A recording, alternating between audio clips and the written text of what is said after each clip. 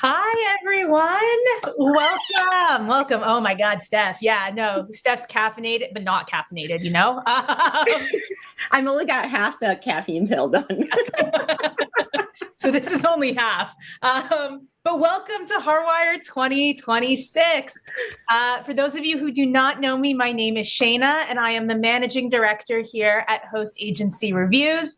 We are so excited to have you here with us for our second annual HAR Wired, which is our Host Agency Reviews event dedicated entirely to technology, systems, automation, and the tools that will help you build stronger and more efficient businesses. Whether you're joining us as a travel advisor, a host agency, a technology provider, an industry partner, or anywhere in between, thank you for spending this part of your week with us. When we launched HAR Wired last year, our goal was really simple. It was to create an event that helps advisors cut through all the noise and better understand the technology available to them. The response was quite incredible, hence round two. And we're excited to make this year's event bigger and better for you. So one of the best ways we're going to make this event even bigger and better this year is I have my partner in crime, lover of all things animals, specifically her two pups. You may see one in the background, and founder of Host Agency Reviews, and really just all around incredible human who sent me 2 bouquets of flowers this morning. Steph Lee. Steph, welcome. Yay! Thank you. I am here, which is not a small feat, everybody. And I'm so excited. Welcome, everyone, to our second annual HAR Wired. So one of the things I hear from advisors all the time is that tech is changing so quickly, which is funny because, Shayna, I didn't show you this, but this morning I was digging around in my drawer when I was trying to fix the camera. And you guys are in good hands because I have the highest tech in my drawer with this like 2010 camera. Honestly, they're making a comeback. I've noticed that. Yeah. Well, anyhow, so there are apparently new tools out there. You don't need to be carrying out the 2010 camera. You can probably get rid of it in your drawer. There's these AI solutions. There's new automations. And it's really difficult to know what is actually worth your time. It's a bit overwhelming, and that is why HAR Wired exists. So over the next few days, we're going to focus on really practical, real-world conversations about the technologies that's out there for travel agencies. And not technology just for technology's sake, because it's shiny and fun, but because we want to help you find technology that helps save you time. It's going to create a better experience for your clients, increases your efficiency, and ultimately grows your business, which is everyone's goal. So whether you're just starting to explore technology or you've already built these amazing frameworks of workflows and automations, you are going to find something valuable here today. Yeah, I definitely guarantee it. So let's talk about the day. Let's walk you through how the event flow is going to work. We'll kick things off with our opening keynote before moving into 4 feature sessions throughout the day. They're each 30 minutes long, so they're great bite-sized sessions for you. Each session will focus on a specific topic and is really designed to provide actionable takeaways that you can apply directly to your business. We've also sprinkled in a few fun additions throughout the day. The first one is you'll see our APPetizers, where, they're cute. And we can't take between HAR Wired and APPetizers. That is our head of marketing, Jenn. So she deserves applause. She came out with all the great names. So fellow advisors here will share their favorite app, platform, or technology tool that they're using and loving right now. These are super short, kind of 2 to 3 minute, practical, and often some of our audience's favorite moments because they're coming directly from advisors in the trenches. Yes. And we're introducing something brand new for 2026. It's called Launchpad. So it is about emerging technology companies. It's going to give them an opportunity to introduce themselves to the advisor community through some really short presentations. We like to kind of think of it as a sneak peek of some of the newer tools that are entering the travel industry, because there has been a lot of investment the last few years, And it's a great way to discover solutions that may not have come across your radar yet. And see kind of the other reason that we think it's kind of neat is you can see where the innovation is headed within our space. So we will wrap up the day with a live panel discussion featuring industry experts sharing their perspective, experiences, and practical advice around today's topic. And while we're talking about the schedule, don't forget that Thursday is demo day. So super today important. and tomorrow follow that kind of that guideline that Steph and I have just given you. But Thursday is demo day. And this year we have 15, that is 15 technology providers participating, each with a dedicated demo session. So these sessions are really designed to give you a real look inside the products, workflows, and capabilities of the tools that are available to you today. So each demo will be approximately 15 minutes long, and most will include a live 5-minute Q&A afterwards. So please be ready with your questions. We also have prepared a demo day doc. Try to say so that good. 10 times fast. And this is for you to keep track of all the demos and notes. Abby will share a link for you in the comments. It comes with a blog just kind of giving you some real good insights on what you should be doing and what you should be expecting with your technology. It is, however, also linked on the Thursday of the agenda on our landing page for this event. So do not worry. It is always accessible to you at all times. If we seem to not get to your questions during a session on demo day, don't worry. We'll provide links to each company's host agency reviews directory, so you can ask the questions and continue the conversation directly with them there. And if you've joined us for Host Week, you know this is a recurring theme, but we want this event to be interactive because you know what? It gets a little lonely emceeing, it can get a little wonkers. So we need you guys to keep us in line in YouTube and let's see what people are saying. Hi, everybody. It's so fun to see you. Oh, yeah, we've got a Minneapolis in here. Oh, that's Desiree. Hi, Desiree. Great to see you. So let's see. If you are watching on YouTube, I'm going to give you a few pointers I've learned through the years. So one, you're going to have a way better time if you jump in the comments, introduce yourself, tell us where you're from, give your thoughts if this is your first HAR Wired, if you've attended Host Week. And make sure to ask any questions you have throughout the day. Now, in the comments, you've probably noticed already, Host Agency Reviews handle is being handled by Abby. So she's there to help answer any questions. She's going to share all those great links. And really do check on the blog post that Shayna mentioned for Demo Day. I read through the article last night. It's really great. And the document is going to be really helpful for you.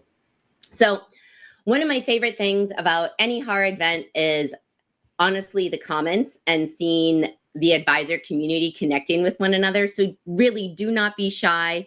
Join the discussion. It's going to be super fun. I don't know about you, Shayna, but during Host Week, when we're doing Host Week, it's so fun because you spend 5 days together with these people. And by the end of it, all these one-time strangers are now friends that have exchanged emails and are going into the business at the same time, which is super exciting. Another common question is this going to be recorded? And yes, it is. So it's a live stream and it's naturally recorded by YouTube. A couple things to mention is at the end of the day, after it's wrapped up, there sometimes can be a little bit of a delay for watching it, but the general rule is you can go back and watch to your heart's content on our YouTube page. And if you are registered, which we really recommend you do, because you're going to receive an email every day that has a link to the next day, but it's also going to link back to the previous days or that day's event, and it will have bookmarks so that if you just wanted to see a certain section, you can click on it and it will take you exactly to that section. So Abby, if you wouldn't mind dropping the registration link in the comments so people that didn't sign up can sign up, we would love that.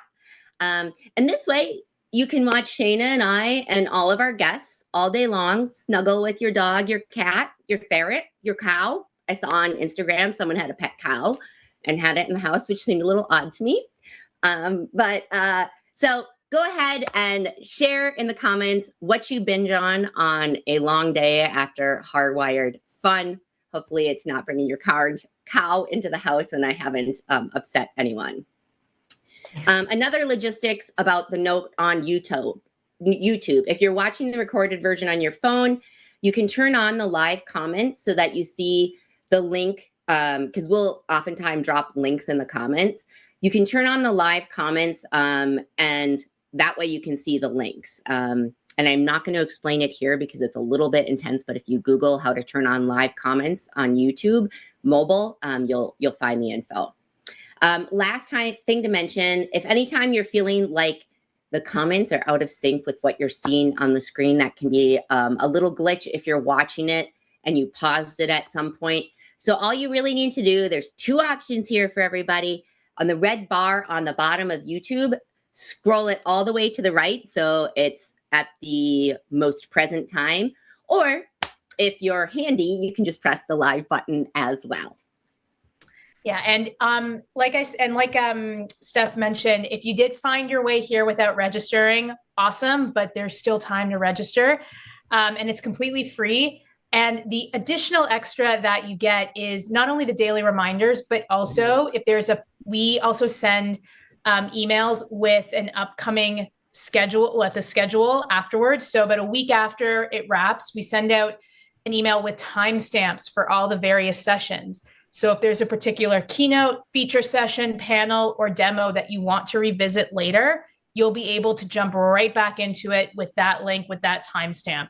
So I highly recommend, and we would love to see you register. So Abby already shared that link for you. Before we do get started, we'd also like to extend a huge thank you to the sponsors that really do help make HAR Wired possible.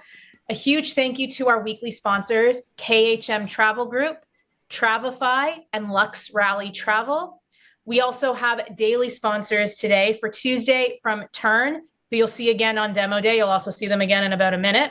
Travefy, who will also be back for demo day, and they will be back later today for a feature session.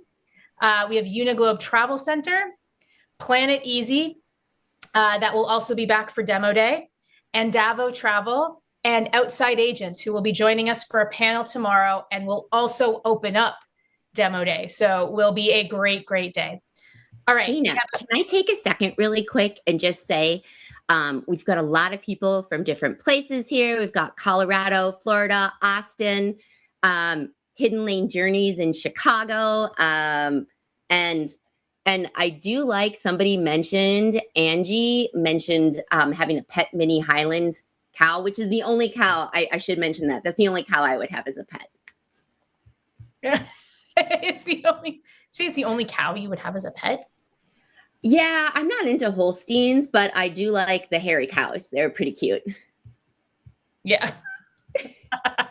Well, and so one thing really quick, everyone, we are having a little bit of technical difficulties with our first speaker that's coming on, Sandy. So we're just going to chat for a little bit while we're waiting to get her back in the green room. So Shayna, maybe we can chat about the team behind the scenes for a little bit.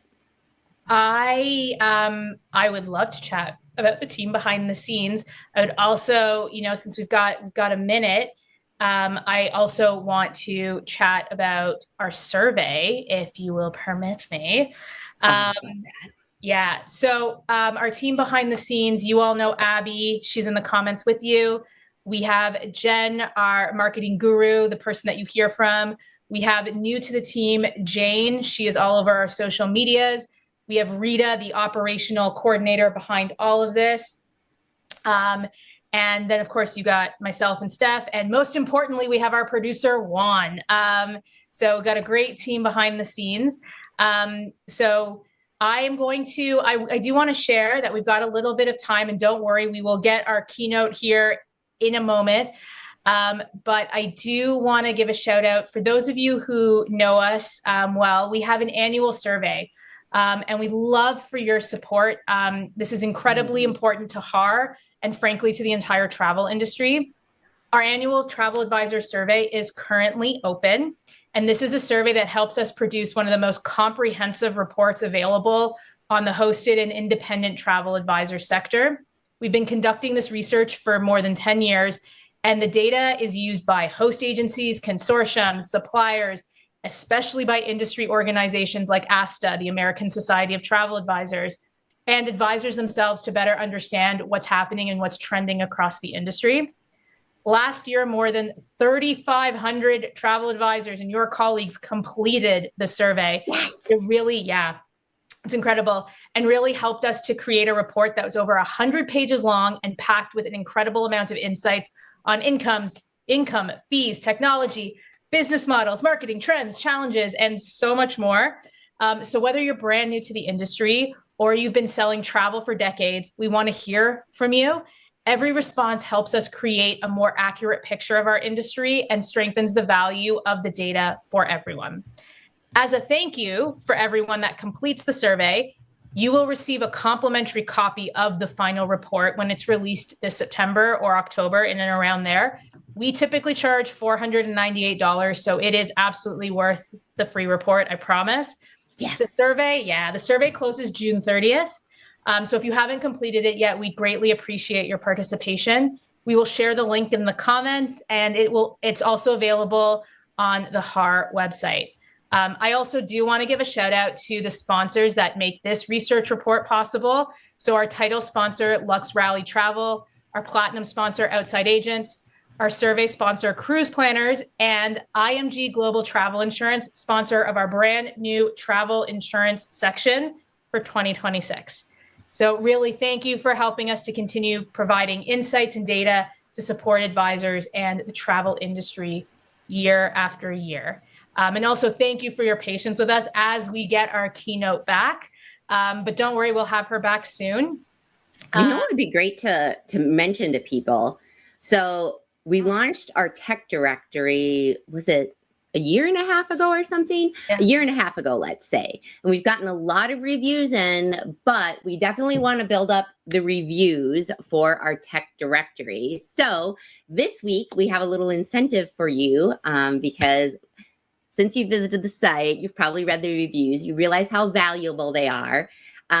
So if you've worked with any of the tech providers in the directory, what we would love for you to do is to share your experience by leaving a review on their HAR profile. And as you know, because you've probably experienced it yourself, leaving a review really helps other advisors make informed decisions. It can give really, if you've left a host review and not a tech review, the tech reviews are a little bit different because they talk about, what you like most, what feature you would love to see within it. So it gives you more, it can be a lot more, I want to say objective in that it's giving you like real world, like, oh, this is something the tech provides.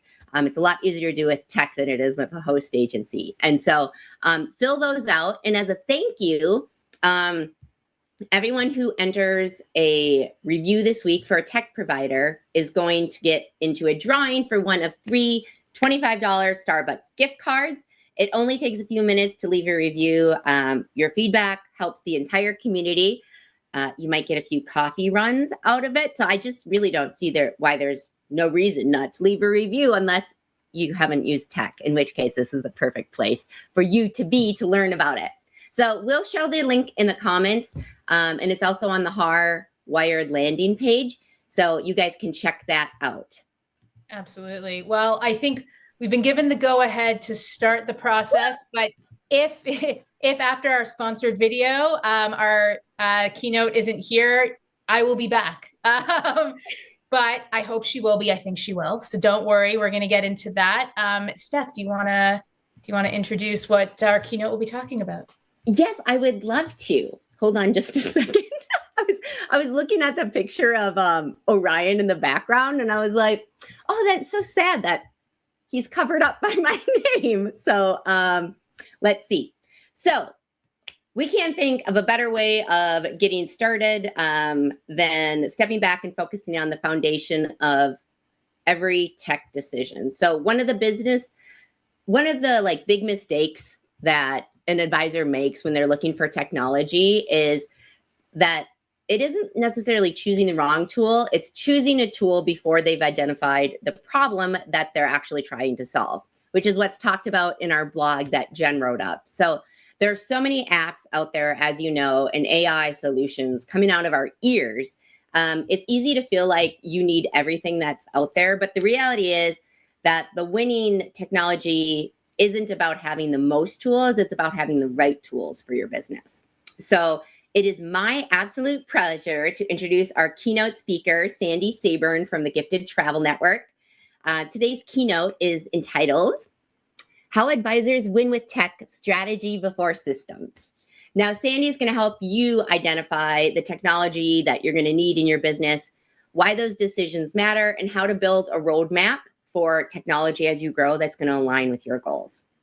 So it is the perfect session to set the stage for everything you're going to see throughout HAR Wired, helping you to evaluate each tool and technology through the lens of what's best for your business, not simply what's new and shiny, which is kind of a Lee problem that we have in my family. So before we hear, as you can picture this, right, Shayna?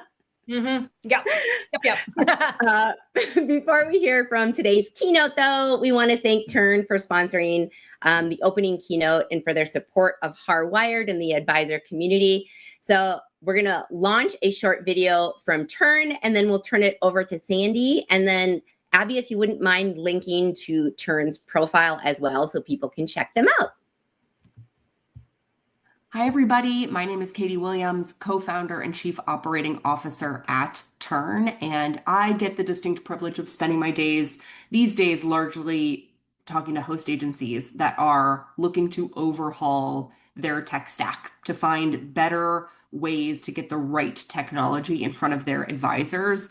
It is a tremendous privilege to be able to have a front row seat to the host agencies that are really thinking very critically about the offering that they're putting in front of their advisors. And one of the things that I want to really, sort of spend my kind of brief few minutes here talking about is the future of AI at the turning point that we're at in not only the industry, but just generally speaking, what we're seeing in the age of AI and how that should enable tremendously travel advisors. We have a series of features in Tern today. We have AI Assist, which allows you to import content from really any source into Tern, and AI will parse it into Tern's structure. And you can rinse and repeat that at the agency level. That applies to parsing supplier statements and auto-matching bookings, right? These things that sort of AI is uniquely equipped to handle.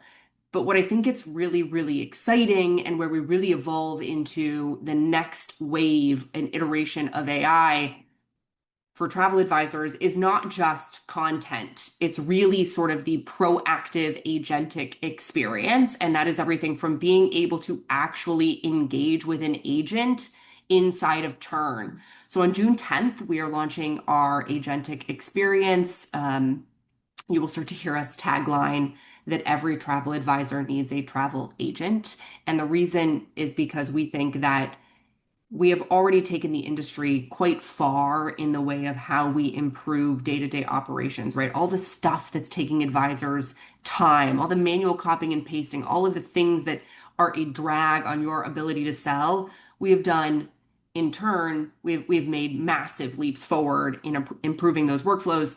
But this agentic experience just is the thing that unlocks truly meaningfully the next era of efficiency.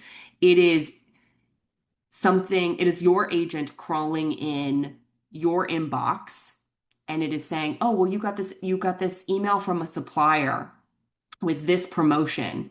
And that agent in Tern is proactively scouring your contacts, because Tern is the full stack CRM, is proactively scouring your contacts. And you have preset it to go through your email promotions and craft an email for the clients that particular promotion could make sense for. It is your agent scanning your tasks and alerting you to the fact that you are likely to miss, because you didn't set a task for it, you're likely to miss a final payment on an upcoming trip.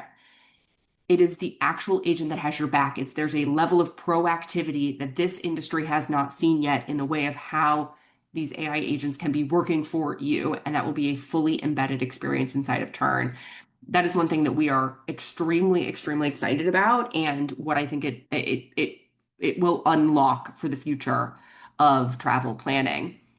And unlock in the most important ways. It reduces your friction so that you get to spend the time on the really, really high signal things with clients, the stuff that really matters, selling more, growing your business, the stuff that you get uniquely excited about and you are uniquely equipped to do. So I just wanted to start there because I think it is really difficult to be at a technology conference and not be thinking about how AI needs to be at the center of your operations. And this is the way that Tern is sort of showing up in that charge. And so I strongly encourage you to, if you've not explored our product, I strongly encourage you to do so. We would love to spend more time with you. Certainly feel free to email me or anyone on my team any questions so that we can start diving in. It is the age of travel planning, and the AI enabled travel advisor is changing in a very dramatic and extremely exciting way. I hope everybody has an amazing conference. Thank you so much for having me. Again, huge shout out to the HAR team for all the work here. This is an amazing event, and I hope everyone's having a fantastic time and a great conference, and I will talk to everybody later. Hello, everyone. Thank you for being here at Host Agency Reviews Wired, HAR Wired. In my Southern accent, that sort of sounds like hard wired, and I've confused a few people with that. But I am Sandy Saburn with Gifted Travel Network, and I am thrilled to be here today. I was at the event last year, and just one of the things that I really love in this travel industry, which I've been in for more than 25 years, is digging into the tech. And it is the most exciting time to be a travel advisor right now. And so I am here today to talk to you not just about tech, but before we get into all the wonderful, shiny objects that you're going to learn about today and tomorrow, I want to talk about strategy, which is one of my favorite things along with tech, because really when you see all the amazing things that are going to come across your desk today, and you're going to see all the things like Katie was just talking about AI and talking about all the things they're doing in Tern, and you're going to hear lots of other companies that are going to talk about the amazing things they're going to do. It's very easy to get very excited and say, oh, I need that. But let's take a break for a second and talk about what do you actually need when it comes to technology. So I want to talk today about how to win with technology. And I believe that that means that you need strategy before systems, meaning strategy before you pick the technology. And so that's what I am going to focus on today. Last year, when I spoke at this event, everyone was talking about all the technology. There was a lot of talk about AI, as you can imagine. And this year, as I said, I want to focus on strategy because I want to give you some very practical tips for how to approach the decision-making process about this. Because ultimately, this is about answering the question that I hear from advisors the most when it comes to technology, and that is, what tool should I use? And there's a lot of options out there now, which is absolutely wonderful, but sometimes the choices are so abundant that it makes it really hard to know whether you are going to make the right choice if you're not clear about what you're going to use that tool for. So I want to give you some things that are very specific to consider, to think about. And at the end of the presentation, I have actually a process that you can go through to evaluate a technology tool. You can use this in lots of other ways in your business too, but I want you to be excited about technology. I don't want you to be overwhelmed by technology, even though it's very easy to be that way. And the best way to answer the question about what it is that you should use, which ones of the products that you're going to see over the next few days you're going to adopt, because you don't need to adopt every one of them. This is about choice. This is about giving you the best options for your type of business. Just the same way Host Agency Reviews has lots of host agencies listed and they give you information about each one of those host agencies, the same thing over the next 2 days, you're going to get a lot of information about different kinds of tools and what kind of tools are out there, what kind of tools are available to you, and the question that you need to answer in order to pick one is, what am I trying to build? And before we get into what piece of my business am I trying to build, I would say that there's some other things to think about, because technology alone is not a strategy. And sometimes people, especially when they're newer to this travel industry, they want to get all the shiny objects and then figure out a way to make them work together. But that's not a strategy. Starting with technology is not a strategy. So I have 5 questions that I think you need to answer before you make any technology decision. And these may seem the first one especially may seem a little unusual to you. First of all, you need to know what kind of business you are trying to build. And we'll talk more about these in detail. What do you want to be known for in this industry? Because you're going to need technology to support that. Where's the friction in your business currently? What outcome would make this investment worthwhile? Because all of these tools come with a cost, as they should. And so you need to decide what you want to spend your money on. And the last one, I think, is the most important question. What should only you do in your travel business? Because that's going to lead you to technology decisions that will help support that and help make sure that you are going to be able to do the kinds of things that only you should do in a business. So let's talk about the first question, especially. What business are you trying to build? Because different businesses require different systems. So let's say that you're trying to build a luxury boutique travel agency. That will probably require somewhat different systems, or maybe different use of systems, than if you are trying to build a group specialist business. So if your goal is to just do large groups for different special interests, you're going to need some different systems. If you are going to be a solopreneur and you really just want to be like, I am going to be the business, I have no interest in team members, I have no interest in having sub-agents, I have no interest in any of that, I just want to have my business, that is also different technology, possibly, than somebody who maybe is building a part-time lifestyle business. They want to be able to dip into it, dip out of it, based on supporting their lifestyle. So you need to know that about yourself. And then you also need to know, what do you want to be known for? If your goal is to provide an incredibly high touch, high service level business, then there are going to be certain tools that will make your life tremendously, much easier, reduce your workload tremendously because of what they can do for you. However, if you are looking at a business where you, again, are working with groups, then that's going to maybe require some different technology as well. So you've really got to know, what is it that you're trying to build? And that's what those first 2 questions are about before you get into it. And maybe you've been doing this for 10 years or 20 years or more, like me, and you're like, I haven't adopted a lot of this technology. So now I'm at a point where I have an established business and I know that there is technology out there that I have not been utilizing because it didn't exist when I started this business. It didn't exist 5 years ago, but now I'm ready. I want to get into this and I want to figure it out, but where do I start? How do I figure out what it is that I need? Look for friction. This is probably the most important thing an existing business owner can do, is to think about, where are you losing time? Where are you, what's depleting your energy?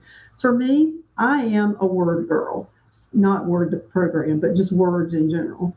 And so if you hand me or send me an Excel spreadsheet and want me to do pivot tables, I have a headache already. So anything that is focused on numbers and evaluation is not as strong for me as it is if I'm focused on strategy or building something. So you need to know where your energy is depleted, where your energy comes from, so that those are the things you're focused on. Are you losing revenue? Maybe you are not getting the uptake on your travel insurance the way you should. And maybe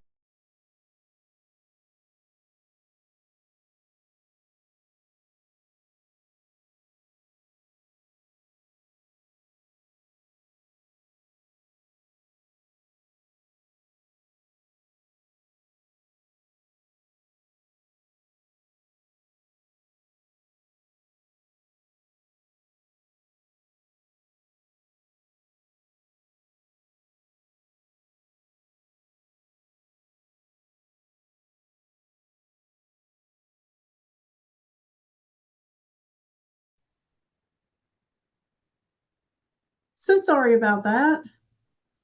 Hopefully I'm back. You are. We'll get it all set up, Juan. Oh, there you go. Okay. Do I need to restart my screen? Nope, you're good. Okay, perfect. All right, so we shall continue.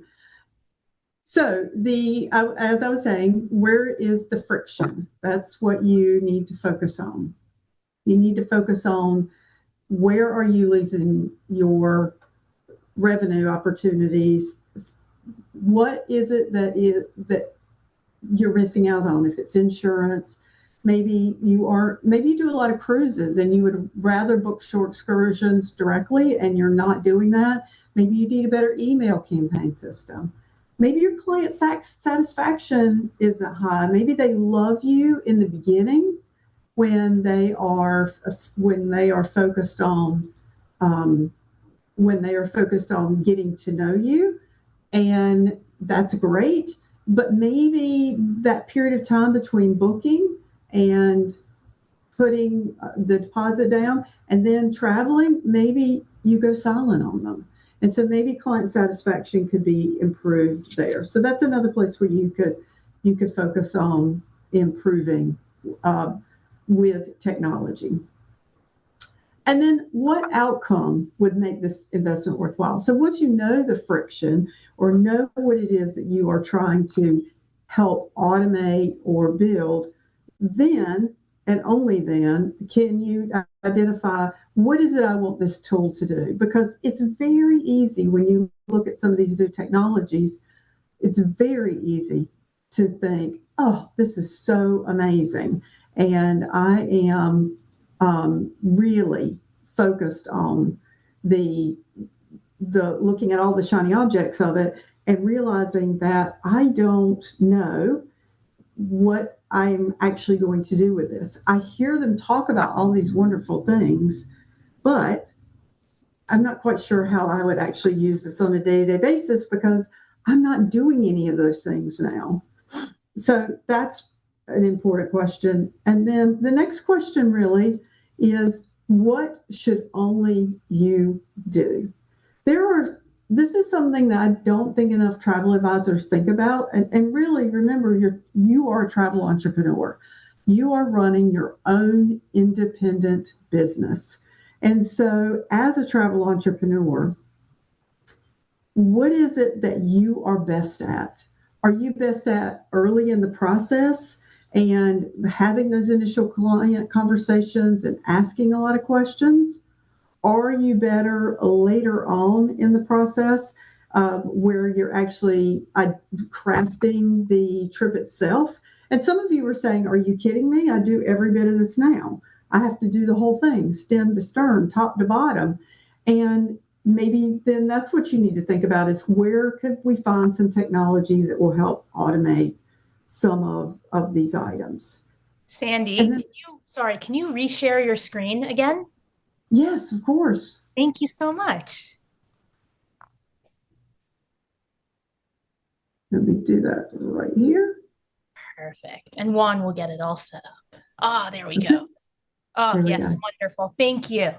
Absolutely. So, this is the other thing you have to keep in mind about technology is sometimes things just don't work exactly the way you want them to, and you just have to work around it. But when you think about what you should only do and get super clear about that, then you are able to identify what you want some of these technologies to do. And I think having all of this in your head is so important before you actually start looking at products. The other challenge I think that you're going to run into is, even though you have your strategy and things are clearer, then the other problem you're going to run into is it's a little bit like shopping for a car, right? It's things are not always apples and oranges. So sometimes you look at this one, sometimes you look at that one, and it's like it's not exactly the same one. So remember that the purpose of technology is to support your strategy, not define it. So having some notes before you start listening to some of these presentations on, even if the notes say things like, I spend too much time doing this, it's too much of a headache to do that, I struggle to remember final payment dates, I'm not selling enough travel insurance, I'm not retaining clients, I'm not following up with clients after the trip the way I'd like to. Writing down those pain points will definitely help you to be more successful, because once the strategy is clear, your technology decisions become easier. And I want to give you a very precise framework that I hope will help you, that you can use as you're going through. And at the last slide that I have, there will be actually a QR code you can scan to get a download of this, so you don't have to try and write it all down or do screenshots. So just so you know that. So what I came up with is called the FITS framework. Now, let me take a little detour for 1 second and ask you a favor. When we talk about FITs in the industry, which, depending on who you ask, could mean foreign independent travel or fully independent travel, let's please not call them FITs. Let's call them FITs. So this is the FITS framework, not to be confused with an FIT, which is a very beautifully crafted trip that you put together for a client. So FITS, obviously, the first one is function. So when you look at a piece of technology, it's what problem does this actually solve? And then realize, do I actually have that problem? Or are you just getting so excited hearing people talk about it and seeing other people get excited about it that you think, I should have that. I need this platform. I need this thing. So really think about the function of the technology, and does it actually do something that you need? What problem does it solve for you? Then the next thing is integration. Does it fit within your current stack? And this brings us to one of the problems of our industry that's getting better all the time, but a lot of these systems don't talk to one another. You know that. If you have a CRM and you go to a booking system, they don't talk to one another in most cases. And so especially if you're using a booking system that was created by the partner. So if it's a cruise line and you're going in and you're trying to book something, it doesn't flow back and forth. I'm so hopeful that our industry is moving in the right direction and that we are going to see people start better connecting these systems. But integration is super important, because you don't want something that's actually going to increase your frustration level. So does it fit within your current tech stack? Is there overlap with other pieces? Are there things that what you're adopting is already capable within a system you already have? So the other thing I encourage you to think about is the systems that you already have probably changed significantly since you first started using them. do you even know what all those changes are and what you actually can do within it? Because a lot of us just get so busy and we're just pounding things out and we're just doing what we know how to do. And then we realize later on that that was there all along and you didn't even know it. The other thing is, will you actually adopt it? Because you are going to have to be the one who actually implements this. And then what does implementation cost? Because that's something to think about. And in many cases, you might want to hire somebody to help you. Think about the fact that you only have so many hours in a day, and you are going to want to focus on what only you can do. So it might be better off to hire somebody help you with the implementation. So think about those things. Timing. Is this right for your business today, or are you buying something that's for a future version of your business? That's not necessarily a bad thing, but just be aware of it. Also be aware of, is this going to be something that you've got the time to do right now? I don't recommend that any travel advisor change technology systems in January, right in the middle of wave season. That would be nuts. So make sure that you are thinking about how much time it's going to take and when you would actually implement it. Then the last part of the FITS strategy is sustainability. Will you still be using this a year from now? Will the company still be there a year from now? And what is the real cost for using it? So the real cost includes not only paying for the program, but also paying for any kind of support or assistance you need to best utilize it. So all of those things together in the FITS will help you answer these questions. What problem does it solve? Is it a problem I actually have? Does it fit the business I'm building? And does it pass those areas of FITS: function, integration, timing, and sustainability? Because winning with technology isn't about having more tools.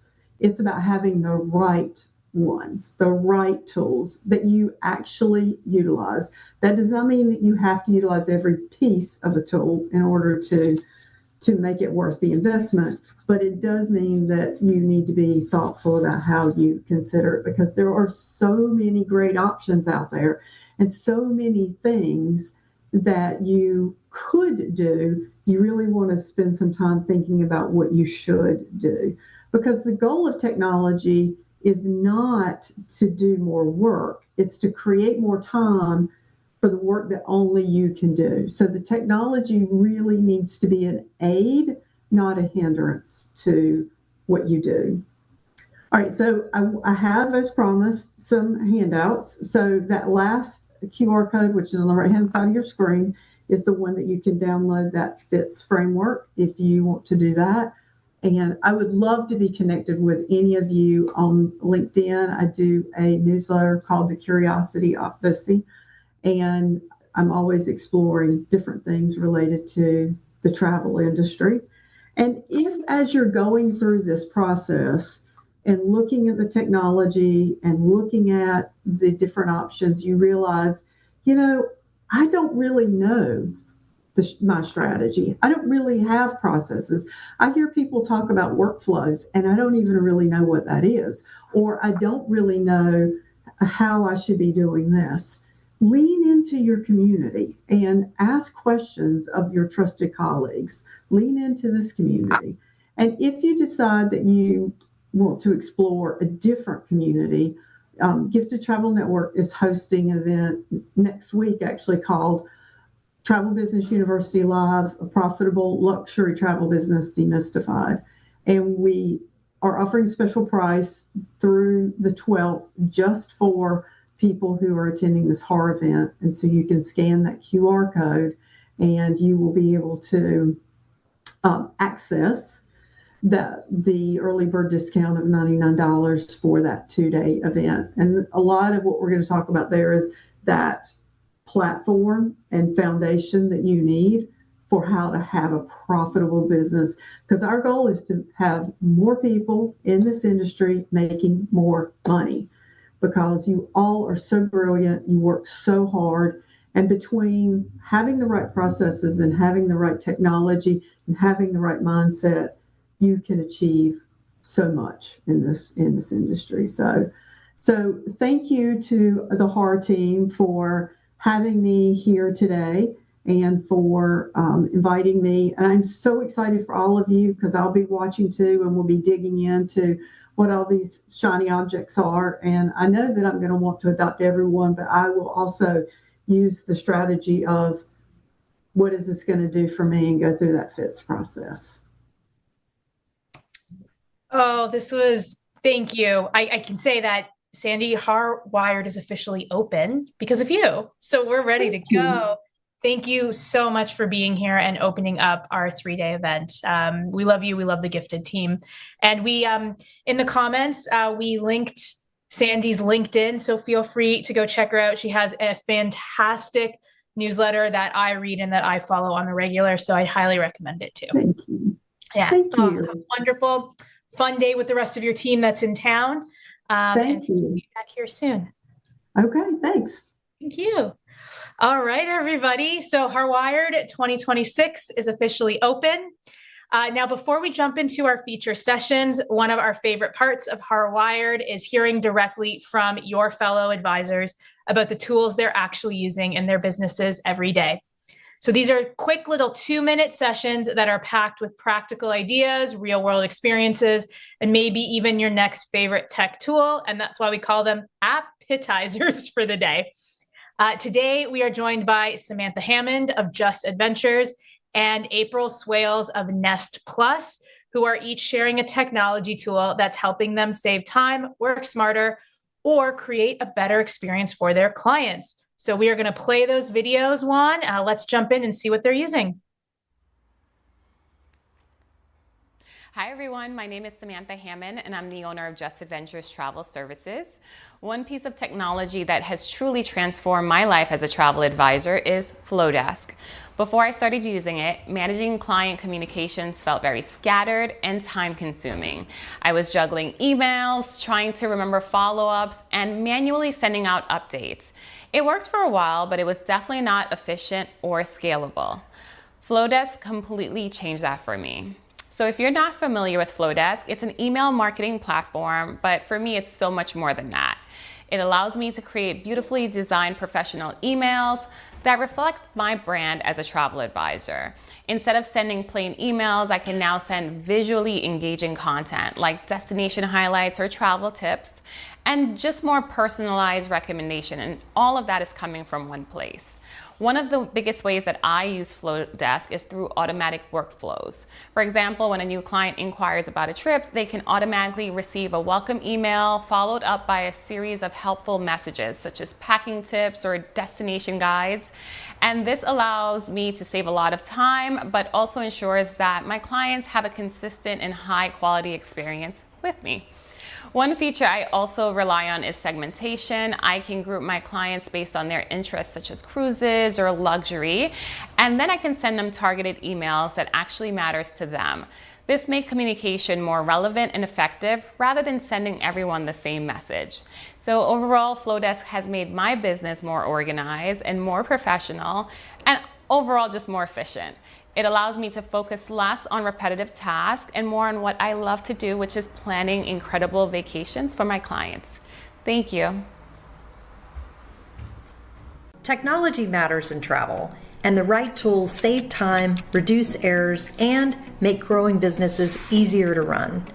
What matters, though, is using technology with intention, because the real problem is rarely a lack of technology, but rather a lack of clarity around what that technology is supposed to improve.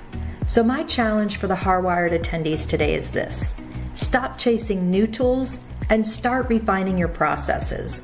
The right tool can support your process, but it can't create one for you. And if you haven't even defined what you need it to do, it's impossible to know if it can solve your problem.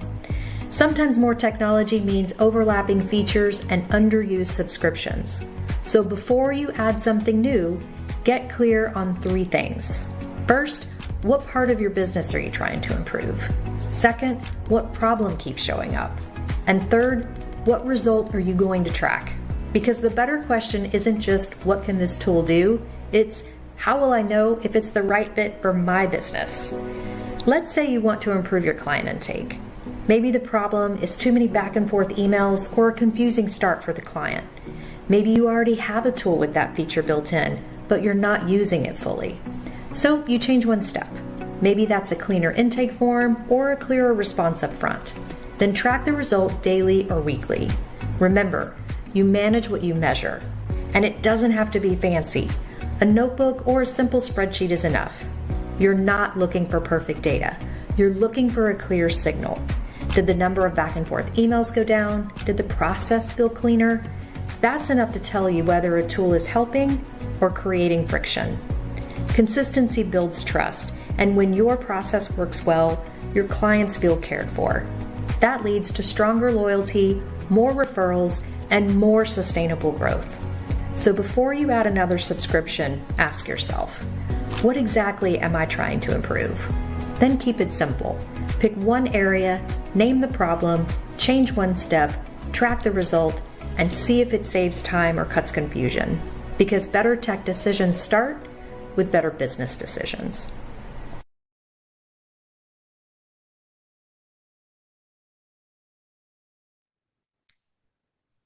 All right, everyone. It's time to dive into our feature sessions for the day. We've got 4 incredible 30-minute feature sessions lined up. They're each designed to give you practical, actionable insights that you can take back to your businesses right away. So throughout the day, we'll be covering topics that are helping advisors work smarter, create better client experiences, improve efficiencies, and ultimately grow stronger and more sustainable businesses. So one of the things that we're most excited about is the caliber of speakers joining us. I'm not nervous at all. I'm fine. I'm totally fine, if anyone was wondering. But we've brought together some industry leaders who are not only talking about technology, but are actively using these tools and systems every day. Their goal is to share real-world strategies, lessons learned, and practical takeaways that you can apply whether you're a newer advisor or a seasoned industry vet. We'll be kicking things off with the incredible Jenn Lee, President and CMO of Travel Planners International and Vacation Planners. In her session called Client Experience Powered by Tech, Creating Loyalty Through Systems, Jenn will explore how technology can help advisors deliver a more seamless, professional, and memorable client experience. From CRMs to itinerary platforms and client communication tools, she'll share ways to use technology not just to save time, but to build stronger relationships and create the kind of experience that keeps clients coming back year after year. And don't worry, just in case you were, I won't be going anywhere. I will be staying on screen with Jenn for this session because Jenn just loves having me around. But before we get started, I would love to thank our feature session sponsor today, Travel Industry Solutions, for their incredible support always of Host Agency Reviews and of HAR Wired 2026. And come back on Thursday to get a full demo of their product. And now here's a quick word from Travel Industry Solutions before I come back on with Jenn Lee. I've been a travel advisor for 9 years, and here's what I've learned. We're trusted with some of the most important moments in our clients' lives. Honeymoons, anniversaries, destination weddings, trips that truly matter. Over time, I started looking more closely at what was happening behind the scenes, not just in my agency, but across the industry. Outdated legal agreements or none at all, loose client communication, inconsistent documentation, chargebacks, fraud. Some of those gaps had existed for years. What changed was how quickly new challenges were emerging and how expensive the consequences became. As card-not-present transactions became standard and fraud evolved into a sophisticated AI-enabled business model, the risk escalated. A stolen or synthetic card pays for travel, the booking's confirmed, suppliers are paid, money moves. Weeks later, a chargeback is filed, whether it's fraud or a traditional dispute. The supplier may try to reverse it. If it can't be reversed, the advisor is often required to repay. One booking can wipe out months of revenue. By the time anyone sees the problem, the transaction is already in motion, and fixing it is expensive and disruptive. So in 2020, I founded Travel Industry Solutions to build the first tech platform in our industry focused on giving advisors stronger, more adaptable systems so they're not constantly reacting when things change. We built a platform that brings everything together: attorney-prepared agreements, embeddable e-signature workflows, secure credit card vaulting, real-time fraud detection and scoring at the vault level, automated audit trails, and auto-updating website policies. Our agreements and policies continuously reflect evolving laws and regulations, so advisors aren't left trying to interpret changes on their own. And we've become the first real-time fraud detection and scoring tool operating at the credit card vault level in the travel industry. At its core, our mission is simple. We stop bad transactions earlier and make legitimate transactions defensible later. Prevention is powerful.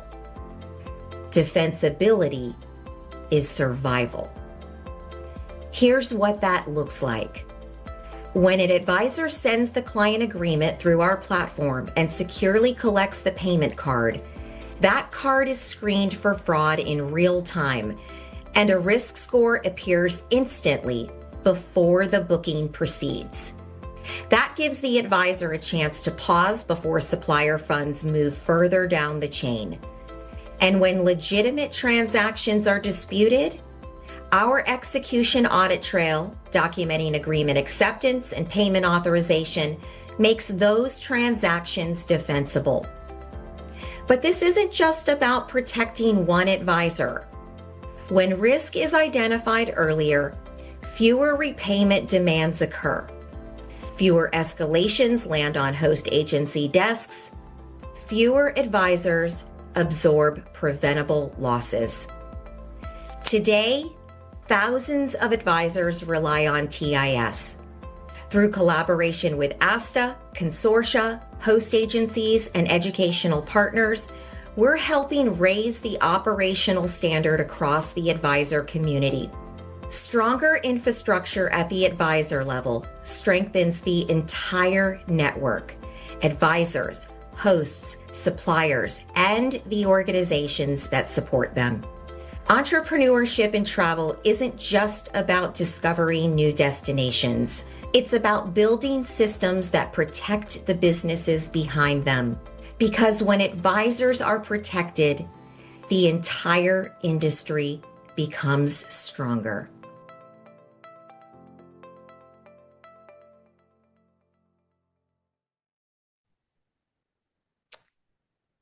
Well, that's a nice background there, isn't it? Where are you today?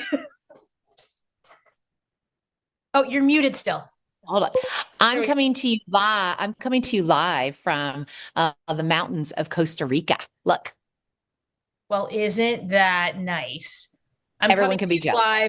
Coming to you live from the flatlands of Toronto. Hello, everybody. Hi, everyone. You've already seen enough and heard enough of me. Jen, it's all you. Oh, fantastic. Hey, guys. How is everyone doing out there? And welcome to HAR Host Wired Week. I love this, and I'm so excited to really give you guys a few things to chew on. The reason why you're here is obviously you want to learn more about technology because you are a smart travel advisor, right? And Shayna, feel free to jump in at any time. I'm not going to share a PowerPoint presentation. I'm going to give you these things live because I actually have been thinking about you for the last few days, and I've decided I've changed a few things. So get your pencil and paper ready, or your typing or your granola or whatever it is that you're using so that you can take down some notes. And Shayna, I know you and I've talked about this in the past, and I want to kind of set the stage for everybody. Y'all, things are changing. Obviously, technology is changing, the world is changing, but really what's happening is you have to change. And we are at a point now where we are going to completely change our sales process as travel advisors. Instead of sending or doing a qualification form or an intake form or consultation form, and then taking all that information saying, okay, in 24 hours, I'm going to send you a few ideas for us to continue to talk to. Guys, the consumer has no patience for that any longer, and that is not what they want anymore. Shayna, I bet you know, as you're using technology now, you just want an answer, right? You now no longer want options. So as a travel advisor, I want you to kind of get into your mindset that you're going to do what we call live selling. Write some of this stuff down. You're going to start hearing me talk about it. I'm sure the rest of the industry will follow. Live selling, which is you imagine, if you will, you've got a client that says, I'm interested in talking to you about Alaska. And you say, fantastic. Let me ask a few questions ahead of time, but we're going to get on a consultation call. And imagine, if you will, during that consultation call, you are co-creating that trip live with them. In other words, you've got technology now that allows you to live right then and there say, okay, so we need transfers. We need this many days of hotel prior. We're going to jump on this cruise and then we're going to do this. And let's talk about the travel insurance live. And you're building that itinerary and you're building that quote with live inventory right then and there. And at the end of that conversation, you're going to say, all right, how does this seem about right to you from a pricing standpoint? And your client's going to say, yes. You've already got the dates. You've got all the information. You then send them your terms and conditions, your credit card information live, and then you close the sale and you move on to the next customer. Shayna, that's where we're going. I'm excited. That's where technology is taking us. And more importantly, travel advisors, those that are listening to this and do what I tell them to do. Do they know who I am, by the way, Shayna? Did we ever introduce me? I'm Jenn Lee. Oh, we did. President and CMO. Okay. Oh, yes. Okay, I just want to make sure. I just realized, who's this crazy woman with a headband on talking about? But imagine, if you will, that is where we're going, guys. That's where the technology is taking you. That's where the CRM partners are taking you. That's where travel partners are taking you. It doesn't do you any good, though, if you don't go along with it. So the points that I'm going to really highlight today, and I'd love it if it's an open discussion. If there's anybody typing in questions, by all means, ask. Yep. But it's live selling also means you're no longer going to send a quote. You're just going to co-create live. Shayna, did you ever experience walking into a travel agency the day? Yeah, I was mic drop moment. That was a mic drop moment. But yeah, I have walked into travel agencies a multitude of times. I think mostly pre-COVID time, but yes, definitely. Mm-hmm. Mm-hmm. Yeah, and that's what they did right then and there. They pulled out the brochures. They were checking flights right then. They were live. They were creating, and what we're going to hear is the word co-creation. They're creating that trip together.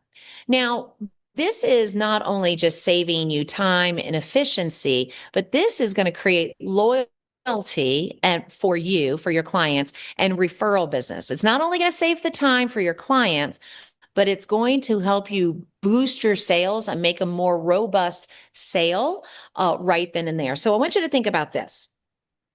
Point number one, write this down. This is every single time I talk, I tell people this. People buy on emotion and justify logically, right? So the emotional side to this is that anticipatory nature and that curiosity and that excitement that goes in the creation process. So I want you to switch kind of how you're thinking about that you are, your clients are buying a trip from you or that you're creating a trip. Change that word trip to journey. That's a more emotional response. Now, listen, there are some people who just need a three day weekend. It's still anticipatory. It doesn't mean it's this big glowing flowy thing, but it's got to be beautiful. Every advisor has to start getting really comfortable with an itinerary app or a CRM that has an itinerary app in this live selling. So if you think about it, if you're converting from I'm selling a trip which is a logical transactional relationship, to I'm creating a journey, co-creating that journey with my customer, it only makes sense. You need technology behind it, and you need to really dive into it to be able to do that. Technology gives us the ability to impart more emotion, which is what we bring to the table, the human to human interaction, that smile, that excitement. Heck, even AI tries to be emotional. When you ask it a question, it says, "Ooh, I like your question. I really like where you're going with that." It tries to be emotional, right? Have you ever noticed that? It's like, "Wow, you're so smart." I'm like, "And I'm cute." Like, what else can you tell me, right? You know what I mean? Do you see that even AI is trying to be emotional? I love it. It It makes me can't, feel because so we're the warm humans. inside. Yeah. Yeah. So the positive use of a really good itinerary app or a CRM builder, or the way that you're putting together that trip, I'm going to get, right now, I know I can't get you all to go away from proposals immediately. I sure hope you all do. But let's just say you are sending over a proposal. The technology that you use should show up in an emotional way, and that's through pictures and stories. Technologies, even your email marketing. Guess what, guys? Gone are the days of email marketing being all about promotions and deals alone. It needs to have maybe one or two pictures, but the words are creating that story. People want to read that story. And I want you to think about all the brands that sell a service to you. Ask yourself, is it all filled with photos? Is that really appealing? Are you scrolling just to look at the photo? No, you want motion and action of some sort. So technology could be video and stuff. So change your wording from "I help somebody create a trip" to "we're co-creating a journey together." We're going to do that together.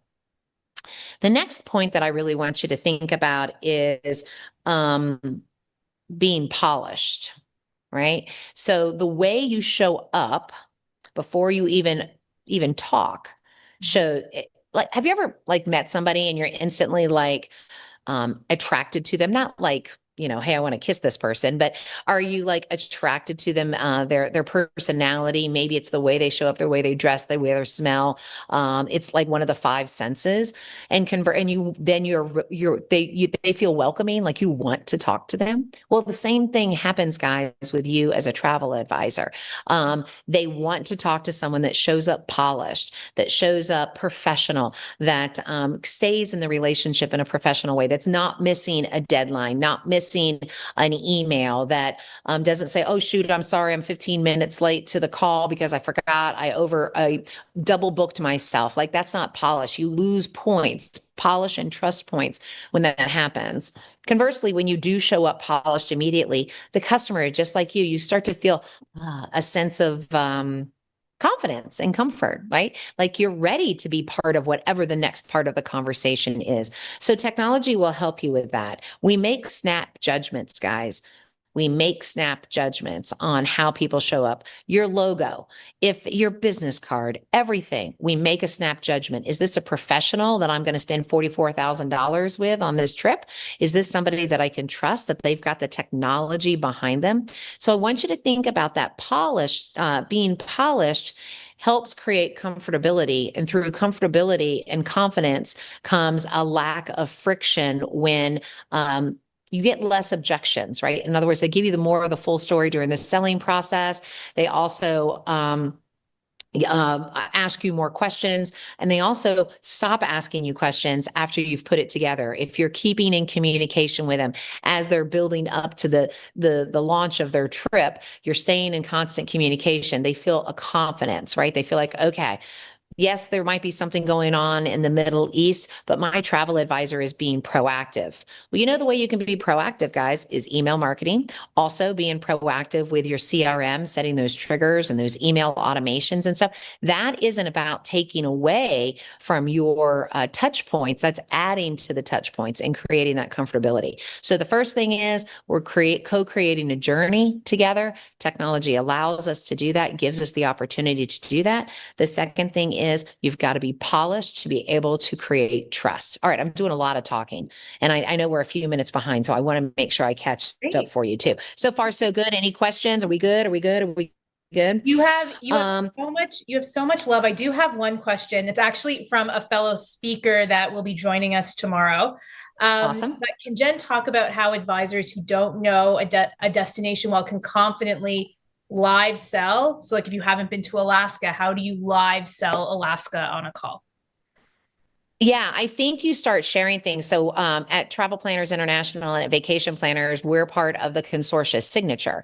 And Signature is going to be launching a product called Storyteller, which will give advisors a chance to kind of learn together through AI and agentic, right? Like you start using technology to ask it those questions. Now, that doesn't mean you shouldn't learn about Alaska, but like, why not be using your computer, even if you're not sharing the screen? Like, there's nothing wrong with, let's talk about Alaska. All right, tell me more. What's motivating you to ask about Alaska? Have you been to Alaska before? Somebody else has been. You're going to gather some information. And while you're doing that, you're using some of those AI tools that so many of our travel technology firms have come up with to help along with that conversation. But that live selling is we're going to go through this together. So pay attention. There's a company called World EA that's coming out with FITs that make FITs a breeze for you to put together. All the CRMs are coming up with things right now. I don't want to speak on their behalf because that darn stuff changes on the regular. What I will tell, and I hope I answered their question, but that live selling comes in two ways. Live selling co-creation while you're on the phone. Guys, this is what other salespeople do. When you go to a car dealership, they don't say, welcome into the car dealership. Now tell me a little bit about what you're looking for. And I want you to sit over here. What I'm going to do is I'm going to go out there and I'm going to find a couple of cars for you. Now they know you want to test drive, but they've narrowed it down live. They don't say, now go home, come back tomorrow, and I'll have some cars for you. When you go to buy a home, you have a consultation. If you're at new home sales, they don't say, okay, great, I've got this. Now tomorrow you and I will get back together. No, I'm hot right now. I want to know. I've been saying for years, advisors, pay attention to the commercials that are running on TV. Like if you see a Royal Caribbean commercial or if you see a commercial for Viking or whatever, you should be on social right then and there. Not because you're saying, hey, I just saw this Royal Caribbean commercial, but maybe talk about cruising. Hey, I'm working on 4 different quotes for some clients. Like, oh, I just got back from this cruise, or I can't wait to, hear about my clients coming back from Icon of the Seas. Well, if there was a commercial about Icon on the Seas and you just said Icon on the Seas on Facebook or Instagram, you're going to capture those people that were paying attention. Because you know what's happening? They see a commercial and what do? You start Googling it. You want your clients to know that they can just come to you, text you, what have you. All right. So I got off topic a little bit. I hope that helped. So clients aren't buying a trip. You're co-creating a journey. Number 2, trust is really earned through being polished, prepared, and proactive. Then your CRM technology, a lot of people really went crazy with email automation, and I believe in email automation. But what's happened is it is now taking the place of that proactive nature that only you can provide when it comes to being an advisor, right? So email automation is great for, hey, your final payment's coming up. Hey, here's a good packing list for you, what have you. But your CRM, if chosen properly and you tag your clients properly and have the right information, the notes, everything, you've got all their trips in there, your CRM can start being proactive on your behalf as well. Like you can start utilizing AI to say, hey, listen, I really want to share with me the clients that had talked to me about Alaska, because I know now is the time to start booking Alaska. Or you could ask your CRM to segment folks who had gone to your local fair just recently. And you can pull it up and create an email that says, and you can just talk to your AI and say, hey, how do I reach back out in a meaningful way without seeming kind of weird or boring to folks that visited me at the booth 2 months ago, right? What's something that's important in my community right now that I can tie together with what it is and stay in front of them in a meaningful way? So we've got to become prompt masters, but your CRM is going to be able to help you with that. So Shayna, I'm assuming you've got a few CRMs this week that are talking? We do on Thursday during demo day. There's going to be quite a few CRMs. I am a big fan of a CRM. My HAR team will tell you that wholeheartedly. I'm in there on a daily basis. And anything that I learn, honestly, about anyone that we work with goes in there. because then I can always refer back to it. There's a spot for everything. And if there isn't, then I create a spot for something to live, right? Yep. I think everyone also needs to understand CRMs have a base, but there are also lots of things that you can create in there that are specific to you. So it doesn't mean that what you see of a CRM, that this is all you can do. I have customized our CRM to the nth degree. And then you can filter, as you were kind of talking about, filter everything down. But anything I learn, like also things I love looking for, I find the more clients, as your business starts to build and scale, you can start to see patterns of, okay, if my clients are going to Alaska, where do they typically go next? Because then it gives you an idea of like maybe what you pitch to another client of here could be, if you loved Alaska, here's where people typically go after Alaska. And you'll start to see those patterns as well, because I love data. So CRMs help you do that. So my team knows I'm in there all the time. They're like, oh, Shana, you already updated this in there. I said, well, yes, if I came across it, it went right in there right away. So yeah. So I am sure your CRM always pays attention to the fact that you have to nudge me 3 times before I send over whatever it was that you asked me to send over on the first time, right? And so maybe you could ask your CRM, listen, Jenn Lee's one of those people that doesn't send stuff on time. You're going to have to send her 3. It's going to start learning all those things. It also gives you an opportunity to be really, and you mentioned data. Okay, so now you're laughing because I know it's true. I know it's true. And then if she answers an email, liar, I can't. Yeah, I'm not but no, we love we know. And it's also those other tiny things, guys, that make you so special, right? It's the fact that you heard somebody at one of the conversations that you had with your client 6 months ago, a year ago, year and a half ago, that they said, their daughter really loves American Girl dolls, and you're sending them someplace, and, you've got that note in there. How cool would it be if you were able to say, where they're going? Do they have an American Girl doll that represents that area, that culture, or a store there, right? So all these little things your CRM is going to help you with. So it's really giving you, and this is my third tip, the power of the touch, right? So technology, if used right, gives you the power of the touch. So the first thing is we're co-creating a journey together through our technology. How cool is that going to be? Second thing is polished equates to trust and loyalty. Third thing is CRMs and the use of them as you really build them out really well, give you the power of the touch. And then the fourth tip is kind of a cautionary tale, and then I'll close and answer more questions.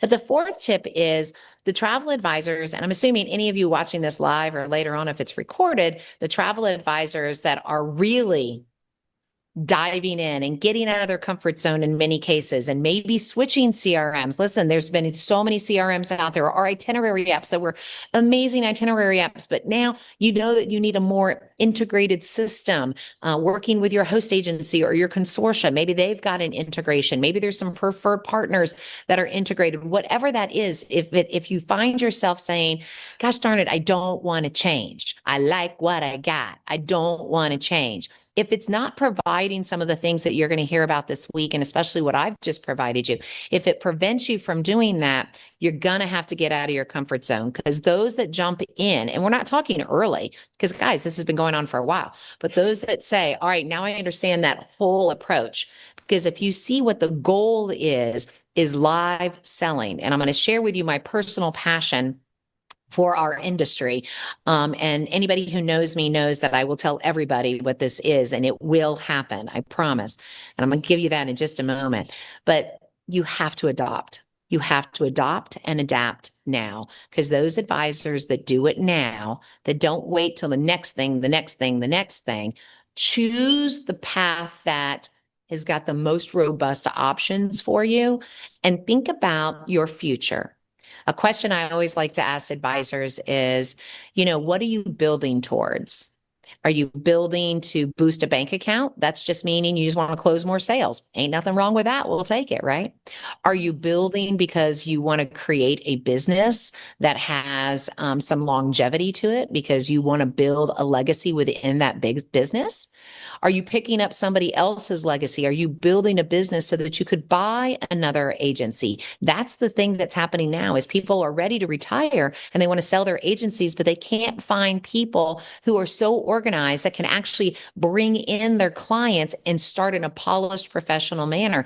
Even if that agency was working off of index cards in the past, they know their customers are looking for that polished comfortability of having a professional stance. So are you building to be able to buy somebody else? Or are you building to sell yourself?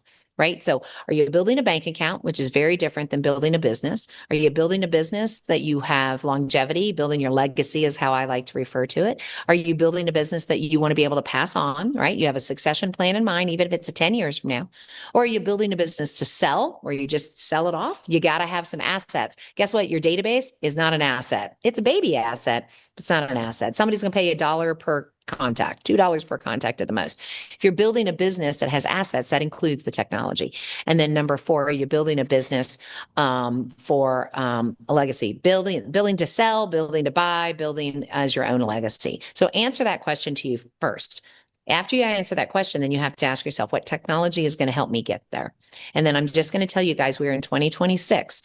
You got to make the changes and the moves now because the consumer is confused. And this is my main message. We have a conundrum, Shayna. We got a conundrum. We got a problem. We got a problem. We've got a problem in our industry. And the problem is consumers have no earthly idea how to work with a travel advisor. When the brick and mortar went away, we took away that expected, consistent consumer experience. You can tell I like an alliteration, right? In 3s. The expected, consistent consumer process. They don't know what it's like. So there's not a brick and mortar any longer. So if we start getting more and more travel advisors to buy into what I'm saying and take action, then at least everyone knows when you work with a travel advisor, you're going to get a beautiful itinerary. You're going to have an app that you can tap into. You're going to have travel insurance because everyone should have travel insurance when they travel. You're going to have someone who's giving you reminders along the way, someone who's taking care of all the details. These are all the things that you verbally say, but do we actually physically, are we consistent in some form or fashion in our industry? And the answer is no. And that is the challenge. That is the consumer conundrum. They want to work with you, but they go, I don't understand. How does this work? If you ask Jill, she's got one way at work. You ask Zaina, she's got another way at work. Yeah. Ask Frank, he's got another way at work. We don't have any consistency with the types of business models that we have. But if we can convince every advisor out there to have some consistency with the technology, whether it's Tern, Travefy, TravelJoy, all the other things out there. But if we can have some consistency by everybody utilizing technology in our processes, we're going to make a lot of strides forward. So that is my ask of you. Where we're going is the consumer expects you to close the sale and co-create the journey with you live. Look for that technology, get used to it. The consumer is expecting you to be professional and polished, and that means utilizing technology. Your customers want you to be proactive in a meaningful way through segmentation and email marketing. The world is waiting for you. The world is waiting for you not to be scared and to just jump right in and to make it happen. I'm here in Costa Rica. It's beautiful. I can't wait to share how beautiful it is here. And even though I do not sell travel, I want every travel advisor to understand that the world is waiting on you to get people out of their homes. So that's what I have to say about technology. I hope I didn't go over. I just kept talking. No, not at all. This was Okay, honestly, good. this was perfect. Okay, good. I completely agree with you. I think, it's something exciting and it's new-ish. So don't be afraid of it, for everyone listening. And, you don't have to do everything at once. I have a good backlog list where I, kind of put down things that I see that are interesting, but we don't maybe necessarily need for host agency reviews right now, but something I don't want to forget about. And a few of you who have listened to me speak before know I have a backlog list. Once a month, I go take a look at it. I see what's on there. I see things that I'm considering with regards to technology. The CRM was the big one for me, was getting that stuff. And it took a few months, right? This did not happen overnight. It took me a few months. And there are still things that I change on a daily basis in there, right? I'm telling you though, best decision I ever made. Like best decision we ever made as a business. So know that. And then, yeah. And if you guys are part of a host agency that's part of a consortia, dive into what your consortia is providing, dive into what your host agency is talking about. And if you're not with a host agency or a consortia, I'm confused. And I've said that every single time. I don't understand those that are out there. I'm all out there by myself. Why would you do that? Like, I don't get it. We can have a conversation about that.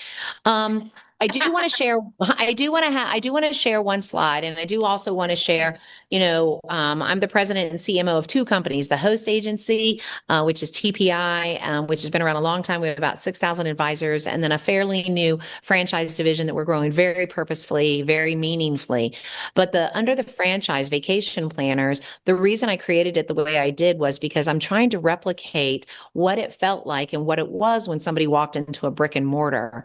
But yet we know it's more virtual. So they do things, we provide every resource, we do all their social media for them. It's not copy and paste from somebody else. It's very specific and unique. All their emails are very segmented, very specific, because we know that that's going to help the client feel more confident. And it also, most importantly, gives the advisor a chance to be more proactive, which goes back to the technology, your ability to be proactive. So I think it's really important that y'all all just understand this is where we're going, and it's exciting. You're going to sell live. You're going to co-create together. You're going to be done with that. You're not going to waste your time with quotes. Choose the partners that have the technology to help you with that, and you're going to be super successful. I'm happy to answer any questions, but I want to invite them to be able to opt in. I've got more tips that they can just opt into, and I'll just send a tip every few days. Am I allowed to do that?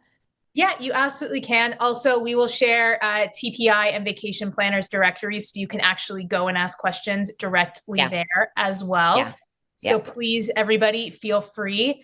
Also, if you love Jenn, like we love Jenn, she will be back in a few weeks to join us for a couple Friday 15s. She's opening up the first 2 weeks of July. So July 3rd and the 11th. So please absolutely don't miss it. Hang on, I'm trying to share my darn thing. Present. Go ahead, keep going, Beth. Yeah. No. I'm just because I'm just complimenting you at every turn. No, keep going. There we go. It's on the screen. So everyone, take that down. If for whatever reason you do miss this, remember Abby will be sending an email about a week afterwards with timestamps, so you can come back, watch Jenn, and also grab this link. But you can also go directly on either one of the directories for TPI or vacation planners and ask all of your questions.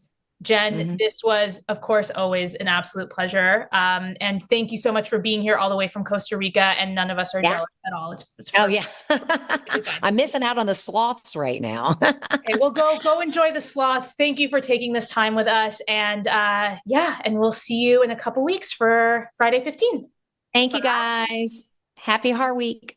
Thank you. All right, everyone.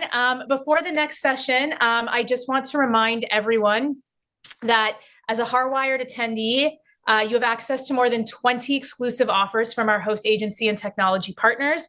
So whether you're looking for a new tool, exploring automation, considering a host, please go check them out. Many of these offers are only available for a limited time. They are linked at the top of the HAR Wired landing page, and Abby will share a link for you as well. Okay, so jumping into our next feature session, and this one tackles one of the hottest topics in travel, and honestly, one of the hottest topics everywhere right now, those two wonderful letters, AI. Depending on who you ask, AI is either the greatest thing since sliced bread or something that's making people a little bit nervous. The good news is that it doesn't have to be complicated, overwhelming, or intimidating. And that's exactly what Jason Block, president of World Via Travel Network, is here to talk about today. In this session, AI for travel advisors, practical, not scary. Jason will focus on real-world ways advisors can use AI to save time, streamline everyday tasks, and work more efficiently, whether that's helping with emails, research, marketing, itinerary building, and all of the above. Most importantly, he'll explore how to leverage AI while still keeping the personal relationships and human expertise that make travel advisors so valuable. So if you've been curious about AI, but aren't quite sure where to start, or you're looking for practical ways to use it in your business, this is going to be a fantastic session for you. Please join me in welcoming the president of World Via Travel Network, Jason Block. You are muted, Jason, but we love you.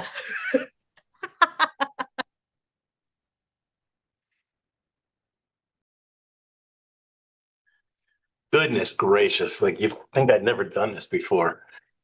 Hey everybody, welcome to HAR Wired. Again, I'm super psyched to be back this year. As Shana said, my name is Jason Block with the World Via Travel Group. When I first saw that this session was going to happen, I was like, I really want to do that, but I'm a little concerned about the title. AI for Travel Advisors, Scary, Not Practical. I was like, I don't know, guys. I think maybe we want to flip that. So just kidding. Look, you're going to see some great tools, some great demos here this week. At World Via, we have some really incredible technology, award-winning technology, actually. But I'm not going to talk about any of that. We're actually doing a huge release this week with some really amazing new stuff, but I'm not going to tell you anything about that because I would never want to try to convince you to leave your current providers to join World Via and to use World Via tools. But I know, seriously, a lot of you are with other host agencies, other consortia. You use a number of different tools on the market, and there's lots of great stuff.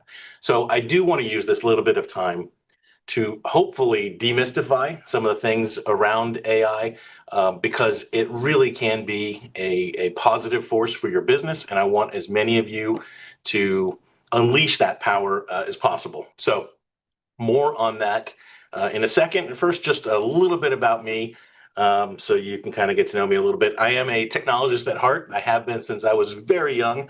I built computers for fun as a kid. I ran my own bulletin board when I was 12. And a bulletin board, for those of you who don't know, is a website back before websites existed.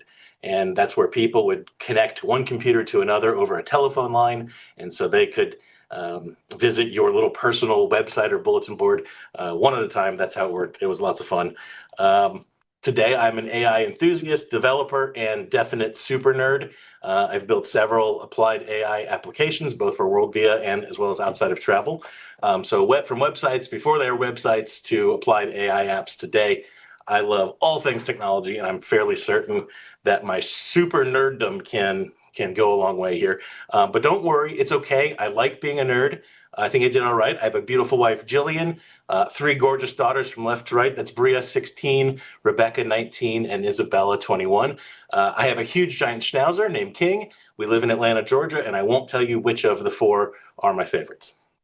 Okay, let's get into, I also love Disney and Star Wars, and I'm a fanatic about river cruising. I love the Buccaneers, Atlanta United, and you will find me on a beach every chance I can get.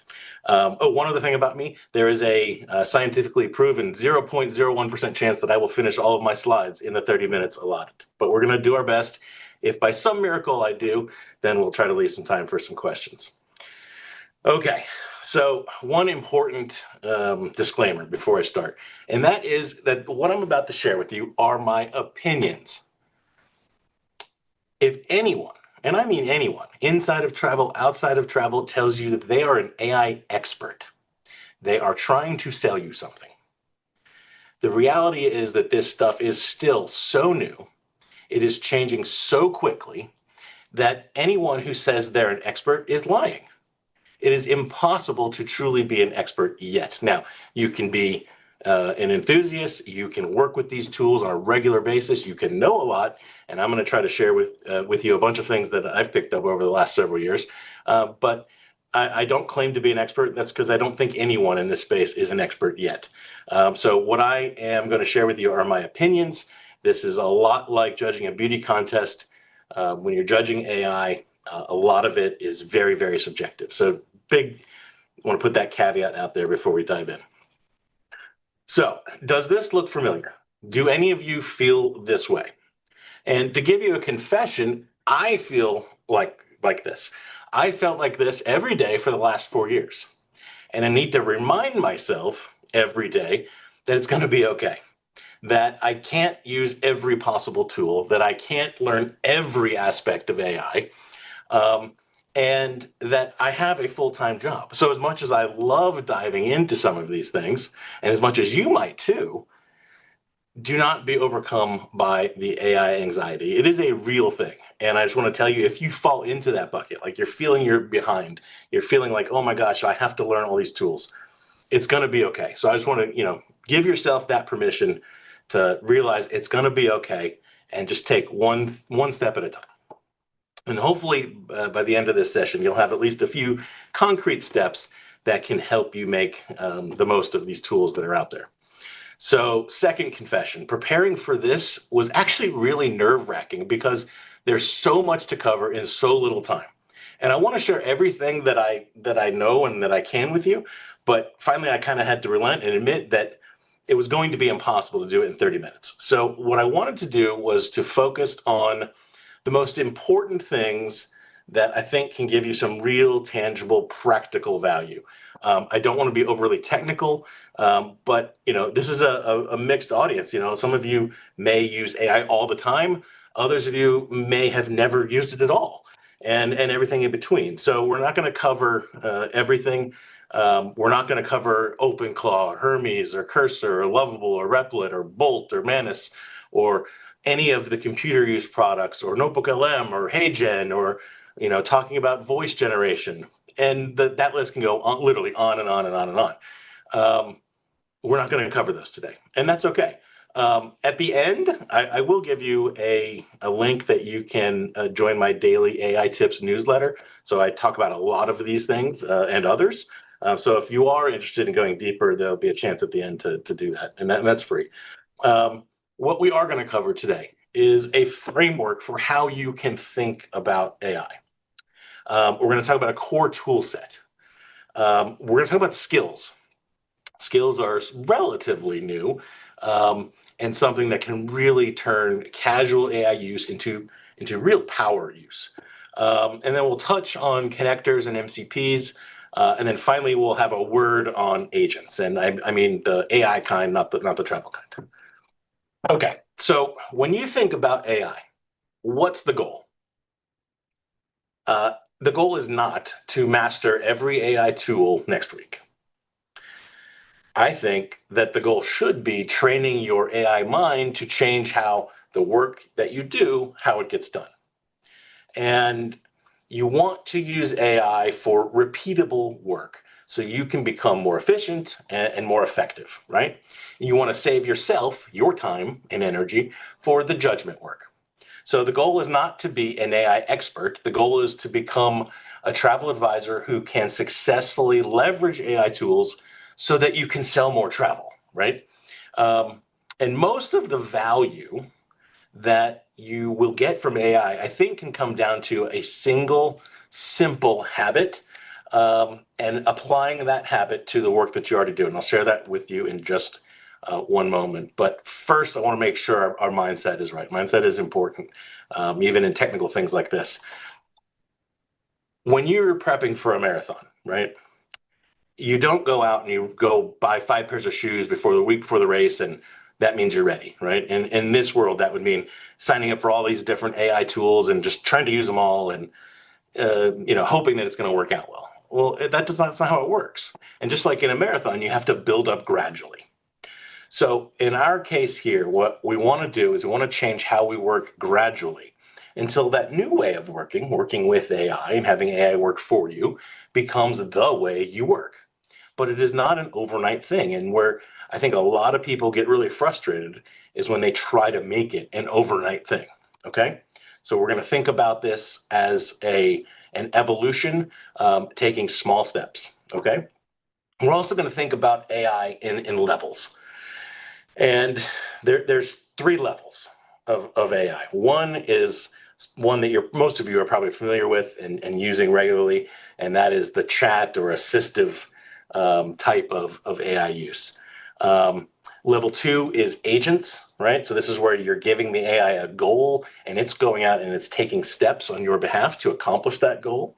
And the third level is autonomous. So we would call this in the AI world, this is called agentic uses. And this is where the AI actually runs and executes and even self-corrects, right? And so the first 2 are examples of working with AI, right? And that's where we really want to plant our flag as a travel advisor. This is where we want to be comfortable operating in this level 1 and level 2 space.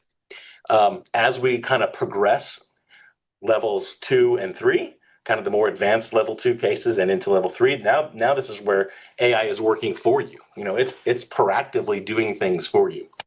And the thing that we need to be careful of, and this is a really easy place to fall in, to find yourself, and that's falling in this trap that we see at the bottom. And this is where we feel more like we're building software, or that we're tinkering with AI solutions. We're connecting different tools. And it feels, here's what the trap is, it feels productive. Because number one, it's really cool. Number two, things are happening a lot easier than we expected to. But inevitably what happens as you get into this world, you discover things break, they require maintenance, they require troubleshooting. And the reality is you end up spending more time fixing your AI than if you had just done a lot of the things yourself. So we need to remember our goal here is not to be an AI expert or to build software. Our goal is to sell travel, right? And sell more of it and leverage AI to do that. And this is something I feel really strongly about because I see regularly talented travel advisors who fall into this trap, who fall into this hole of configuration and tinkering, and it feels good, but they're not selling anymore. And in some cases, they're selling less. And that is a very dangerous place to be. Now, I would say if you are super passionate about this, even more passionate than you are about travel, great. Maybe travel is not the right industry for you to be in. There's lots of opportunities in the AI space, and I'm not trying to push anyone out of travel, but I think it's dangerous when we spend so much time fiddling with the technology, especially things that are brand new and changing constantly, that it becomes very easy to forget about what our core business really is. So don't fall into the trap. So level one, let's talk about this level one. This comes in 3 flavors, generally. We can use it to find stuff, we can use it to write stuff, and we can use it to think, right? So finding, we can use AI as a researcher, right? We can use it to find things faster, synthesize mass quantities of information. We can use AI as a creator and a communicator to help us write and create and market and sell. And we can use it as a thought partner to think through ideas and plans, right? And so, this is the daily workhorse. And really, a $20 a month subscription plus the AI that's built into the industry tools that you probably already use covers most of these level 1 uses, right? So for our network, that's Avia, that's our AI tool, combined with one of these public market products like ChatGPT or Claude or Gemini.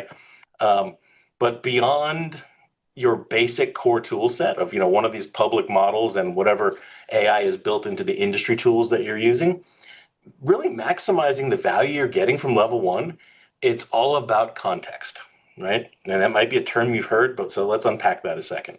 When we think about level 1 uses, finding, writing, thinking, level 1 is like a relationship.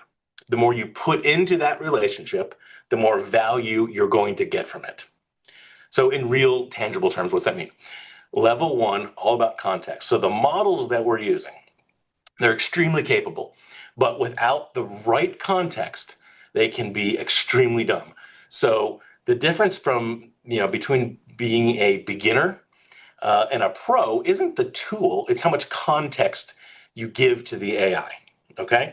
And so what are some examples of context? The context can be the situation. It can be the details of a client. It can be the details of a destination. It can be your experience, your preferences. The more information you give to the AI, the more you're going to get from it.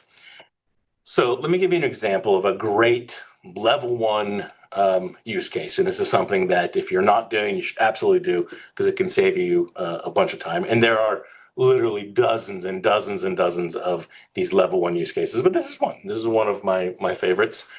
So here, it's very typical that you might have multiple suppliers that have a very similar product. In this case, it's a guided tour of Morocco, right? And so I have here 4 tours from 4 different suppliers. Each one has a brochure, roughly 10 to 15 pages a piece. Has hotel information, it's got the itinerary, it's got the inclusions, and so on. I may not be an expert in this destination or even in these suppliers, and definitely not this product. So if I'm working with a client who's interested in this product, I need to get up to speed and reach that near expert level pretty quickly. And so one of the things I can do, I can pull these itineraries or these brochures, and I can ask and feed them into my AI model and ask it for a comparison and contrast, ask it for a brief, ask it for the ideal client avatars for these for this product, ask for a detailed comparison and contrast chart, ask it to generate an FAQ. I can do all of these things, right, and get a really great output that is going to help me understand the differences between these four products very quickly, right? I can even then go further and I can, create assets that I can share with my client. But the key here is it's going to help me understand the differences quickly, right? And so this is what starts to get us closer to level 2. And the level 2, the moment the tool starts or stops drafting from the context and it starts taking steps on its own, like maybe pulling live availability of these or sourcing photos or chaining different actions. That's when we start to get into level 2. So the line between a level 1 prompt and a level 2 agent is really only about who's gathering the context and who's executing the steps. So level 1, we might be manually chaining a bunch of steps together. Level 2, we're going to let the AI decide which tools to use and start chaining some of the steps together. So here's kind of an example. So in level 2, we're making the leap. We're going to state a goal, right? We're going to give the goal to the AI, and the AI is going to take the steps, break it down into steps, and use tools to help solve the goal, right? So we're delivering a prompt, and then we're reviewing and approving the outputs. So here, as an example, the goal is create a Morocco options brief for a client, right? And maybe I'm not even offering those for those PDF inputs, right? I'm just asking the agent to go out and do this for me. So I might say things like, hey, go research different providers and options, compile them together, draft this brief with all the things that I want in it, and then approve it. So, and then the agent is going to go out and do all these things, right? And it's going to create that. So this can help you save a lot of time if it works well. And just an honest caveat here. This is all real. Like, you can go do this right now, but it's kind of uneven still, and it's definitely still maturing. So my view on level 2, and there's, in the AI world, there's lots of talk around agents, and I guarantee you'll probably hear agents in the AI sense again, some this week. And my advice to you is agents are worth experimenting with, but it's not worth investing a whole week of your time in or more to get them right. So I think there's a lot of people working on these things, and wait for them to be deployed into the products you're already using, would be my advice. So level 3, real quickly, this is where it kind of gets a little bit scary and a little bit exciting. And so this is kind of this idea of an autonomous system, right? Where the AI is understanding the client. It's understanding my preferences. It's, taking that inbound inquiry and doing all of this work that we were talking about around, a Morocco itinerary and evaluating options. And it's doing all that autonomously for me, right? And I'm there to approve and kind of monitor it and give some oversight, but I'm not even asking it for it to do these things. And you can extend this even to, the marketing space, where it's, helping me attract clients that are interested in these kinds of products. And so, this is where the world is going, and it's pretty exciting, but it's also a little scary, right? So we have to make sure we have the right guardrails and oversight in place. But I mentioned earlier, a habit, right? Here's a habit that you can use no matter if you're talking about level 1 or level 2 or level 3. And it's 3 simple steps. And again, you can do this with as low as a $20 a month subscription, because the models do matter. You do want to use, a top frontier model. You don't want to use the free models that a lot of these people give with their free accounts. So first thing, pick a high impact use, all right? And I'll share several examples here. Run the workflow that we'll talk about in one second. refine, improve, and then slowly expanding, right? So you start with just one thing. Start with using AI for one thing and do that each week or each time you need to do whatever the thing is. And then once you've gotten good at that, then expand it, then expand it, then expand it, and keep expanding it, right? So here's some examples. We want to hand off things to AI that are low judgment. We want to keep the things that are high judgment, right? So there's lots of things that AI can help you with. Just to start with, just pick one and be consistent with that. So an example might be generating FAQs from really dense documents. In that Morocco example, talk about a bunch of itineraries. Hey, generate an FAQ that helps me understand these, helps my client understand these different options. AI is really good at sorting through lots of information, right, and helping you synthesize it. So once you pick one, you want to continue to use it. And then once you're comfortable with a couple of uses, this is where we really want to build the AI muscle, okay? It's the habit that we want to build. Every time we start a new task, we want to ask ourselves, can AI help me? And I think you'll be shocked at how often the answer is yes, even when you start off thinking the answer is no.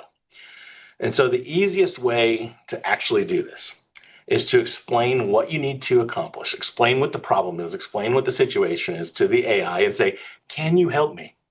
Literally, just ask it that. Can you help me do this?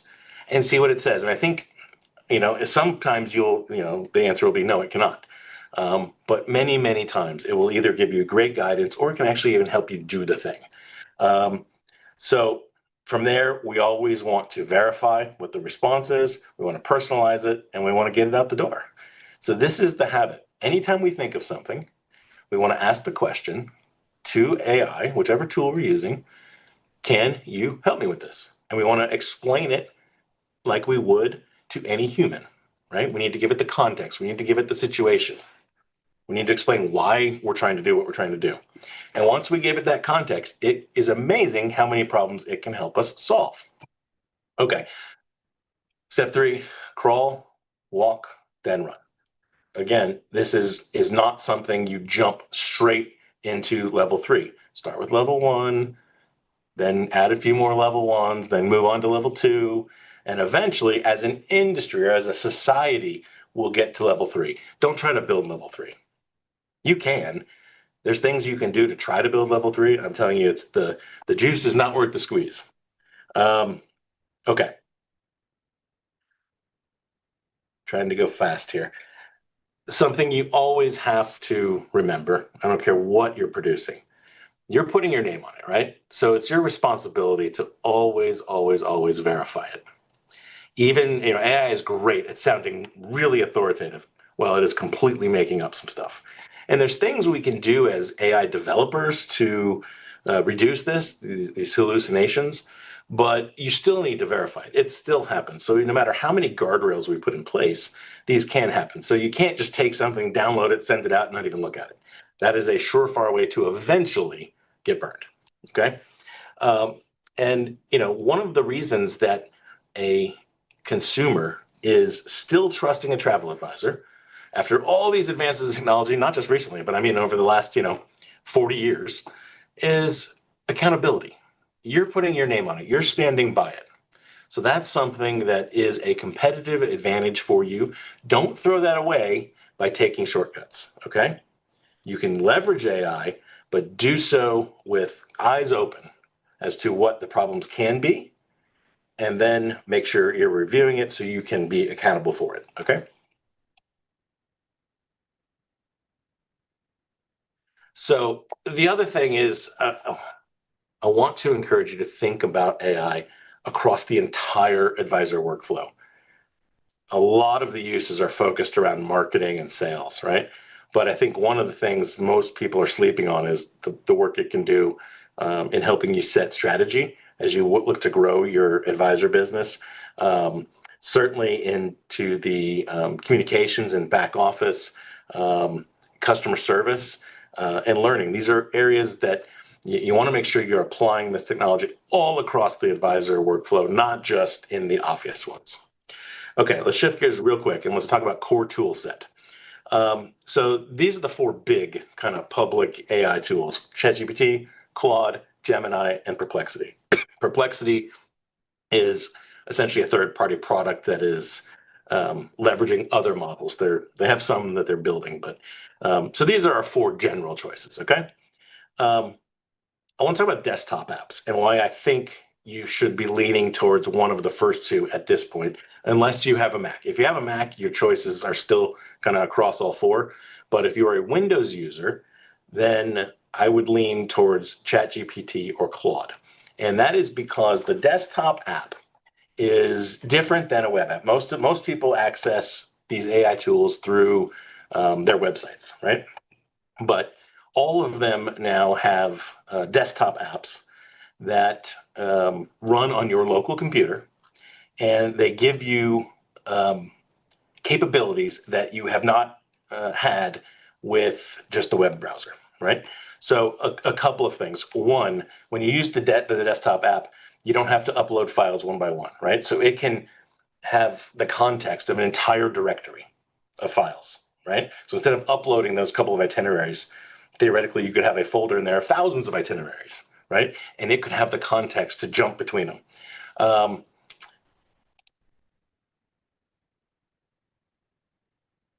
One of the things that I know advisors struggle with is having 100 different tabs open. And when you're using a dedicated desktop app, it can help just the mental process of separating your AI workspace from your 100 tabs, okay? And so when you're in a tab and you're using the desktop app, you can very easily use a keyboard shortcut to pop open the AI within that tab on your browser and kind of pull it into the desktop app experience, all right? And then most importantly, and this is the biggest thing, is when you're using the desktop app, it can actually start to use your computer. It can use the applications on your computer. So you could say, hey, create an Excel model of my target clients and help me identify which have the best margins, right? And so you can work with it to create actual files and actual models and Word documents and PowerPoints and all kinds of things, right? So it can save you a tremendous amount of time and really help you up your game. The next thing I want to mention real quick is skills. If you haven't used skills yet, this is where you want to make a plan to allocate a little bit of time. And so we can think of a skill kind of like a recipe or a shared saved playbook or an instruction manual. So instead of explaining to the AI every time how you want your marketing emails formatted, let's say, or how you, if you have a team, like how you want them to handle a particular kind of project every time, you save those steps as a skill. And at first kind of sounds just like a saved prompt, right? But it's not, because a skill, yes, it's that prompt. So you have this file called a skill MD file, and that might sound technical, but do not let it scare you. It's just like a text file. And that kind of explains the prompt, right? But we also can include other resources. We can include graphics files or other files. We can include code if you really want to get into that. We include all kinds of things, right, that the skill might need. And let me give you an example. If none of that makes sense, let me give you an example. So here we have a photo, right? This is a photo of Morocco, and we want to create a social post that kind of in our style, right? And so we might have a skill that says, here's how I want the image to be structured. I want the logo placed here. I want the photo put into a frame. I want the outside blurred, et cetera, et cetera. And I want it to do it like this every single time, right? But I don't want to have to type all that stuff in every single time. I don't have to upload my logo every time or upload the white, frame image.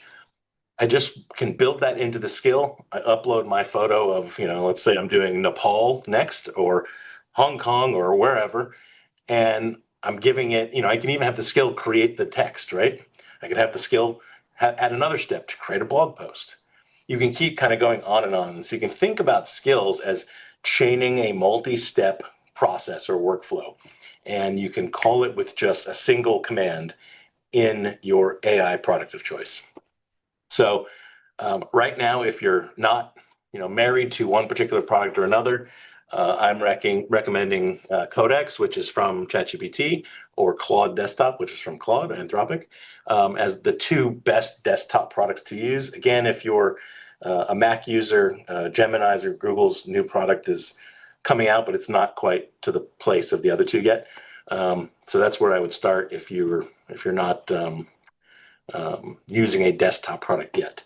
And they work with your normal subscriptions for those products.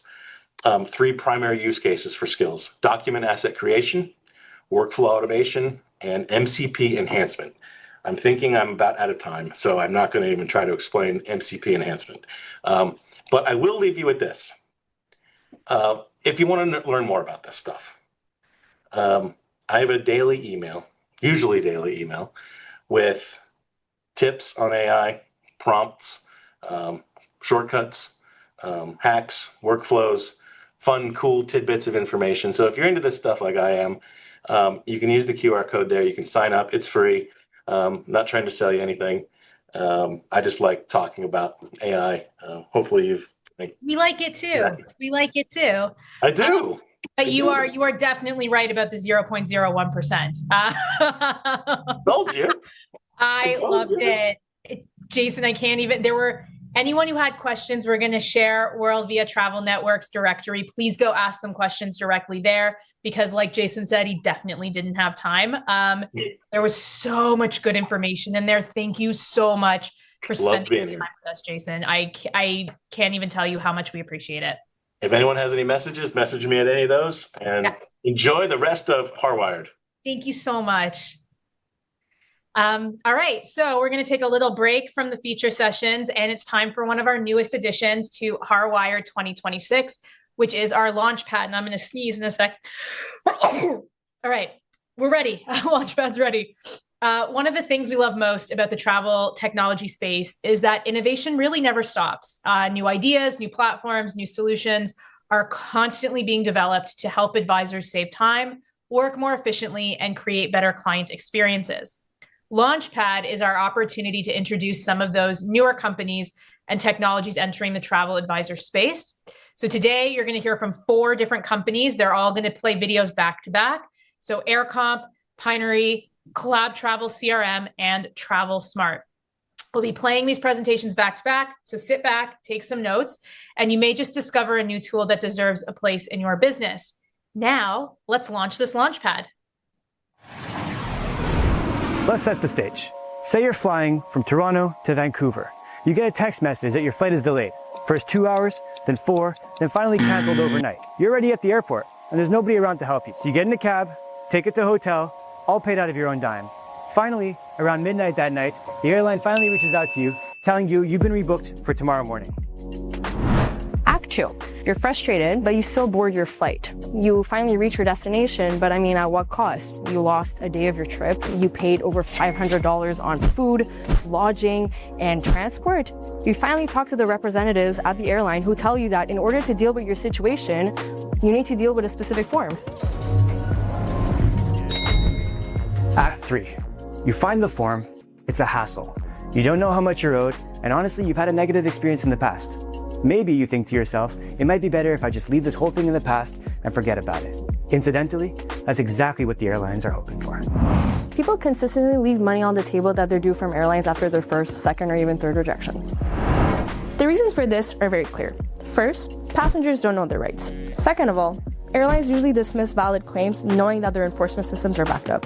And finally, after a few back and forth emails, passengers just give up on the whole process overall. We created AirComp, the world's first law firm specializing in air passenger compensation. We represent our clients and support them through the entire legal process in filing their claims with airlines. Our team is composed entirely of lawyers and law students specifically trained in airline compensation law.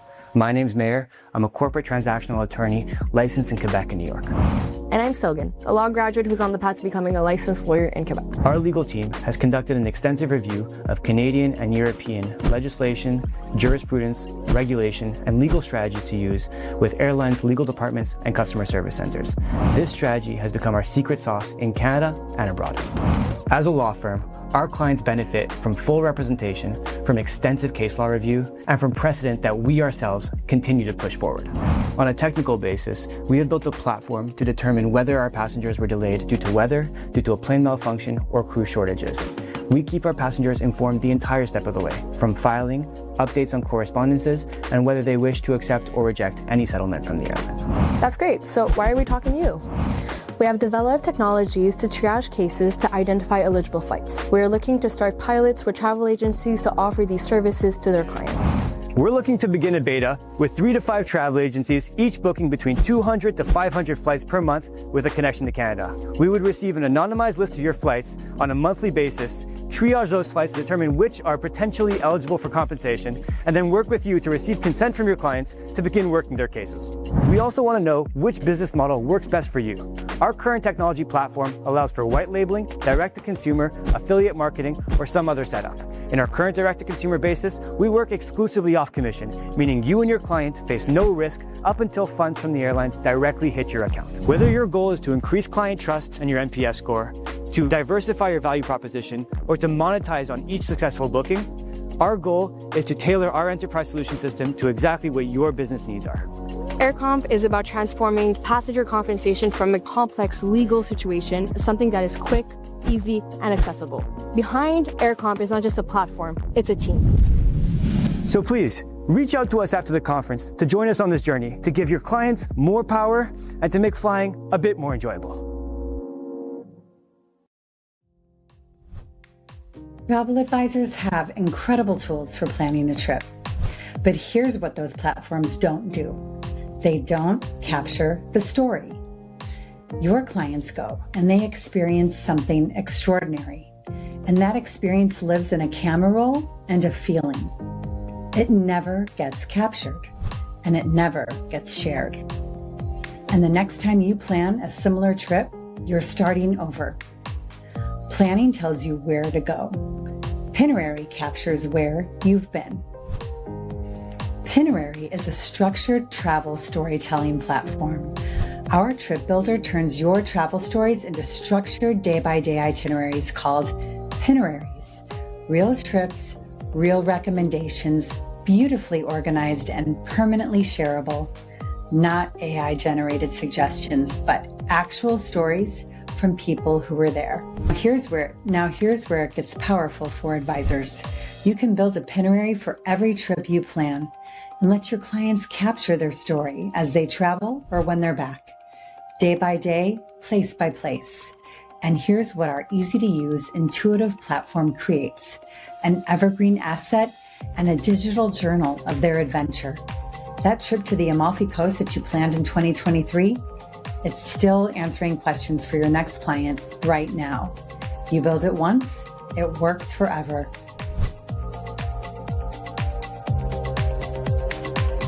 Pro page. So it's like your portfolio, but on itinerary. A new client can see every destination that you know deeply, every trip style that you've mastered. It's proof of expertise that grows every single time you plan a trip. And when a traveler finds your itinerary through search, they find you. Here are 4 reasons this matters.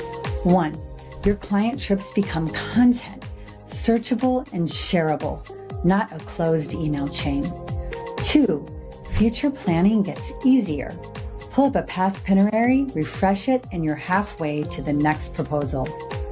3, your clients stay connected to you. They revisit, they share with friends, and your name is on it. That's referrals you didn't even have to ask for. 4, you get found by new clients searching for exactly the trip that you've already perfected. All of it free, for now. Early advisors who join today lock in founding member status, and itinerary is free for travelers. The trips you plan deserve to outlive that confirmation email. Itinerary is where your expertise lives on and where your next client finds you. Join us at itinerary.com and capture your journey. Who is it great for? It is great for that advisor that they're anywhere from brand new to 20 years in the industry. That's where we sit, because it is guiding you and giving you recommendations according to your business. It is not for someone that is just trying to say, well, I put my data in there, what do I do? Collab says you put data in there and we're looking at it in a way that says, here's what you need to do next with your business. Nice. And if you are a cruise advisor, it starts to talk to you in a way that says, this is what a cruise advisor needs to do. If you're a mice advisor, it starts to talk to you and say, here's what a mice advisor does. This is entertainment. So it actually helps you to communicate and get guidance according to your data and how you are operating your business. And I love using it because it just it is talking to me in a way that I like to communicate as an Okay. advisor. Yeah, no, that sounds like just super exciting. And also that anticipatory part to like help the advisor kind of like analyze the data, but also say like, hey, these are kind of like a couple recommendations instead of like just having the standalone tool kind of be like, okay, there, put your data, that's it, the end. That's right. So here's what I would say for Collab. So for an entertainment advisor, so you get a list of hotels and tour dates that are coming up for a particular artist. Once you start inputting those hotels in there, it then goes to get the address information. It says in this city during this time, and this is your hotel, you're gonna have traffic between 2 o'clock and 6 o'clock in Austin, Texas, near that hotel. Okay. Or that particular venue, there is parking for buses, up to 3 buses, but no more than that. We don't recommend more than 3 buses. Or there's no parking at that particular hotel you entered, 4 buses. Those are the things, that's the guidance it's giving an entertainment advisor because they need to know things like that. Right. And so how do I help that tool do that for you as an advisor? 60% of our business, I'm sorry, 40% of our business is entertainment. So we do this on a daily basis. And so I've inputted that sort of technology into what we do. And I do the same thing for cruise Yeah. and safari. Keep You going. know, you were saying that, and I'm like, people who have come outside of the industry have built really amazing tech for the industry, but they don't know those things. Like they wouldn't know, like, and somebody who has come from the industry but has never done anything like in the entertainment space, I would have never known. Like, I feel like hospitality wise, I would know, and like being in Orlando, having worked at the theater, I know like you gotta leave at a certain time if you want to make it at the performance start time and all that. But if you're in technology, you don't think about those things unless like a user has told you. So like that, I feel like is a really big edge Yeah. to having your background with this. That's right. And so let's look at the cruise side of things. Salesforce is not going to help you calculate, if you're working on a cruise group, it's not going to help you calculate your TCs. Yeah. Collab actually helps you calculate your TCs that you have That's earned. cool. And so if you have 6 TCs going here and you are and you enter that in, as you add bookings into that group within Collab, it's going to continue to calculate and tell you you are one room away from that TC. Have you decided on earning or on taking the commission or giving it to the host? It talks to you about that and it helps you calculate so you know what your true commission is going to be. That it's like having an office manager almost, or like having an operations manager with you to like preempt things instead of like you reacting to things. That's right. And it helps you to do things in a specialized way that Salesforce, they have no idea what we're talking about. Yeah. Right Yeah. no idea.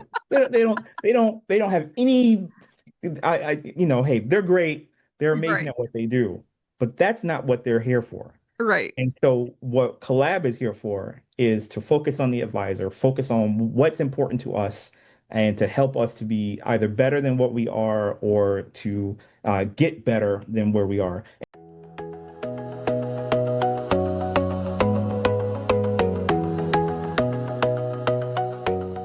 Hi, I'm Diane Beckor. If you build custom trips for clients, you already know the painful part. It's not the destination knowledge. It is not the client relationship. It is not the creative judgment.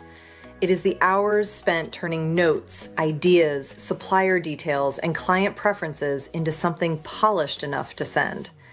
3-4 hours for one itinerary is not unusual. So today, I want to show you a faster way to get from discovery call to client-ready proposal. And at the end, I'll share a HAR-only onboarding offer for the first 10 advisors who want to try it.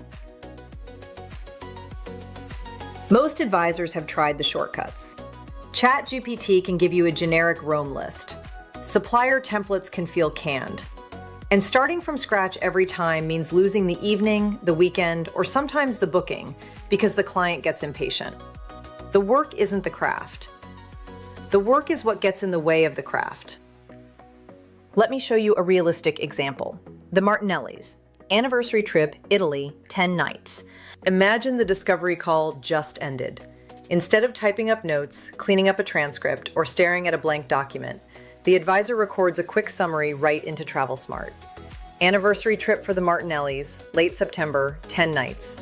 Rome, Tuscany, ending on the Amalfi Coast. He loves wine, she wants something new, and her mother joins them in Tuscany.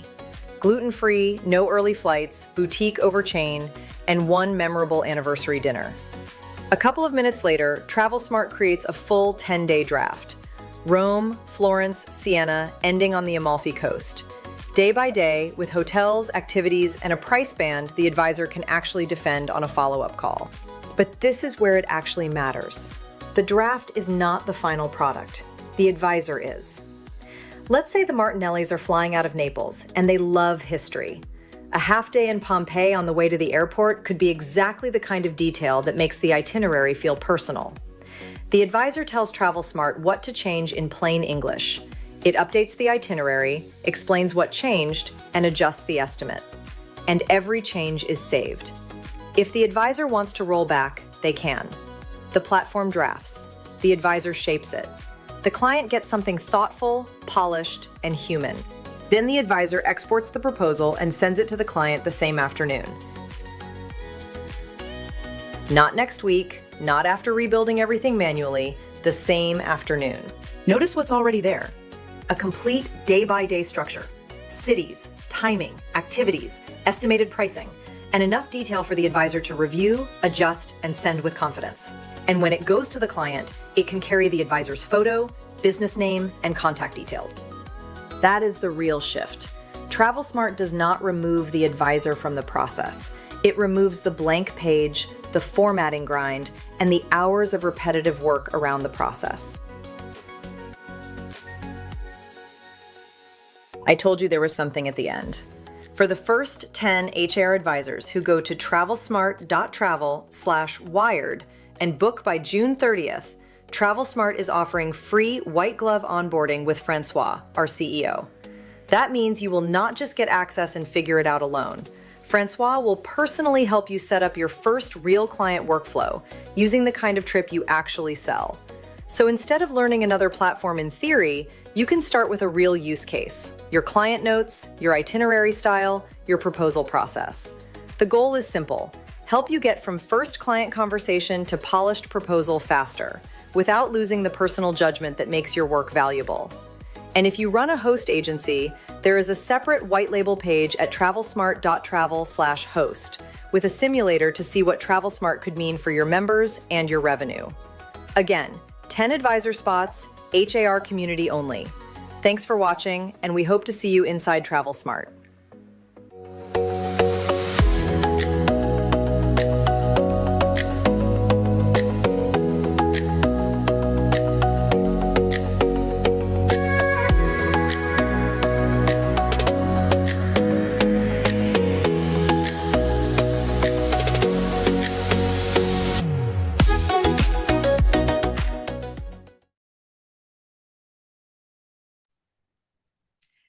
Hi, everyone. Well, I hope you enjoyed our first installment of the Launchpad. Tomorrow, we will look at what some of our tour operator friends are developing or have developed for you in the technology space. So stay tuned again tomorrow, same time, same place for all of that. Before our next session, I want to take a moment to thank our incredible sponsors who help make all of this possible.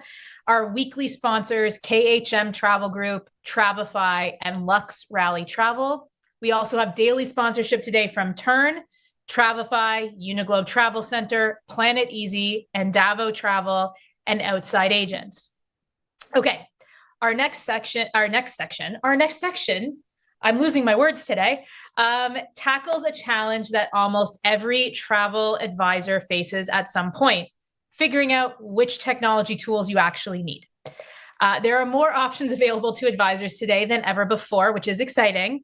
CRMs, itinerary builders, forms, marketing platforms, accounting software, AI tools. The list seems to grow every day. And while having choices is great, it can also make it difficult to know where to start and what deserves a place in your business. So again, it's like I'm finally talking clearly and then a cough comes on. I am so excited to welcome Stephanie, the Senior Community Manager from Travefy, for the modern travel advisor tech stack. You should all see her face. Oh, there she is. I was going to say, you should all see her face in the background. But in this session, Stephanie will break down the core systems that power a modern travel business plan and explain how those tools work together to create a more efficient workflow, a better client experience, and a stronger foundation for growth.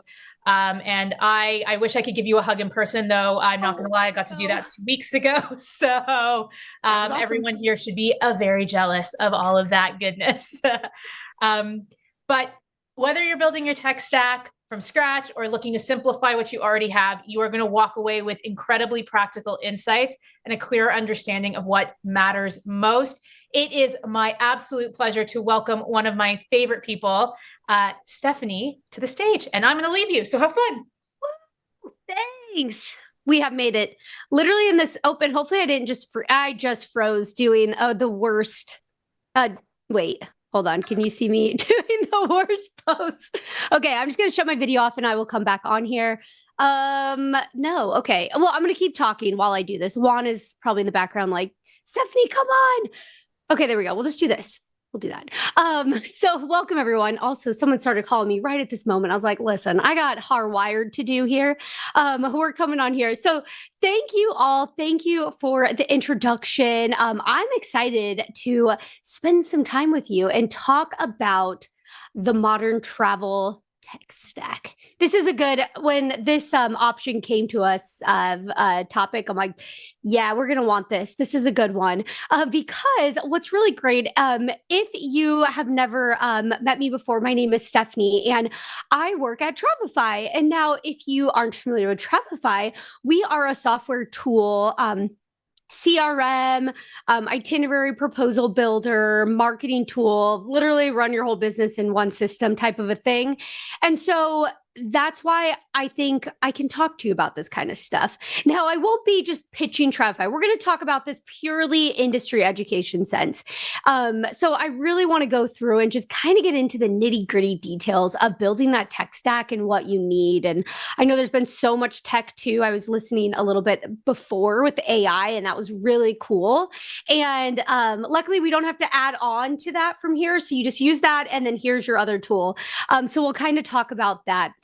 But the other thing that I'll mention too, one last thing is also why listen to this gal here, because I've also been, I just hit my 11 years at Travefy the last week, which is crazy, but the tech of this industry has evolved so fast and rapidly in that 10 years.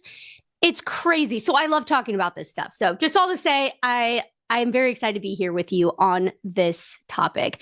But something that we're going to talk about really, really trips up a lot of you, the travel advisors, technology. I mean, I'm sure it trips up a lot of people. That's okay.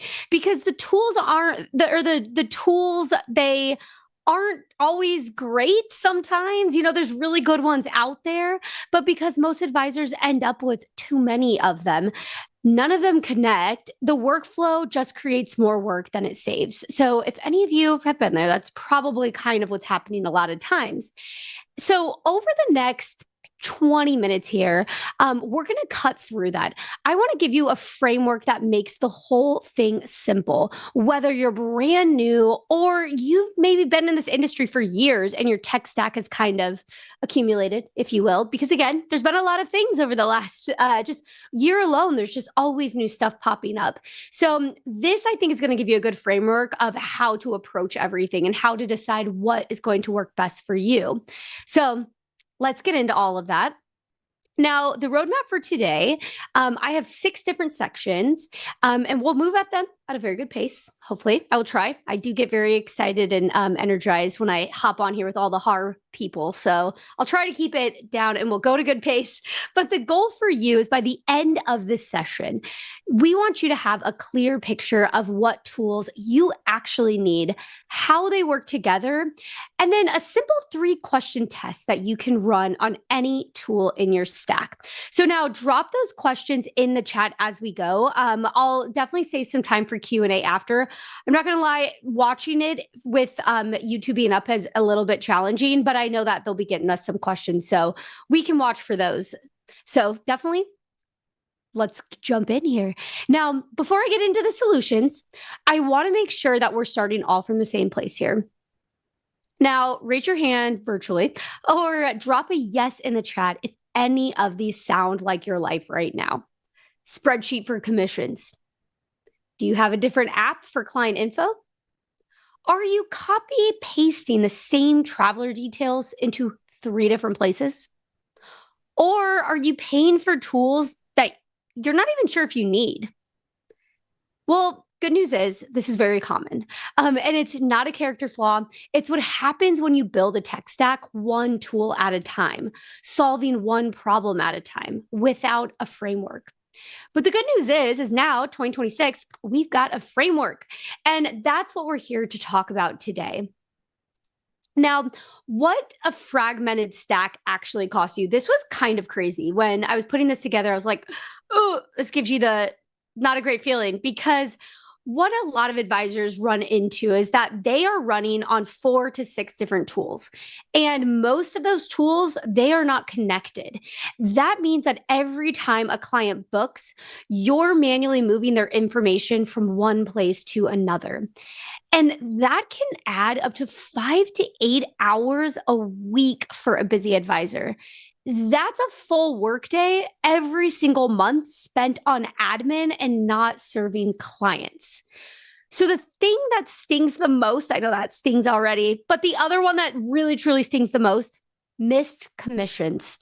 If you don't have a system tracking what you're owed, you won't know what you're missing. And once a commission window closes, it's gone. So that's scary. But the fix isn't necessarily buying more tools. It's just about getting the right ones and making sure that they actually work together. So let's talk about this. Let's take a pause here. What does a good stack actually look like? Well, I've thought, with all the advisors that we talk to, over time, hearing how everyone's running their business, their workflow, I think there's 5 categories here. There's not 20, there's not 10, there's 5. Everything you need fits into one of these buckets. And when you understand that each of those buckets, evaluating any tool will become a whole lot easier. So here they are at a glance. A CRM, that's for knowing your clients. Itineraries and proposals, that's the client-facing deliverable. Your intake and forms, that's how you set up a relationship professionally. Payments and commissions, how money flows in and how you track what you're owed. And marketing, how you stay visible and keep growing. Now, we're going to do a pass on each one, and then I want to show you how they connect. So a CRM is just a smarter way to know your clients. It stores everything from your contact info, your travel preferences, past trips they've been on, upcoming anniversaries, the stuff that makes you feel like a trusted advisor instead of a booking machine. Let that one sit with you for a second, because that's a big one. Is this stuff will make you feel like a trusted advisor instead of just a booking machine. And here's the thing. What's nice with this CRM is it's connected to their bookings. I know we were just talking about CRMs a little bit ago too. CRM is so important. It's not a separate spreadsheet you go update manually every time something changes. And what if you accidentally, your finger slips and you hit something else and you don't realize it? Think of all the things. And a lot of new advisors, they skip this category because it feels like something only big agencies use. but it's not. Even if you have 20 clients today, a real CRM will save you from the moment you have 50 and you can't remember who's who. I know, sir, some of you that might be new and you're like, I can't wait for that. That's what a great problem to have. But a CRM is going to matter and be the differentiator for you there.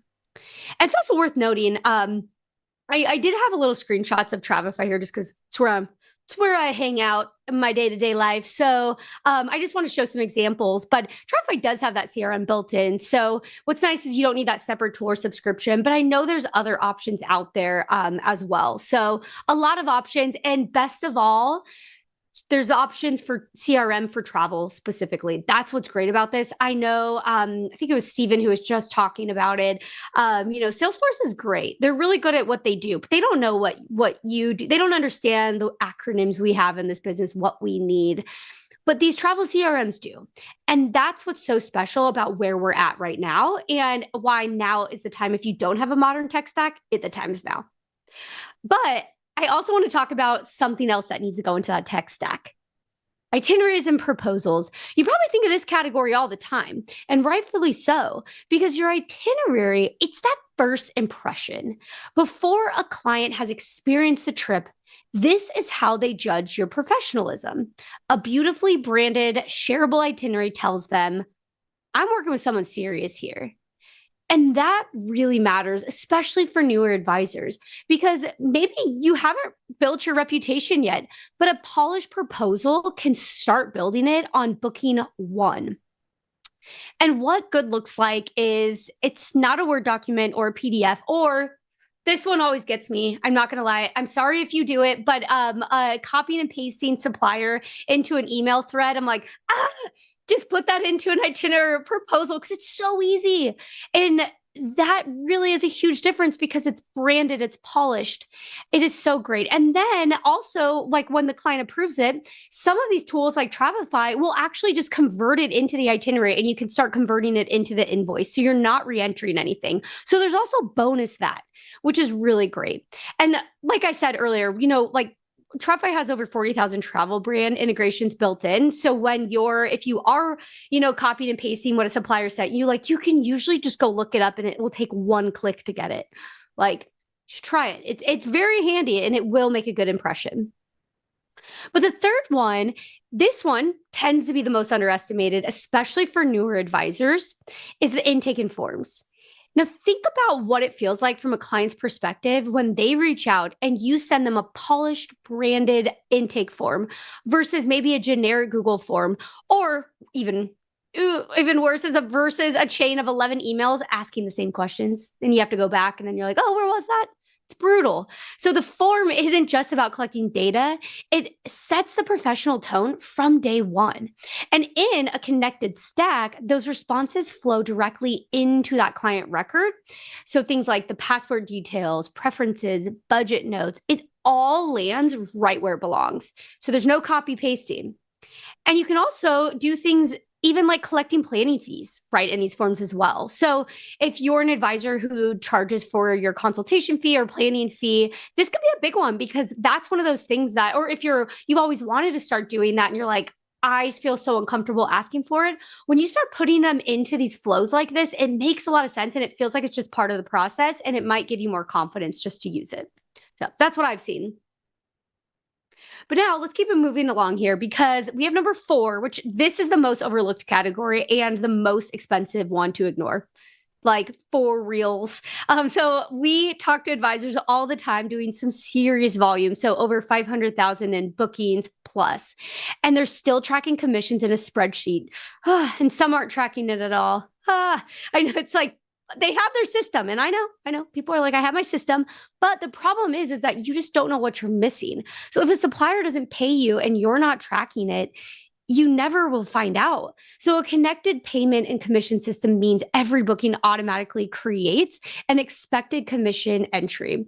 You can see what's being paid, what's outstanding, and what to follow up on without digging through those emails.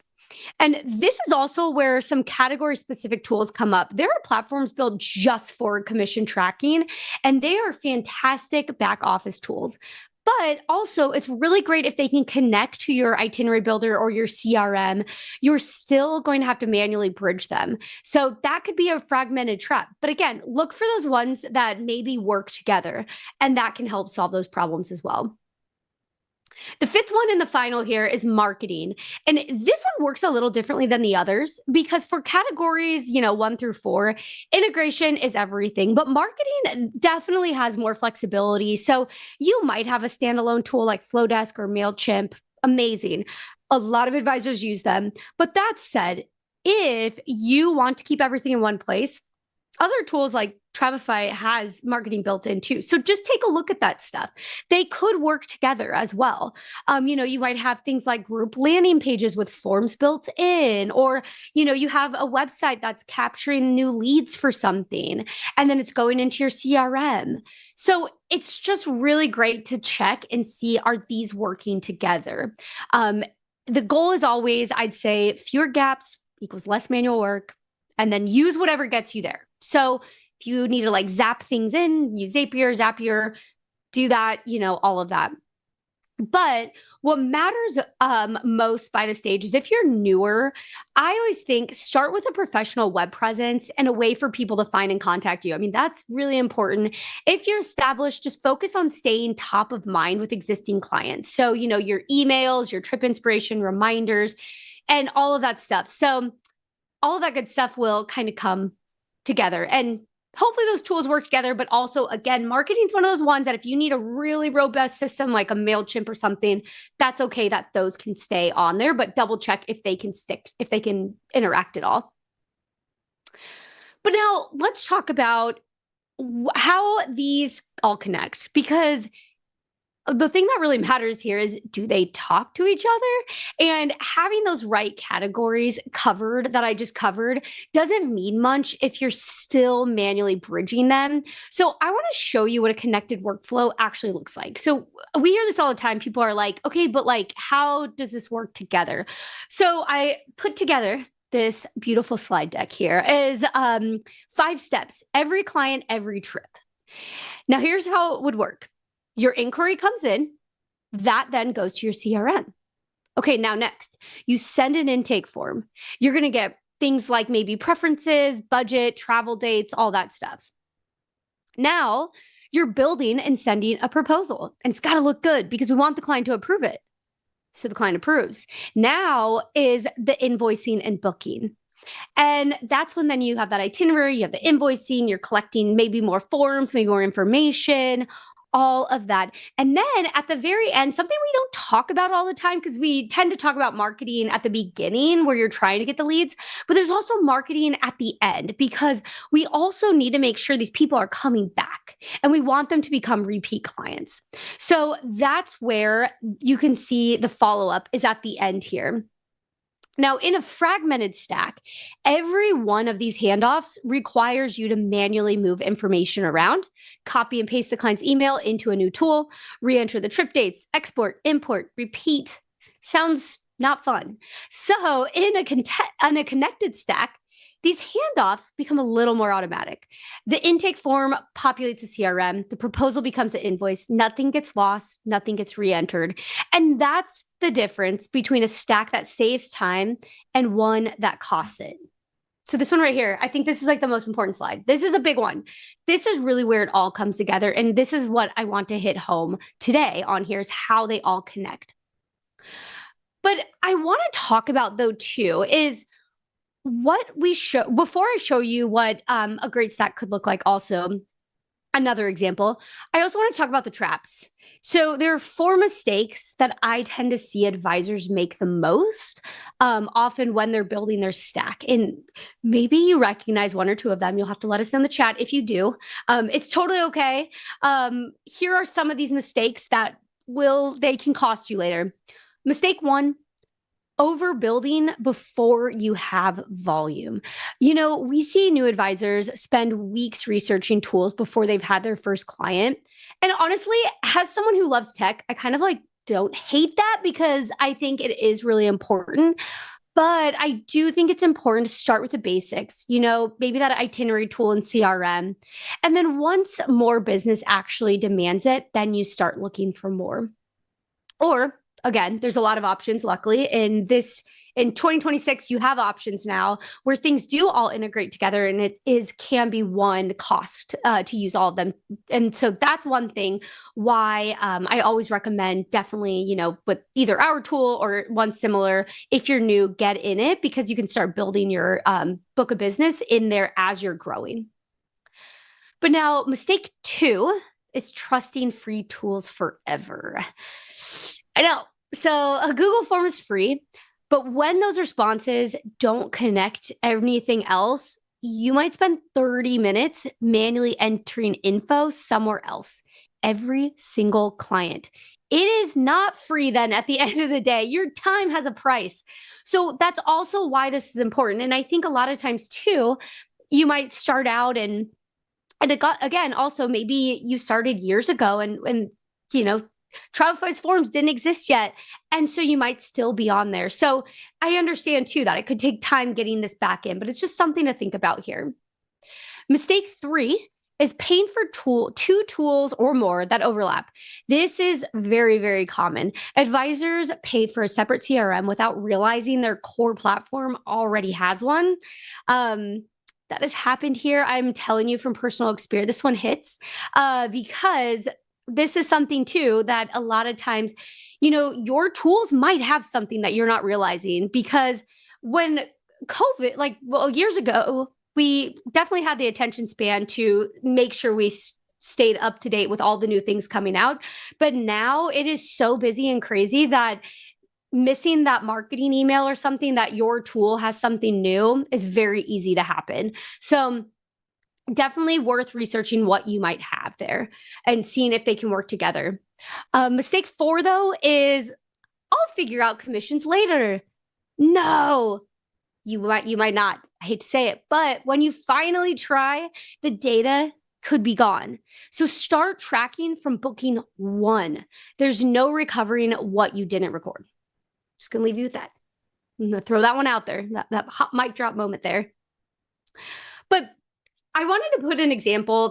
I know slide doesn't look like it belongs because I pulled it from Travefy. But again, these are 5 things that I would normally require or that would normally require like maybe 5 different tools or 6 different tools all in one platform. But it can be all in one platform. So I also, again, want to be clear why I'm showing this. So I'm not saying use Travefy, but to show you what you should be asking of whatever platform you use is, can it cover my CRM, my proposals, my commission tracking, my intake forms? If yes, then you don't need additional tools for those things. But if no, then find a platform that can. And also, I will say, if you want to see any of these in action after the session, definitely we're here and happy to help. I know we'll be around for the next day too, so you'll see us then. But I'm almost done because I have a little homework here for you. Now, the last section here, and this one you will really want to use after today. 3 questions for you. That's all it takes to evaluate any tool in your stack. Question 1, which of the 5 categories does this tool cover? So if you can't clearly answer that, it's a signal. So those, and I mean like from the marketing, the CRM, all of that. So either it might overlap with something you already have, or it's solving a problem you haven't actually defined yet.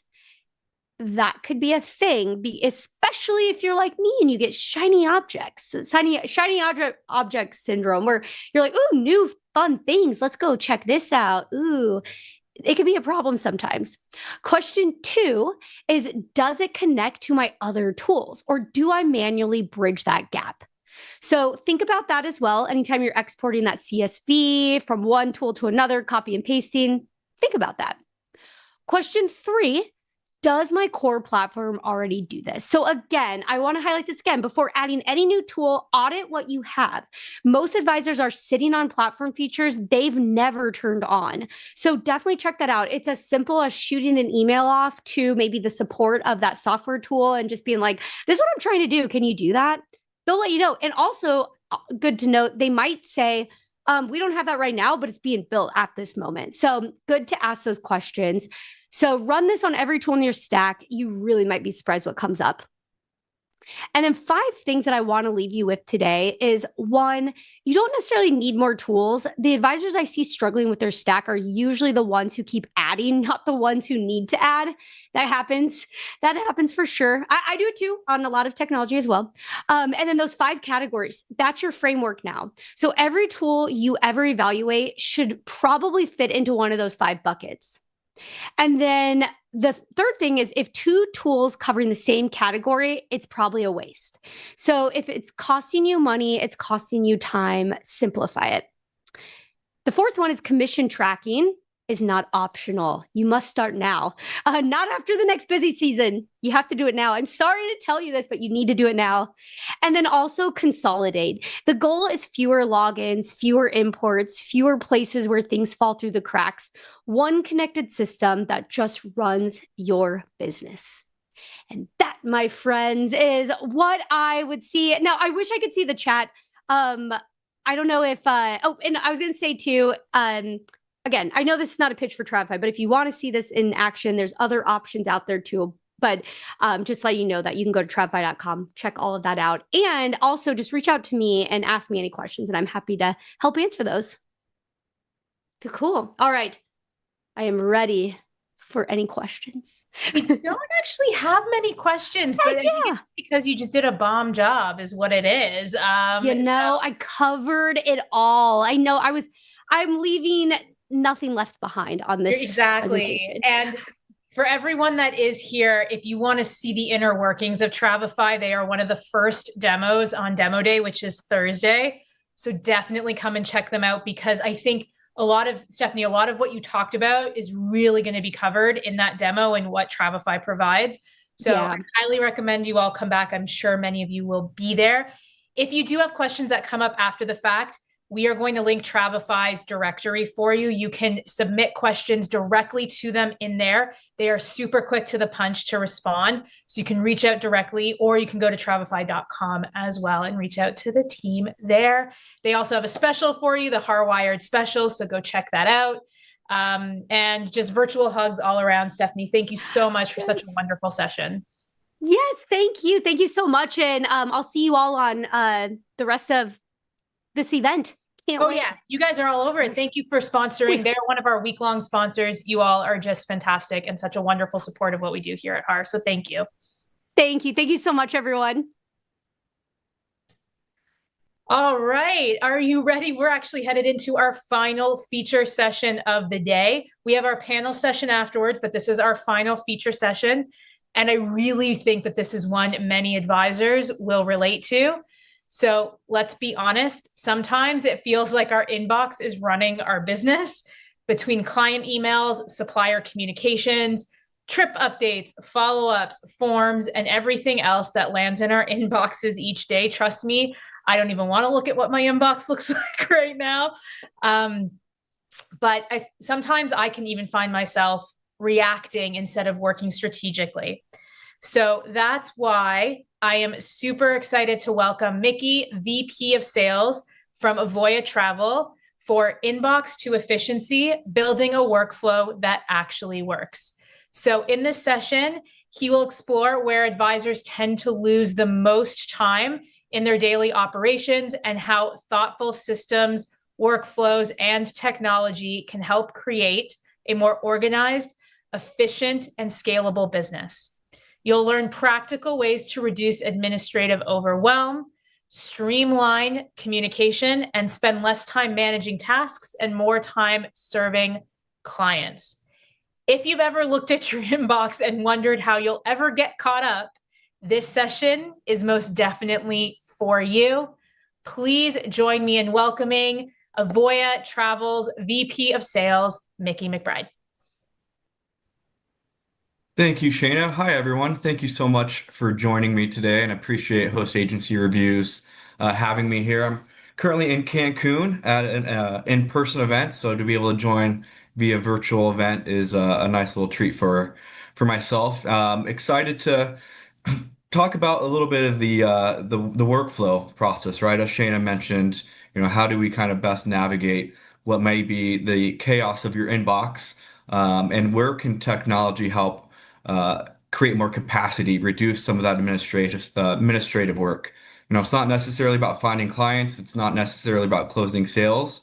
It's finding enough time in the day to manage everything that comes along with that. So I'm excited to talk to you about some key points that I find beneficial when working with advisors. And what we'll kind of tackle today is the time trap, so to speak.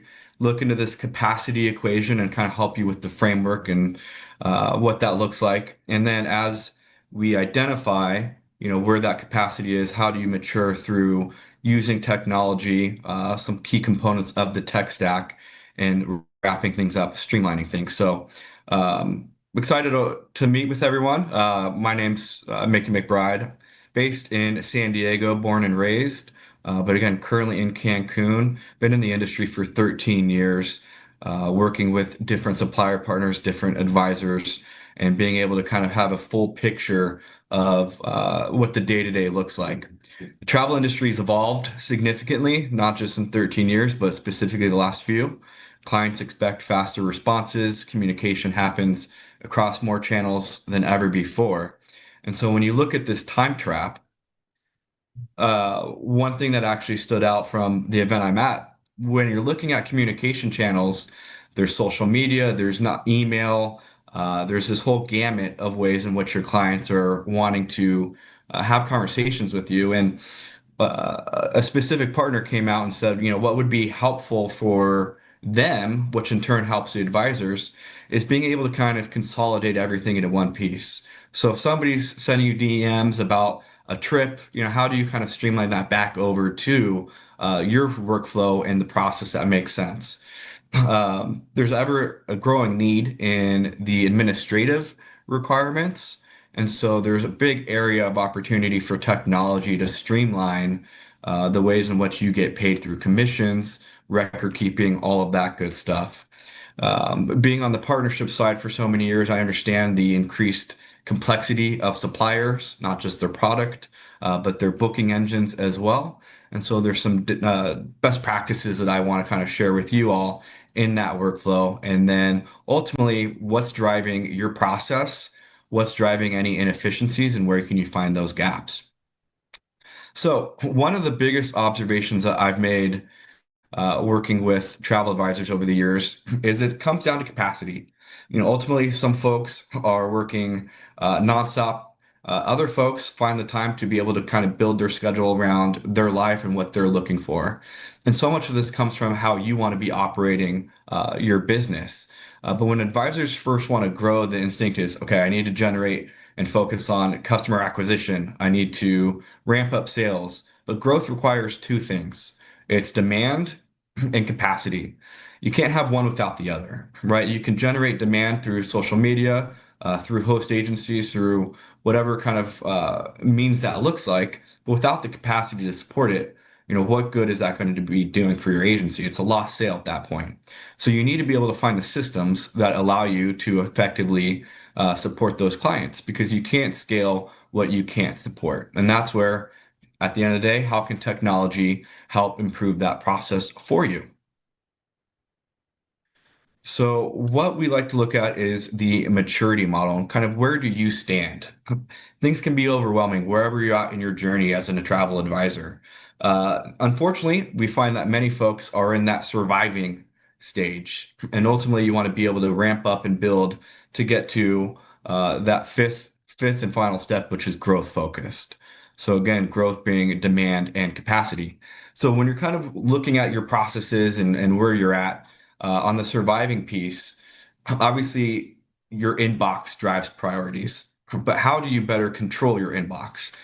Firsthand, I am very much guilty of when I wake up in the morning, before I do anything, I get on my phone, check emails, delete the ones that came through that aren't relevant or unnecessary.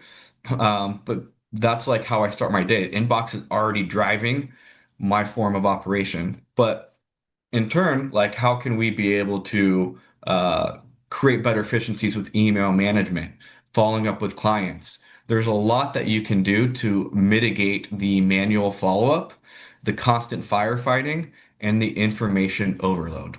So as I look across different advisor businesses and the way that they operate, I often see this progression of trying to get to at least the organized stage, right? Because most activities are reactive at surviving. You're treading water at that point, just trying to stay afloat. Follow-ups depending on memory. Many advisors are just spending so much time servicing instead of creating and executing a deliberate plan. So when you're going through the organization side of things, that's where technology can be leveraged to help bring a better level of organization that introduces consistency. This is where the use of templates, scripts, some of the best advisors I know are phenomenal with scripts and just create this process where you're reducing so much manual work, you're able to scale at a significant pace.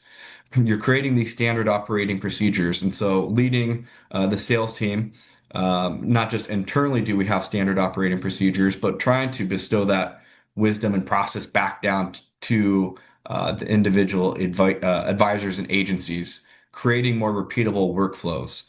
So again, the work still may be a little bit manual here, but at least it's predictable, right? You kind of have a little bit more of that controlled chaos at that point. You're not just treading water. You're at least above, kind of panic mode. Everything's fine, memes, all that good stuff.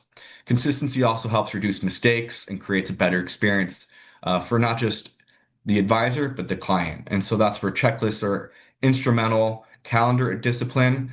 One best practice that I always recommend is blocking off your calendar accordingly and knowing when you're not available. Goes a long way to be able to carve out that time to get stuff done while also building in the time to create new sales calls, create opportunities for bookings, all that good stuff. So now as you go from the organized stage, moving to a more systemized level, this is where technology is really starting to do some of the heavy lifting. I'm excited to walk you through this in greater detail from this point forward. Instead of manually managing every step, advisors leverage the tools that automate repetitive tasks. Digital forms being a big one, right? How are you capturing information? Is it all via email? Then you're going back into the email to remember when somebody's birthday was, when somebody's anniversary was, milestones, things like that. Capture what you need to do with the information at hand. Automated reminders are huge. So I know on our side, we have different appointments set up to help advisors create that automation. You're improving the workflow through the CRM. So that CRM, that customer relationship management, is really the foundation of everything that you need, because the goal is not to remove the human element here with technology, it's to remove the unnecessary administrative work. Now, consider scaling. Consider growing your business at a rate in which new customers are constantly coming in. You're generating the demand, the discovery conversations taking place, you're preparing quotes, documentation's collected, clients traveled. How do you continue to ensure follow-up? That's where technology is really your best friend at this point, because now every step's creating an opportunity to create efficiency. And in turn, are you creating friction by not having that technology? The highest performing advisors are focusing on improving those small moments throughout the client journey. There's only so much you can do in the booking process with a supplier, right? But how are you standardizing everything else in between? And that's what's scalable. And then from there, you're focused on growth. So what we like to kind of see on our side is, maybe about 20% of your time is spent operation. Now, obviously, there's a human element that can come in place, bringing on somebody to help support the admin side of things, so that way you can be focused on growth activities up to 100%. But this 20 to 80% balance is really significantly driven by technology and delivering a consistent client experience. So spend enough time kind of talking about what technology can do. And I wanted to kind of dive in further as far as how these processes, the technology systems create this. So here's a nice overview of the foundation that aligns with the focus. And then ultimately that outcome you're looking for is freedom. Freedom to sell more, freedom in your day, whatever that may look like. So when looking at the technology stack, technology works best when each tool has a clear purpose. So spending some time here on the customer relationship management side of things, when you don't have a CRM, this is where you're using sticky notes, email searches, forgotten follow-up. That's chaos, right? That is something where I have to go back in and find, wait, what did this customer ask for 365 days ago before they booked? There's a lot of manual work there and a potential potential room for error, right? That CRM needs to be your best friend to be able to have that centralized information, to be able to have those automated reminders, and ultimately create better service. Now, we'll kind of talk through a little bit more of different tools at your disposal, but ultimately here with the CRM, this is where most advisors should be spending their time to be able to create those efficiencies. But also in turn, how do you have a CRM that's compatible with other tools and systems, right?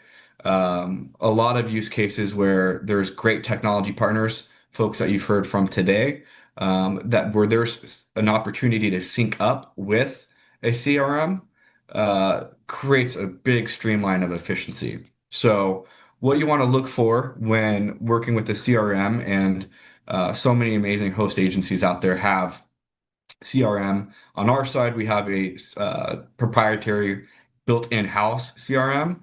But ultimately, you want to be finding things that are easy to use, where you have that client history, you have task management, and again, you have integration with other tools, right? The more that you can drive to reduce duplicate efforts and manual work is going to create better success and get you out of that chaos, get you spending the time where it needs to be.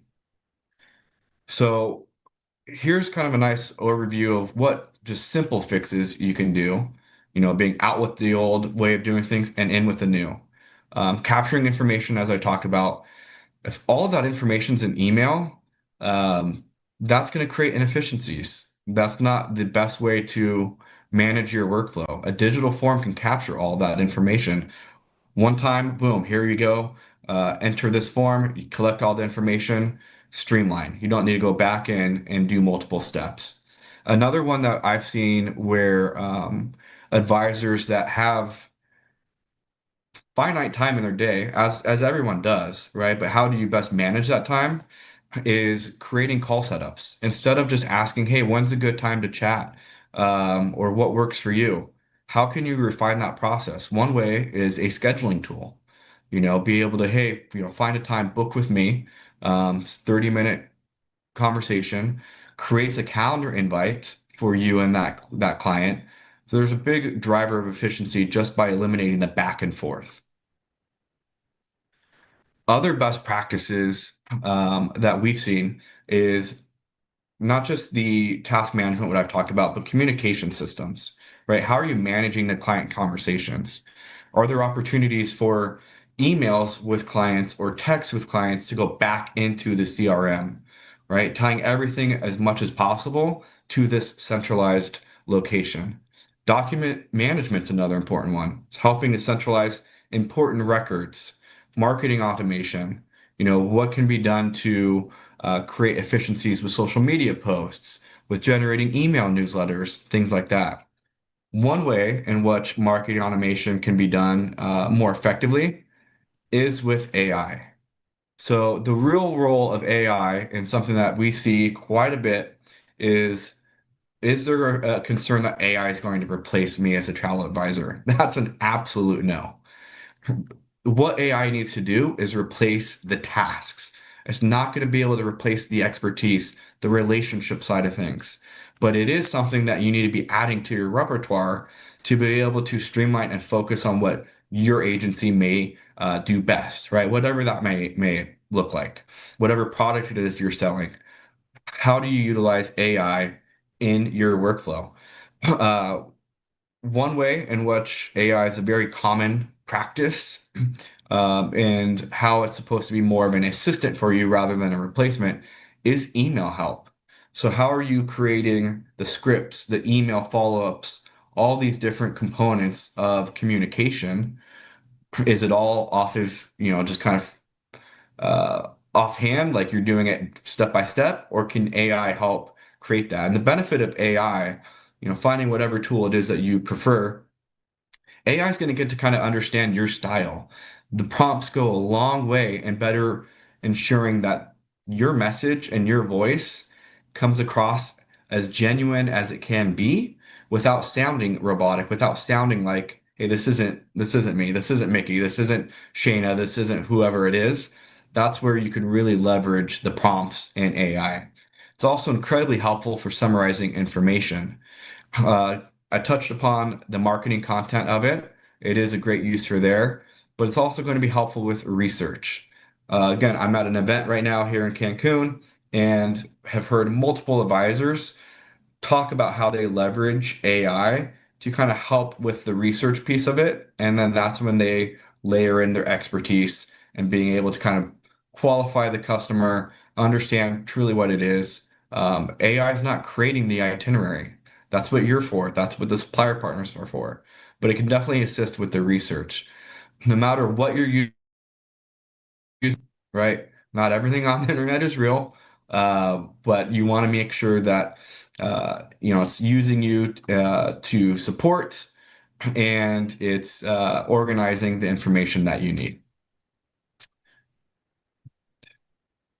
So, as we've kind of gone through the different use cases of technology, how can we now streamline and demonstrate that, hey, whatever systems your business is using or not using today, what needs to kind of come next, right? So ultimately, the technology reduces friction. It should be your goal to have technology create capacity for what matters the most. And what matters most needs to be part of your why. Are you here to sell cruise? Are you here to sell land? Are you here to create a full service experience for your customers? And what does that look like? Is it high end? Is it multi-gen? Whatever it is, technology needs to be there at your side and in true, kind of a partnership, right? Information can't just live on memory. The same questions can't just be answered over and over and over again. That's where technology can come into play. Um, Many people believe that technology is strictly about efficiencies, which there's truth to that. But efficiency is not just the primary benefit. It goes back to that capacity, right? It's demand, it's capacity, it's growth. More capacity creates opportunities for more sales conversations, more marketing activity, better service, more referrals, and ultimately more freedom. So regardless of what you're evaluating, whether it's software platforms, systems, obviously Microsoft and the suite of products that Microsoft has to offer are the most kind of common, but there's a lot of other tools that you can supplement in between that and ultimately, simplify your business, not complicated. Uh, there's advisors out there that I've seen do upwards of 20 to $30 million in sales. And there's a lot of work that goes involved with that, right? They're working long hours, but they've also been able to do so in a way that has been systematically created for them to focus on the right value. The right value is not necessarily a manual entry for a follow-up. It's creating scripts. It's reminding them to book on board. It's reminding them, hey, how was your trip coming back? All of these things can be set in place through the power of technology. And so now it's reducing yourself and removing yourself from the chaos of that inbox and creating a more organized workflow. So would love for you to kind of have a few takeaways, easy ones that can be implemented into your workflow today. Identify, and it starts with this, identify one repetitive process that can be automated. Create a handful of reusable email templates. And then lastly, what small improvements can create meaningful results over time?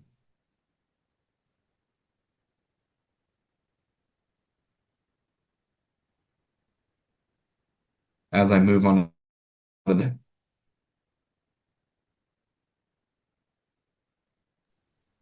Oh, wait, are Did I you back? lose you, Shayna?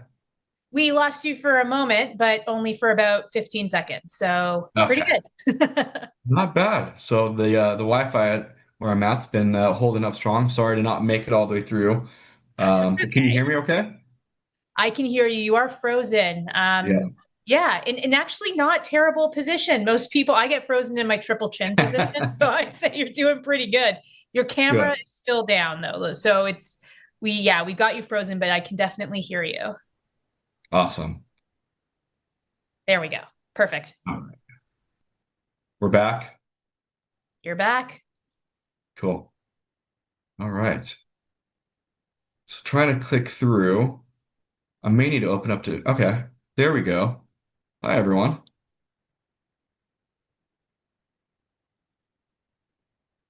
So I guess I can maybe stay off camera and that might help with the connection. Perfect. So power of technology, right? All right. That's it. So I think this kind of helps sum things up. So maybe in that 15 seconds or so, I'll repeat kind of the major takeaways that are easy to implement today. Look at your process from an email perspective. Can you create a handful of reusable templates that will help drive efficiencies for you? Identify one process that you see, hey, this is part of my work week. This can easily be automated through the use of technology. Okay, what does that look like? Small improvements can create these meaningful results over time.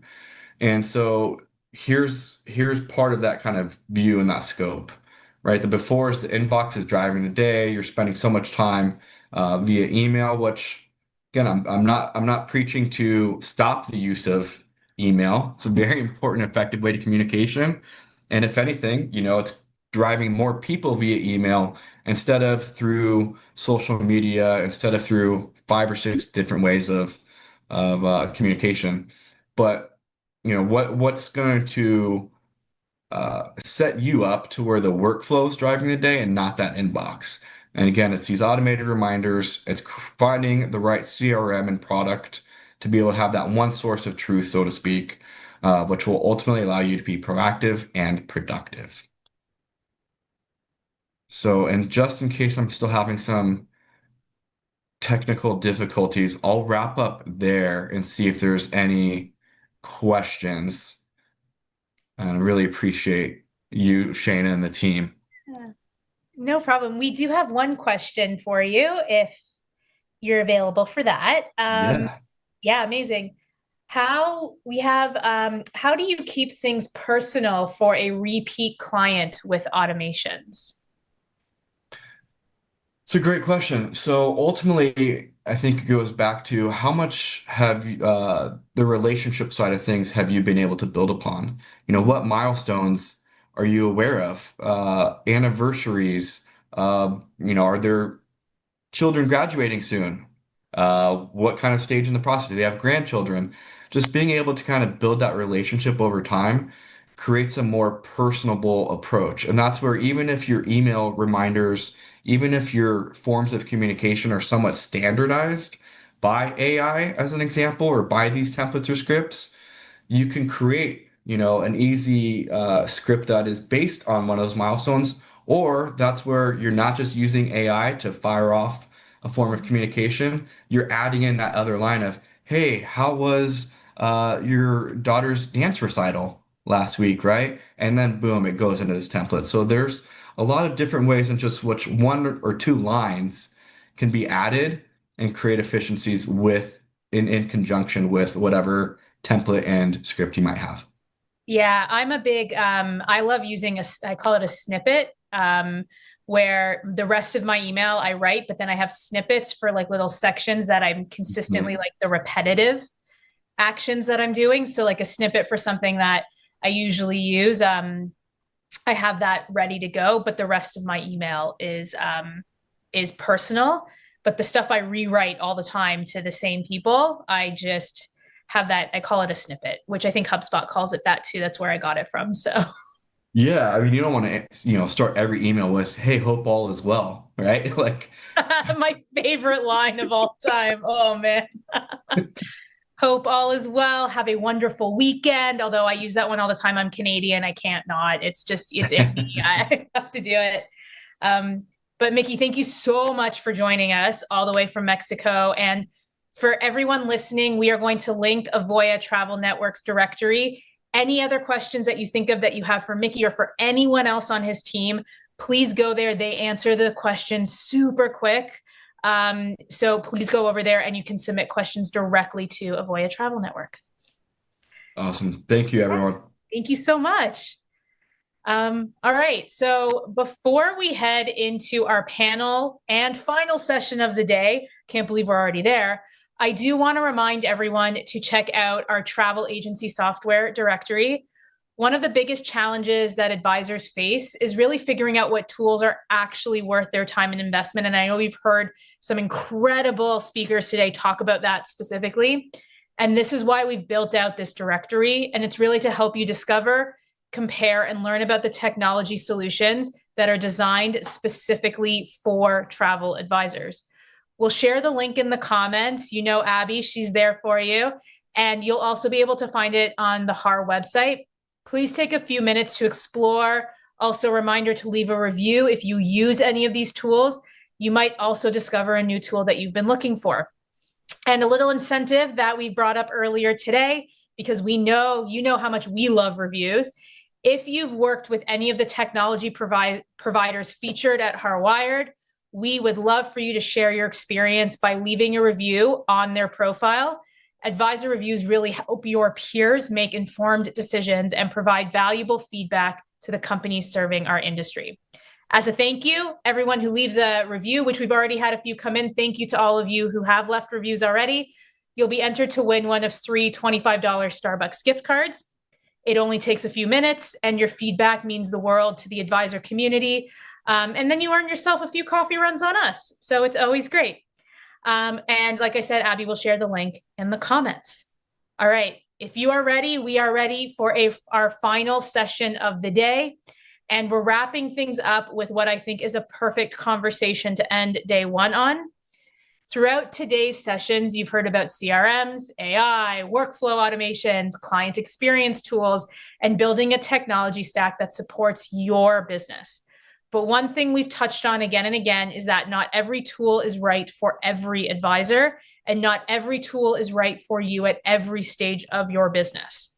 One of the biggest mistakes advisors can make is feeling like they need to implement every new platform, app, or technology that they come across. I totally understand that. The reality is, though, is that the best tech stack is the one that fits your business today while supporting where you see yourself tomorrow as well. Our panel session today is Right Tool, Right Time, Building Your Tech Stack as You Grow. So joining us is Jennifer, Chief Family Officer of Dugan's Travels. We have Oliver Catt, founder of Coaching Agents Through Travel, and Veranda Adkins from, she is the president of the Association of Black Travel Professionals, with the conversation being moderated by the incredible Courtney Nichols, founder of Travel Bash and the Biz Huddle. Together, they'll explore how technology needs evolve as your business grows, from getting started to scaling to becoming a more established advisor. They'll discuss where to invest, where to hold off, and how to avoid the shiny object syndrome that can leave advisors overwhelmed and spending money on the tools that they don't need. So whether you're just launching your business or looking to take it to the next level, this conversation will help you think more strategically about the role technology plays in your success. So before we get started, we'd like to thank our panel sponsor and weekly sponsor and also feature session, because they love us so much and we love them too, Travefy, for supporting today's discussion and HAR Wired 2026.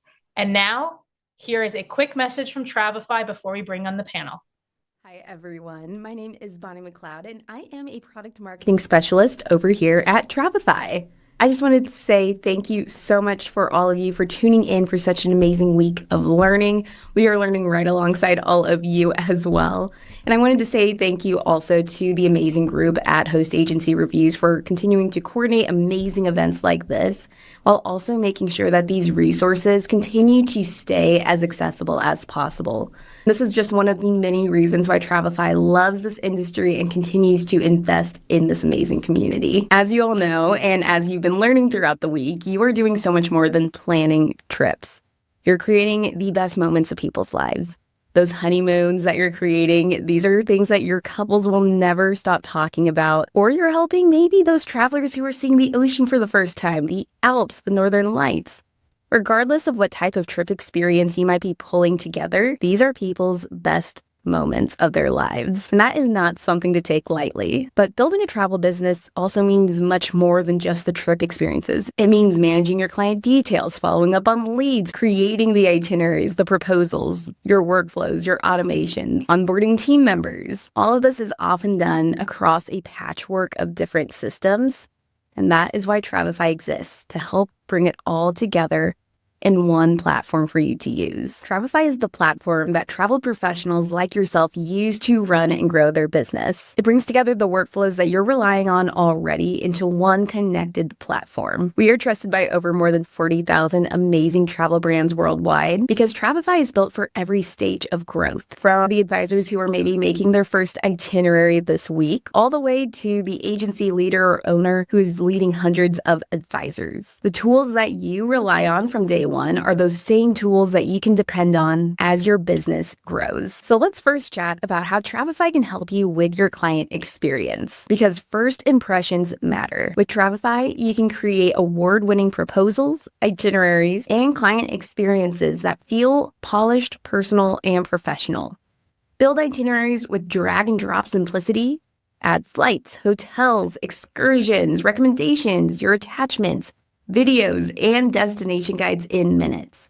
Then deliver everything through a branded client experience and mobile app your travelers can access anywhere in the world. Running a travel business also means being able to manage your clients' relationships. Travefy's CRM is purpose-built for travel professionals, helping you organize your contacts, automate communication, capture leads, and manage every stage of the client journey from one place. Track traveler preferences, communication history, important dates, invoices, and bookings, all without having to switch between systems. Automate the repetitive work so you can spend more time doing the work that actually is growing your business. And then there's the part that every business owner knows a little too well: commissions. Tracking what you're owed, what's been paid, and what's still missing shouldn't require a spreadsheet and a weekend. Because with Travefy, your bookings and financials stay connected. You can track your commissions across multiple suppliers, upload supplier statements, and let Smart Reconcile automatically match those payments to your bookings. Because what used to take hours can now actually take minutes. Every dollar is organized in one connected system, so you always know where your business stands. As your business grows, Travefy is growing right alongside you. Onboard your new advisors with shared templates, libraries, and standardized workflows, so your team delivers a consistent experience from the very beginning. You can control permissions across your organization, connect your consortia programs, and booking systems through built-in integrations. And when your agency is ready for more advanced options, APIs and SSO are there as well. We've spent more than a decade building for this industry, not just software for travel professionals, but a platform truly shaped by those who live and breathe travel every day.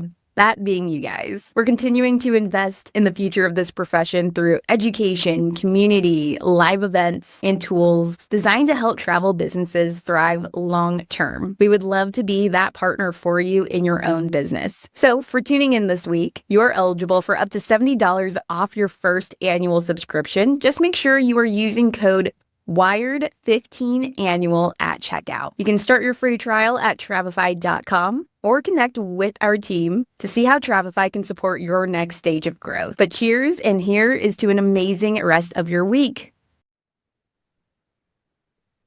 Hello and good afternoon, everyone, and welcome. I'm Courtney Nichols. I'm the founder of the Biz Huddle and agency owner with Travel Bash, and I'll be moderating today's conversation. Bear with me, trying to get my voice back together, but we're talking about something almost every advisor struggles with at some point, which is technology overwhelm. And so I know there are more tools available today than ever. And so we have a great panel today, right tool, right time, building your tech stack as you grow. So I'm going to start with Jennifer, but I'm going to let everyone go around and introduce themselves, and then we'll jump right into the questions. Jennifer? Hi, I'm Jennifer Dugan, and I'm the owner of Dugan's Travels, and I've been an agent for 30 plus years now, and I've been hosting agents for about 25 years. So I'm happy to be part of this panel. Yes, let's get it over to Veranda. Ladies first, Oliver. Thanks so much, Courtney. My name is Miranda Atkins. I have been in the travel industry for about 26 years. Currently, I am the president of the Association of Black Travel Professionals, and we just provide tools and resources to help agents grow and develop their business. Perfect. Okay. Last but not least. Thank you very much, Oliver Cat. And just as we start, I've been quiet for the last hour, my dog started barking, so that's always fun. Oliver Cat, founder of Coaching Agents Through Travel. We run an online community to help travel advisors grow their business, generate more revenue, and ultimately gain more bookings. All right. Thank you all for being here. I'm going to jump right in. And so let's start with the problem. Why advisors feel overwhelmed. When you look at advisors today, where do you see them overcomplicating their tech stacks the most? Who wants to jump in? Ladies first. Veranda, you're laughing. No.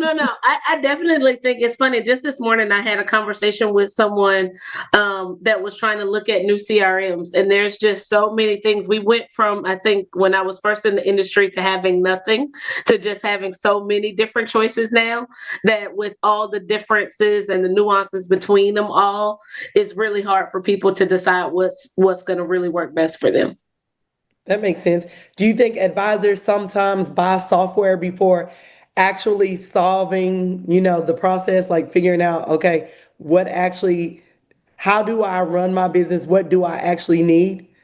Yes, absolutely. I think it's jumping on the bandwagon of the new thing that they hear that's out there and thinking that's going to solve all of their problems, but it's not really what they need specifically for their business. Okay. I see you nodding, Jennifer. Do you have anything to add? Yes, I definitely see that. I see especially new agents come in and they're overwhelmed. So they think they need to get everything. And instead of just getting a few things and mastering them, they have too much and they have overlapping things. They think they need this and this and this, and they start building and they have this huge tech stack, but they're not really using any of it to what they could be using it for. So I always say, start small, see what you need, and identify the problem, like you're saying, that you really are trying to solve instead of just thinking every program out there is what you need. Makes sense. So Oliver, we're still on this question, but I'm going to kind of do a follow-up to that question of okay, we're feeling overwhelmed. I mean, Jennifer just kind of shared what was the first thing she would tell someone to focus on, but what should they stop worrying about with the tech stack? I think the biggest thing to stop worrying about is what do I need to run my business, and then listening to everybody else, right? And I think that's one of the biggest things, because there's so many forums now and the ability, and I don't want to get too much into AI because I know there's a huge conversation about that tomorrow, right? But I think it's so easy now for organizations to come up with the new tech stack, the new shiny penny. And I think everybody's so eager to jump to that next best thing. They forget what they've already got. Then it's like, oh, I've got 10 tools. And that's the worry, right? Because then all of a sudden you're either paying for, some are free, some are paid. But at that point, that becomes the problem. So you sometimes just got to take everything back to basics and look at that list. Look, what do I really need? What do I need to achieve? And just start with 2 or 3 tools. And I know we're going to get into that, but that's where it needs to be. It's like, okay, cool. Let's max out what I'm using now before I move on to the next best thing. Okay, so let's start here.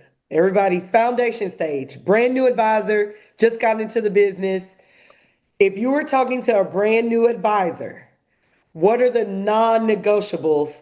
What are the non-negotiable tools they actually need to get started? Like, what is just the base? What is like, if you were getting started tomorrow, you need to make sure you have A and B, or maybe it's just A or A, B, and C.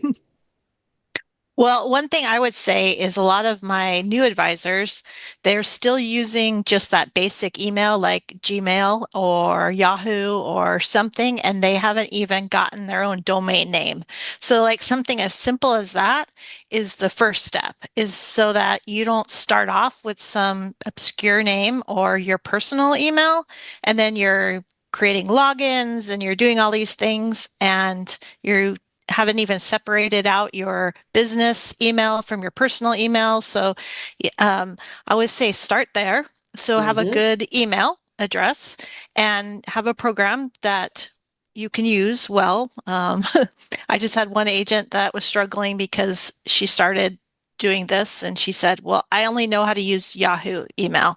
And now I'm having to learn a new one because I got a new domain, and, trying to tell her that, well, you could still use the Yahoo, but, even that was a challenge for her, trying to understand domains. So I think that's a good first step for a new advisor, is just identifying what you need, the basics, the communication. And so email is definitely a huge communicator that they need. Okay, so email's one. What else do we got? Veranda Oliver, like, I'm new, I'm getting started. What else do I need? The baseline for me is, first of all, the domain, to have that polished professional look, right? You've got to have that. You can't have sunrisetravels@gmail.com, right? That just it just doesn't sing professionalism. But me tying that in with a CRM and having a CRM in place. Now, a lot of host agencies provide CRMs, which is great. Are they all singing or dancing? No, not always, but you've got one. And again, there are so many on the market, again, that you can become overwhelmed from. But it's driving it back down. Like, what do you need? So that's emailing, for example, text message, SMS, WhatsApp communication, website hosting. There's a number of sites that do it. I don't want to, again, jump to automations and things like that, because that's not where we're jumping in with the basic piece. But to have that in play, to have a CRM to at least track who you're talking to, who your communications is coming from. Because again, so many people lose leads because they don't do the follow-up. They'll get an inquiry from Barbara down the road. 3 days later, forget Barbara exists because Bob came through the door, right? And having that CRM gives you the ability to track it, in my opinion. I love that. Okay, so Veranda, if you had to limit it to only 2 to 3 tools in year one, what stays and why? I definitely think those two, the email and the CRM, are super crucial. I hate when I see somebody's email and it's at Gmail or Yahoo. It just, it's like Jenn says, it doesn't scream professional. To me, it screams hobbyist. And so I definitely think that's like one of the biggest things. And then that CRM tool, just a way to track your customers, like Oliver said. I remember the days before CRMs and just having like an Excel spreadsheet and a notes column and all of that. So just having that in the CRM system to be able to go to and pull up someone, I think those two are definitely crucial. Okay, so to piggyback off of that, I'm a new advisor, and obviously I'm overwhelmed and I'm buying all these things because I just think, the bells and whistles and the glitter, and I'm like, such and such does this and they're $1 million advisors. What's something new advisors often invest in too early, like before they even have the revenue? Like, they really don't even need it yet. Where are the advisors spending money before their revenue exists? Times with like email marketing. Email marketing, okay. Email marketing tools, just because if you don't really have anything that you're marketing or saying if you're just sending an individual mail to keep individual email to keep Bob engaged, you don't really need a whole system and like the automations that Oliver was talking about to be able to do that. But they hear, oh, somebody sends out weekly emails and I need to start doing that, or I need to be touching clients more often. Well, you don't really have a client yet to touch. So just, a simple email, hey, Bob, how you doing? Following up could help them more than investing in all this, in this huge, robust system right off the bat. Okay, Oliver, Jennifer, you got something to add? Yeah, I think, look, a lot of people will spend money because they want to jump on that next best thing. Is very, clearly, as Verena said, they're looking at, the Canvas of the world, the AI tools and all this kind of stuff, which is a monthly subscription, which, trust me, it's worth its weight in gold. But for me, go and get sales on the board first before you even have these conversations about what tools I need to go and buy. Like, these amazing tools like Travefy, for example, or, all of these amazing pieces of kit that do a great job. Yes, they're expensive, but when you're making money, you can justify that expense, right? And it's the same way that I speak to a lot of, travel advisors, and I say, go and learn all your industry stuff, go and learn your training, but don't spend too much time going through all of these videos if you're not having conversations with people. Sometimes all it takes is a free LinkedIn account to go get leads, right? Free Instagram account. You haven't got to spend money on that. At least go and get some sales on the board, then go and figure it out, right? Jump in at the deep end. Okay, so I love that. That kind of puts us on the next kind of track. And that's kind of that growth scaling. So we were just talking about like, I'm not making money. I met Bob yesterday. I might have 2 emails. And so obviously growth changes your tech needs. So kind of piggybacking off of what you said, at what point does it make sense to invest in CRM systems, automations like Active Campaign, marketing tools, sophisticated AI? Like, when is it time for me to take what I've started and then, I guess you're putting, what do they say, gasoline on the fire? Like, when do I want it to explode? It's kind of like the one thing, which isn't a tech tool, but I see advisors spend money on paid ads and they don't even have the correct messaging. They don't even have a client. So like, what is it, or when do I know specifically that I'm ready to move to the next step? It's like, you crawl, you walk, and then run, right? So now we can sit up, we're crawling, now we're ready to walk. What do we need? Like, what makes sense? What are the checkpoints? Stress. Oh, yeah. Lord. I think also when you're not following up, when you're seeing those mistakes start happening, if you're not following up, the client comes back from travel and you haven't sent them anything to get a review, that's a problem, right? Because you have to be, when I'm talking to agents who are always saying how busy they are, and then you realize what are they really doing with all that time, that they don't have anything structured out for where a client starts in the process and where they, stay in the process, because you never want to lose that client. But that's where I see that they need to be investing in something. Right. They need something that holds them accountable and that helps them automate a little bit, right? That I know Oliver was kind of mentioning that automation. When you're getting to the point where you're stressed out and you feel like you're losing clients because you didn't follow through, then that's the time that it's time to put some money into it, or you're going to be losing money because you're going to be losing clients. Okay, so I'm going to press you on something. You said it's time to invest in something. What is the something they need to invest in? A better CRM, if your CRM's not doing what you need it to do. Automation, start, really doing that email marketing. That might be you set someone into it and it continues taking care of it for you because you're busy, you're stressed. You're not going to remember to do the things that you need to do. So that's when it's time to say, okay, it's time to invest in your business because you've got that business to support it. And like we were saying, if you don't have the business and you're just spending a ton of money, then that's not a great thing for you. But if you're starting to get the business, now it's time to start putting some money into your business too. Okay, Veranda, would you like to add anything as far as Another, this is kind of going back to the other question about one of the things that I think a lot of new agents spend time on, and money is in their website. I know you need a new website. You know, you want to be professional and have something out there, but your website, nobody knows that Veranda Travel exists the first day I start business. So it's not like it's popping up and showing. So I don't need to spend thousands of dollars and all these hours getting this website perfect because nobody's going there yet. So I think that's just one of the things. But if you find that you're get to a point where you're asking the same questions over and over again, maybe then it's time to put an FAQ on your website so that you can add that to your signature line or, you know, send that out to somebody. So, yeah.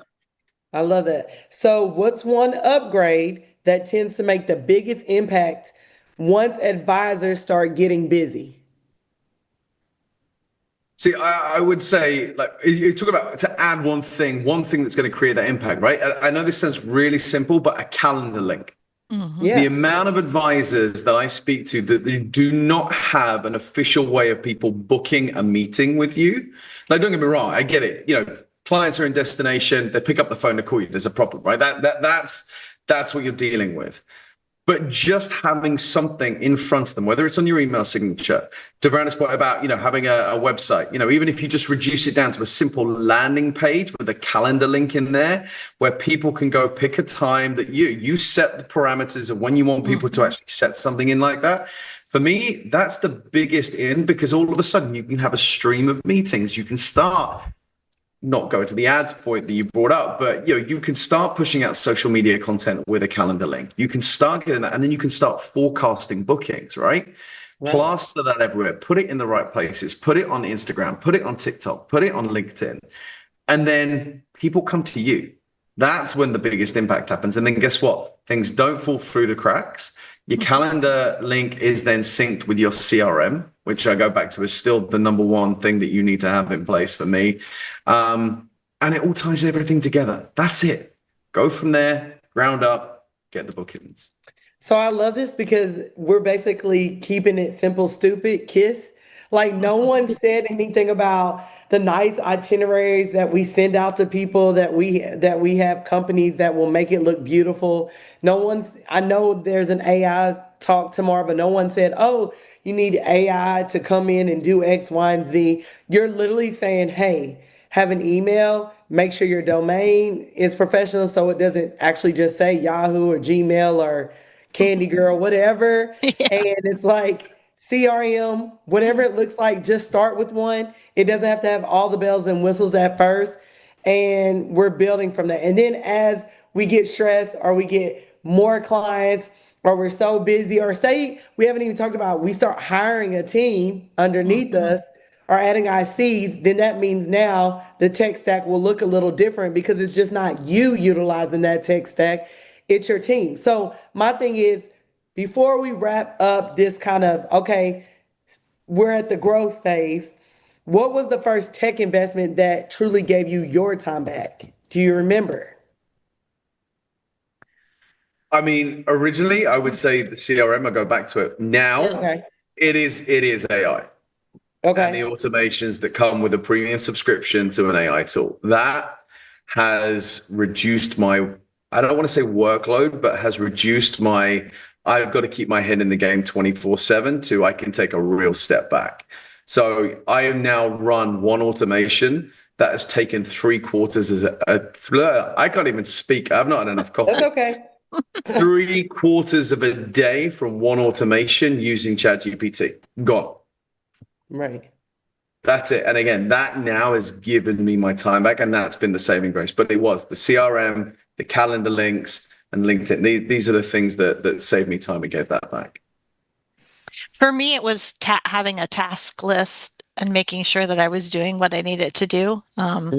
Just having that program set up with all the things I regularly do and knowing that I had days to do different things, right? Like I would be constantly doing the same thing over and over and over again because I wasn't knowing that I had done it already, or feeling like, oh, when's the last time I did it, right? So for me now to be able to say, you don't need to check that report, you just checked it yesterday is a big deal for me. Is it gave me back my time to say, what am I really doing? And going back to the agent who's feeling stressed out, I know I see it a lot, is what are you doing in your day? Are you spending a lot of time on things? And maybe it is AI can help you on that. Maybe you're spending a lot of time sitting in front of a blank screen saying, I don't know how to set up my social media because I don't know what to say, because that's your struggle. Well, then you could be using AI to help you with that. But if you don't know that's what eats up all your time, then, again, you don't know what the problem is to solve it. So that's just something that I've learned over the years, is that I can go down rabbit holes and spend 5 hours doing something that I shouldn't have done, right? Sometimes it is investigating what's the newest technology out there. And, it's just, sometimes we all can do that. So. Yeah, totally. Miranda, do you have anything to add? What was your first, yes, I got this tool and I'm not spending time doing XYZ anymore?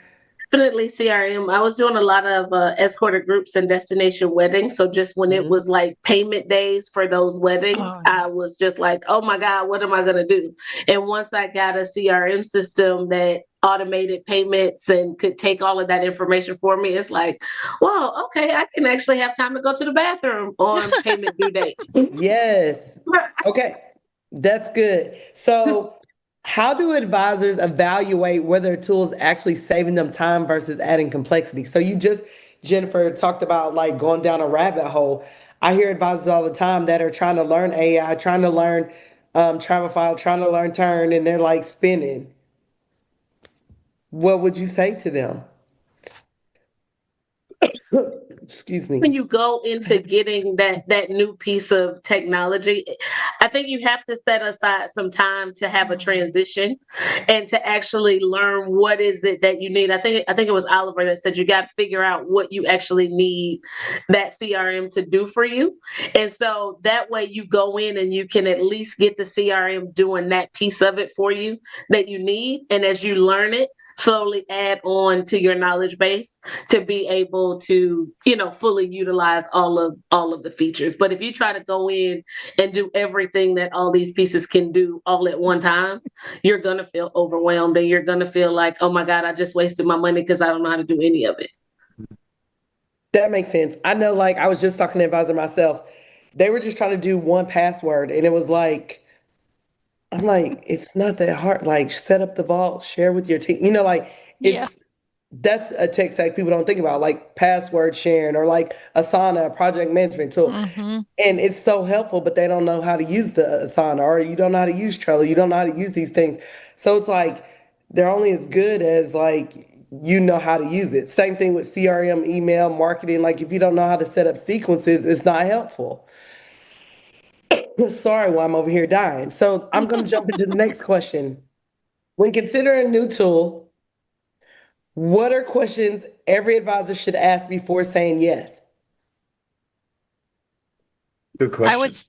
I would say that you have to make sure that it's really going to help you and save you time. And it's not just the newest thing that you've heard about. And if you're going to use it, right? Like you're talking about, if you struggle with technology, you shouldn't get something that's really going to be over your head, because you're not going to use it because it's going to be too much for you. So identify what your struggles are and then, decide if you'll really use it. I mean, I know a lot of my agents have Travefy, but they're not even using it for what they could be using it. So make sure that it's something that you're purchasing with the intent of actually using it, and audit if you're using it or not. When subscription renewal comes up, look at if you really did use it for that year. And if you didn't, then maybe it's not the right program for you, or you need to decide that you're going to take the classes and do the boot camp and do all the things that most companies offer and really take it to be what it could be.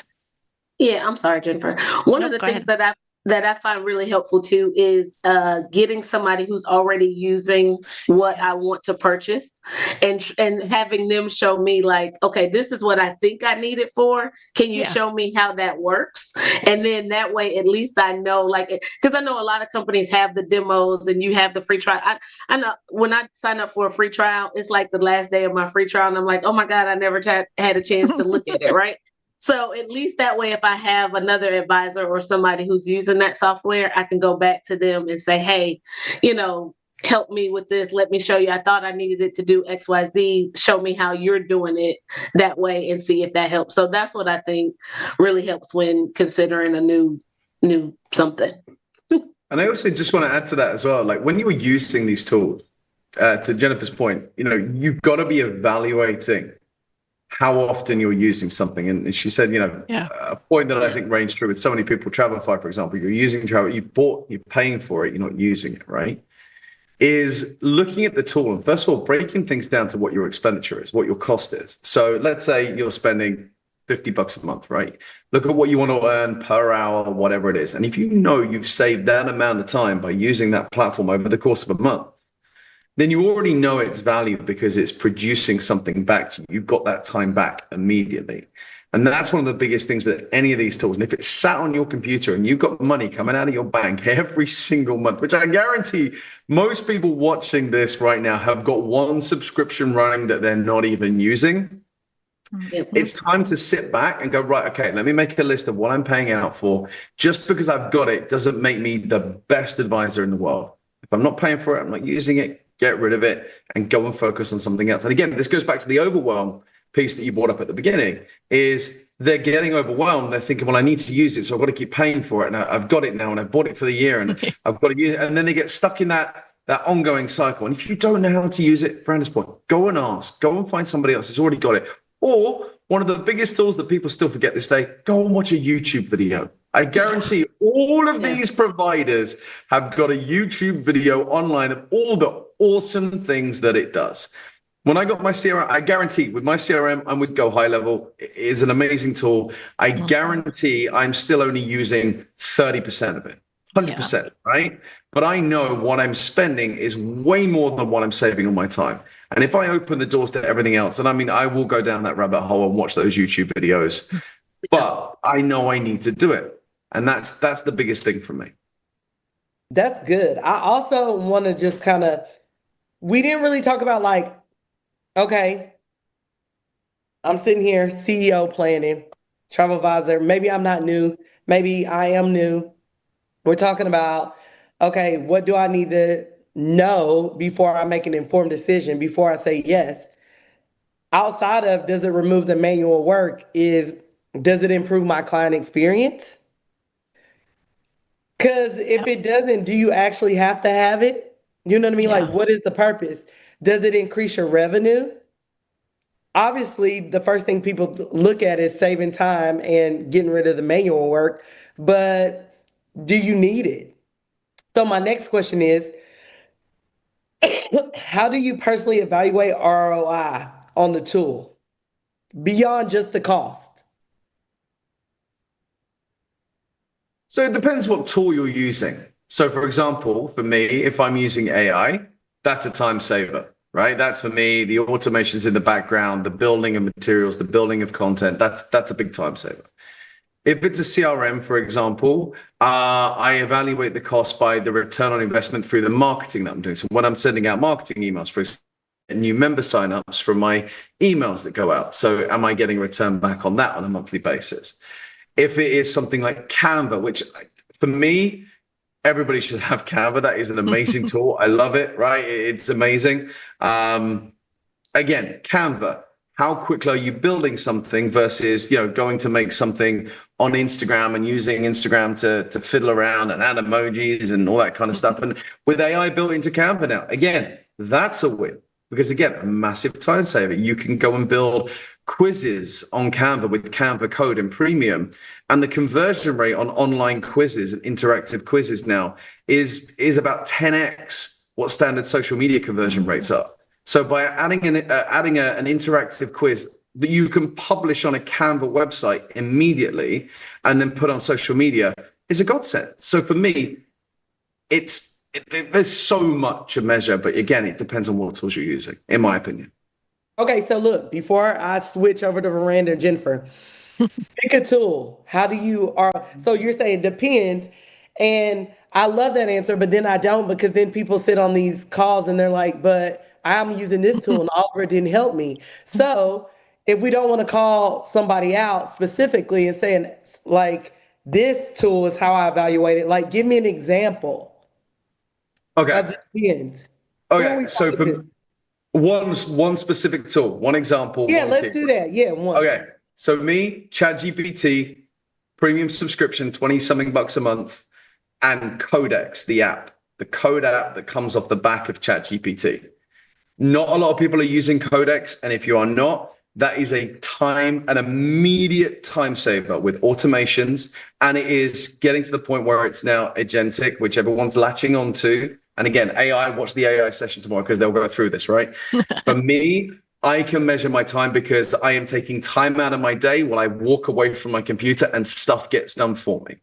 It now has computer use, so I can tell it to do something. It will take over my computer and it will run for me. That for me is the immediate evaluation that I don't have to sit here and stuff gets done. That's on my piece. Okay, Veranda. Me is definitely my email marketing. The cost that I spend on that, I don't think I ever send out emails and don't get a response, a booking or something, even if it's just the happy birthday emails. I started out, that was like one of my first marketing tools, was just like happy birthday emails to everybody. And people really think like, oh my gosh, she remembered my birthday. Or, I get people that say, oh, I'm so glad you told me. I'm planning already for my birthday next year. So just that return on that investment, there's always money coming in from that email list. Okay, before I switch over to Jennifer, second question for you. So you're telling me how you evaluate your email marketing. You're basically saying like, hey, it return on investment, hands down, easy. How did you evaluate which email marketing platform? Because when you have Constant Contact, MailChimp, Active Campaign, Kit, one that's connected to CRM, High Go Level, like they have their own Funnel Gorgeous. Like, how did you evaluate for you? Flowdesk, what was the important evaluation when you chose an email marketing platform?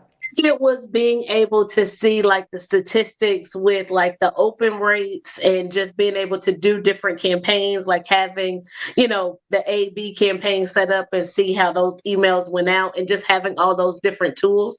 When you first start, you're just happy to get the email out and that somebody's opening it and reading it, right? But then once you're able to go in there and actually understand what that information means that you're getting back, that's when you decide like, okay, and I did compare different email marketing systems and look at open rates with emails and stuff like that. So I think just trying to figure that part out once you know what that stuff means. Totally makes sense. Okay, Jennifer, how do you personally evaluate the ROI on your tools?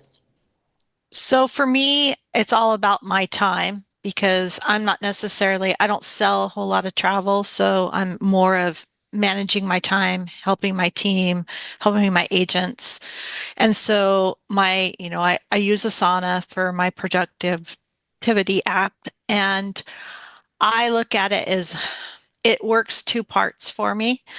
I am able to take my emails that have tasks that I have to do, and I send it to Asana to build me my tasks.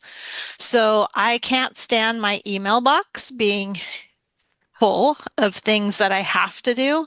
So if I send it there, I give it a due date, I set it up, and then I can just keep dealing with the email that comes in.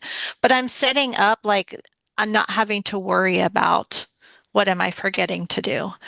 That is, my time is worth, a monetary amount every hour, right? And so if I can look at it as I'm able to do that and make sure that I'm using my time efficiently, that's how I analyze it for myself. So, and I think agents sometimes don't look at how much their time is worth. And we go back to Like if they're making a booking and you say you earn this amount of commission, how much did you make an hour and was it worthwhile? But there's so much that we do that we can't do that on because we're not making a commission on everything that we do. So just trying to figure out what's your time worth and coming up with that number and then trying to find a way to use your time as efficiently as possible. So that's kind of where I'm at.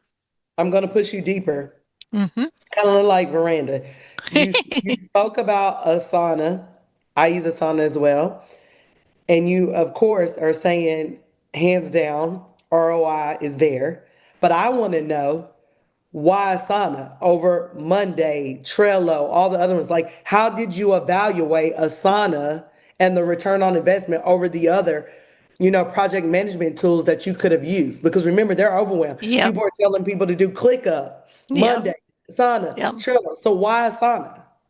So I started with Trello, loved it for just myself. Asana was great for me because I have a team and I need to assign tasks to team members. So, and I liked the technology of being able to shoot an email to it and have it. It also has AI technology. So sometimes I can say, hey, what tasks am I repeatedly having to do? And where am I sucking up some of my time? So I identified it as it integrated with what I needed. And I think that's maybe a thing that we definitely haven't talked about for agents is that what are you using and what integrates with it, right? For a mail program, you should use something that integrates with what you're using for your CRM. You should be trying as much as you can to make it so it all talks to one another. So you're not repeating all your tasks over and over again. So that's another layer of picking out your tech is just seeing what works with you, with your flow. If I can just jump in. Oh, God, sorry. No, go ahead. I was just going to say, just to add to that and the ROI and the evaluation, that's one of the reasons I specifically picked Go High Level. And I know a lot of people are moving it to is because I was spending so much money on ManyChat for social media, which is social media automation and commenting. I was using Active Campaign. I was using a social media scheduler. I was using marketing tools, right? And again, they're all doing it now. They're all bringing in new tools under one roof, and that's what's happening. But one of the most attractive pieces to me for Go High Level was it's all under that one roof for one monthly subscription. I was paying less, or I am now paying less for Go High Level than I was for all of my individual tools. And it was all in there. And that for me was a big win because I used to use all those tools like Asana and Trello. Mm-hmm. And to be fair, when I first started out, and for those of you that don't know about it, I used to use AppSumo. If anyone's ever been to AppSumo, especially if you're a brand new business, you can get lifetime deals on new software that's coming to market for a one-off payment. Right. And I didn't have money to spend on a subscription every single month. And I bought project management tools, LinkedIn marketing tools. Don't get me wrong. Some of these go under and I lose 50, 60 bucks once in a lifetime. Right. But the amount of money I've saved on lifetime deals, I'm paying for a video editor tool now that's on the market for $55 a month that I paid $79 for 2 years ago. Wow. So it's little things like that go the distance for me. And it's finding tools like that. I love that. So, okay, we talked about the new advisor, we're in the growth, and we haven't really spoken. I feel like we have time and I'm doing good on schedule that let's talk to those Jennifer Dugans. Let's talk to those kind of scale, those that have a team of ICs or employees. Like, what does their tech stack need to look like? Because we kind of already spoke to those new advisors that saying, hey, get a domain, get an email, have a CRM. Then kind of the growth, it changes. You need to kind of get a little more sophisticated. You're burnt out, you're busy. Now let's add. But now we're the big boss. We're the CEO. Mm-hmm. We might not sell as much travel, but we have a team. We own a agency. We have ICs. We have employees. We have a lot of moving parts. What does their tech stack need to look like? What decision making needs to take place? That would be different from someone that is making money, good book of business, but they don't have 20 ICs or 100 ICs. I would say communication is going to be the number one thing for all of it, right? Is once you grow big enough that your communication will make or break you. And I've learned that myself, right? Like, and I'm not perfect on that. Sometimes I'm sending out a message on Teams, and then I'm doing this and I'm doing other, and centralizing. And that's why Asana has worked for us, because we can put in tasks and you can put in notes, and everyone knows that that's where they have to go, the clear place. So you need a central hub of some kind, and the ability to make sure that everyone knows this is where you have to go to find out what's going on. Like I said, we do use Teams. That works pretty well, but I will, admit every once in a while it gets a little, we use it sometimes for personal, like, hey, did you see this? And so we clog it up a little bit. But you have to actually make sure that you have a way for a team to stay organized and that everyone can use it. So hopefully something that you can get your team members to join in and be part of. So you're saying you use Teams, and I hear a lot of people use Slack.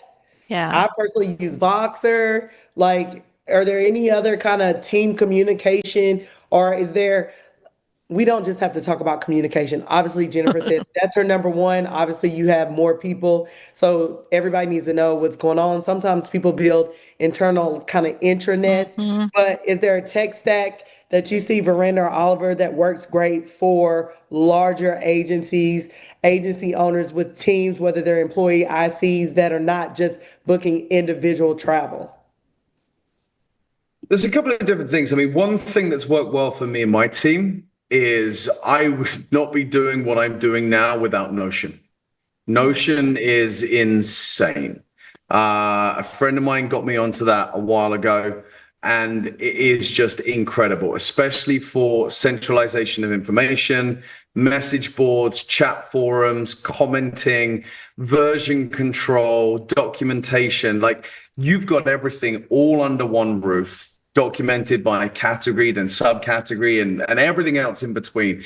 With Notion AI as well, that you can now just talk to it and it will go and build you out a page. It will go and build you out a dashboard. It will go and build you out trackers and everything else. And for me, it's just incredible. The assignment of tasks, the boards that you can build out. You've just got everything under one roof. You haven't got I love Google Workspace. I love Teams, but the problem is sometimes accessibility of files and documentation. Yeah. In Notion, it lives in the wild, right? It's living there in free form.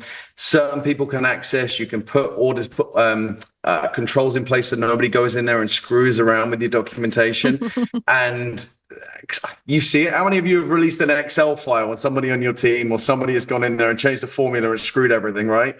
At least with version control, you can manage all this. And Notion, for me, is a huge step forward from where it was. Yes, it takes a little bit more customization now, but I live and breathe by it. I think it's an amazing tool. I love that. Great. I use Notion too. Probably not as much as I should, but it's great. Especially with the AI piece building. You just tell it what you want it to do and it will go and build it. Yeah. It's brilliant. Veranda. Recently switched. I was sitting here and I was like, I'm making a note to pick Oliver's brain after this call, because I just recently gotten Go High Level as well. Yep. And so just trying to learn all the features and stuff like that. But I've been able to use it to assign tasks to team members and us to be able to just kind of collaborate and have everything there. We have a portal inside just for us, for everybody to use and get information from. So it's been really great for me and my team to use that.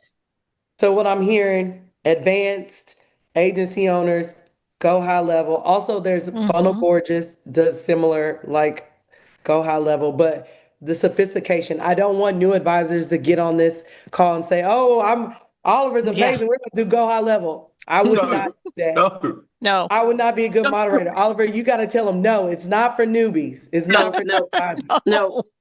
No, I actually had that it's definitely conversation. not.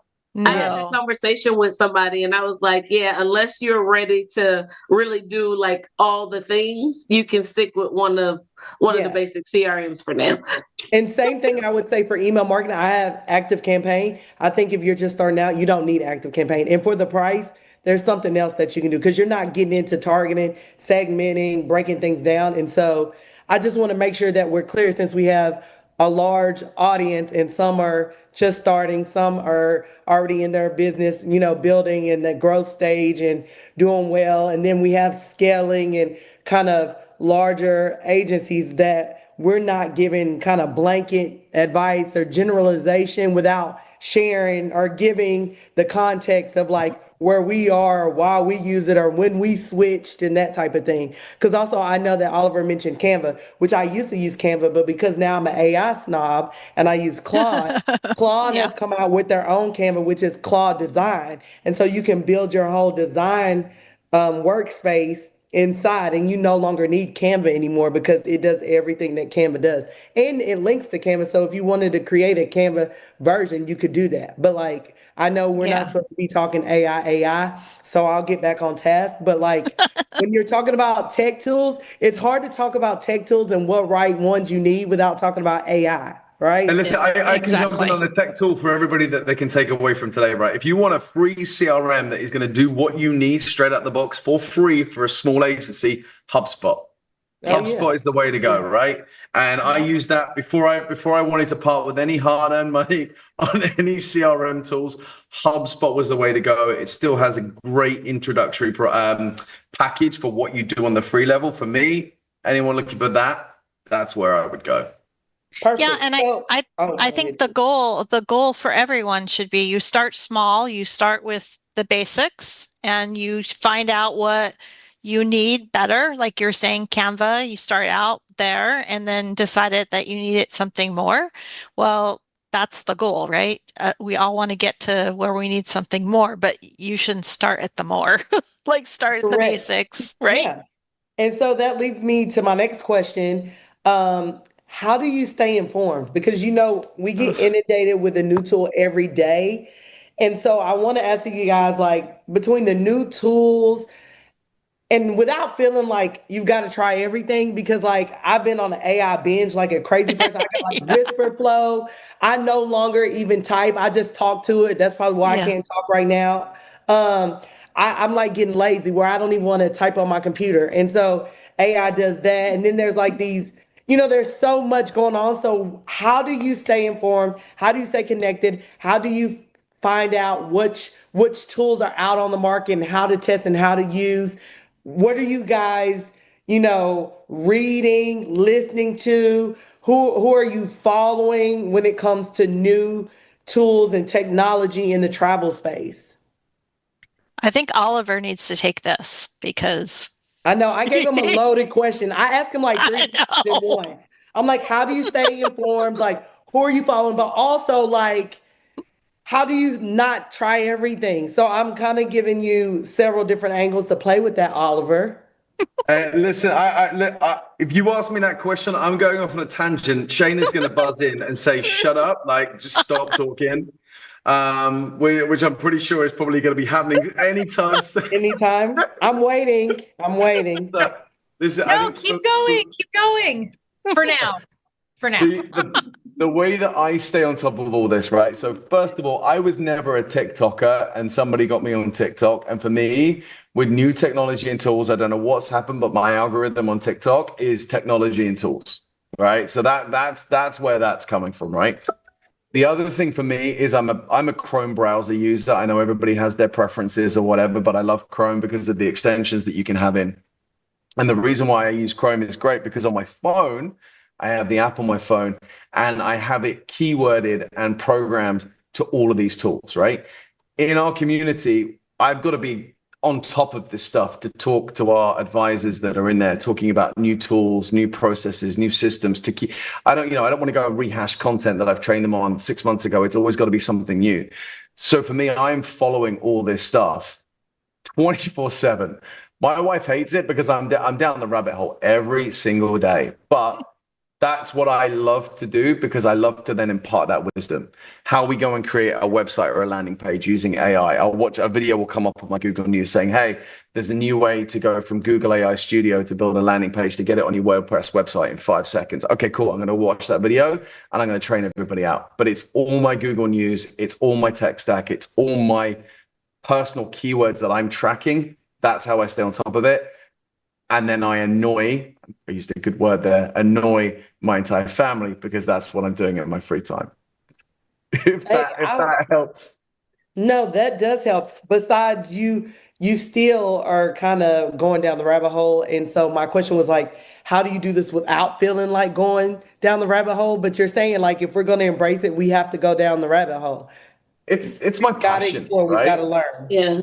It's what I love doing. And the fact is, and to be fair, I hope every advisor watching this feels the same, right? You got into travel because you have a love or a passion for travel. If you didn't, you would not be doing this job, because it is going to live and breathe in you whilst you are doing it. And for me, I do what I do because I love what I do. And for me, it never feels like work. And yes, I am going down the rabbit hole, but I'm going down the rabbit hole because I enjoy it, and I enjoy training, I enjoy coaching, and it's who I've been for the last 30 odd years, if not longer, right? I wish I was 30, but I'm not. But you look it. Well, yeah, I try. It's who I am. And for me, that's me through and through. And when I have these conversations, even when I'm with friends and family and things like that, again, they're asking me about new tools, new technology, things like that. It just happens to be what I'm passionate about and how I try to convey that to everybody else, but then convert that into knowledge that's going to help benefit them. Again, part of my training background as to why I do it. And for me, it never feels like work. And I hope for everybody watching today, being in travel, it never feels like work. It never feels like something taxing. And that's what I want. Okay, so I'm not trying to cut you off, but I'm getting that warning sign. I want to make sure before we close, that could be it. That could be your mic drop. But if an advisor leaves this session and takes one action this week regarding their tech stack, what should it be? It's like rapid fire round. What should it be? Go and evaluate how much is coming out of your bank account. Are you actually using it? And if you're not, get rid of it. Yeah, absolutely. Is the same for Are we all in agreement? Like, that's the thing? I think that's it. I think that's Pull your spreadsheet or your statement or your P&L or whatever you're using to track, and look to see how much you're spending and what you're actually utilizing, and then get rid of the stuff you're not. Or start using it. Yeah. Is that what we're saying? Absolutely. Did we have any questions? Everybody's been pretty quiet, or we're just that good of a panel that, like, we answered all the questions. And I'm sure Shane is going to come in with questions from the comments from the live stream and go, right, okay, so you guys talked about tech, you confused everybody, let's go and start again. Yeah. No question. So I have to jump in with a comment from the audience that said, this is the best session today, hands down. Great tips, and ouch, my toes are hurting. Thanks for that. Your toes are hurting. This was fantastic. I will tell you, my team in the background was loving it. This was the best way to end day one. We do have some questions. We are at time, but what I will say to everybody with the questions is, do not worry. Dugan's Travels, we have their directory. You can go directly there. We'll link it for you so that you can go ask. Please reach out. We'll link the Association of Black Travel Professionals as well so that you can get in touch with Veranda. We will also link, and Oliver always has a special on the deals page, so you can go check that out. But we will also link to Coaching Agents Through Travel. You want to go check out that community. It is fantastic. And the Biz Huddle for you as well. Incredible events. But also, Courtney, you get to talk to somebody who is a travel advisor and who understands. When I can talk. Yeah. So we will link all of that for everyone here so that you can go ask your questions. And not to worry if you want to rewatch this, because I know I will. We will have an email follow-up about a week after this, all time-stamped for you.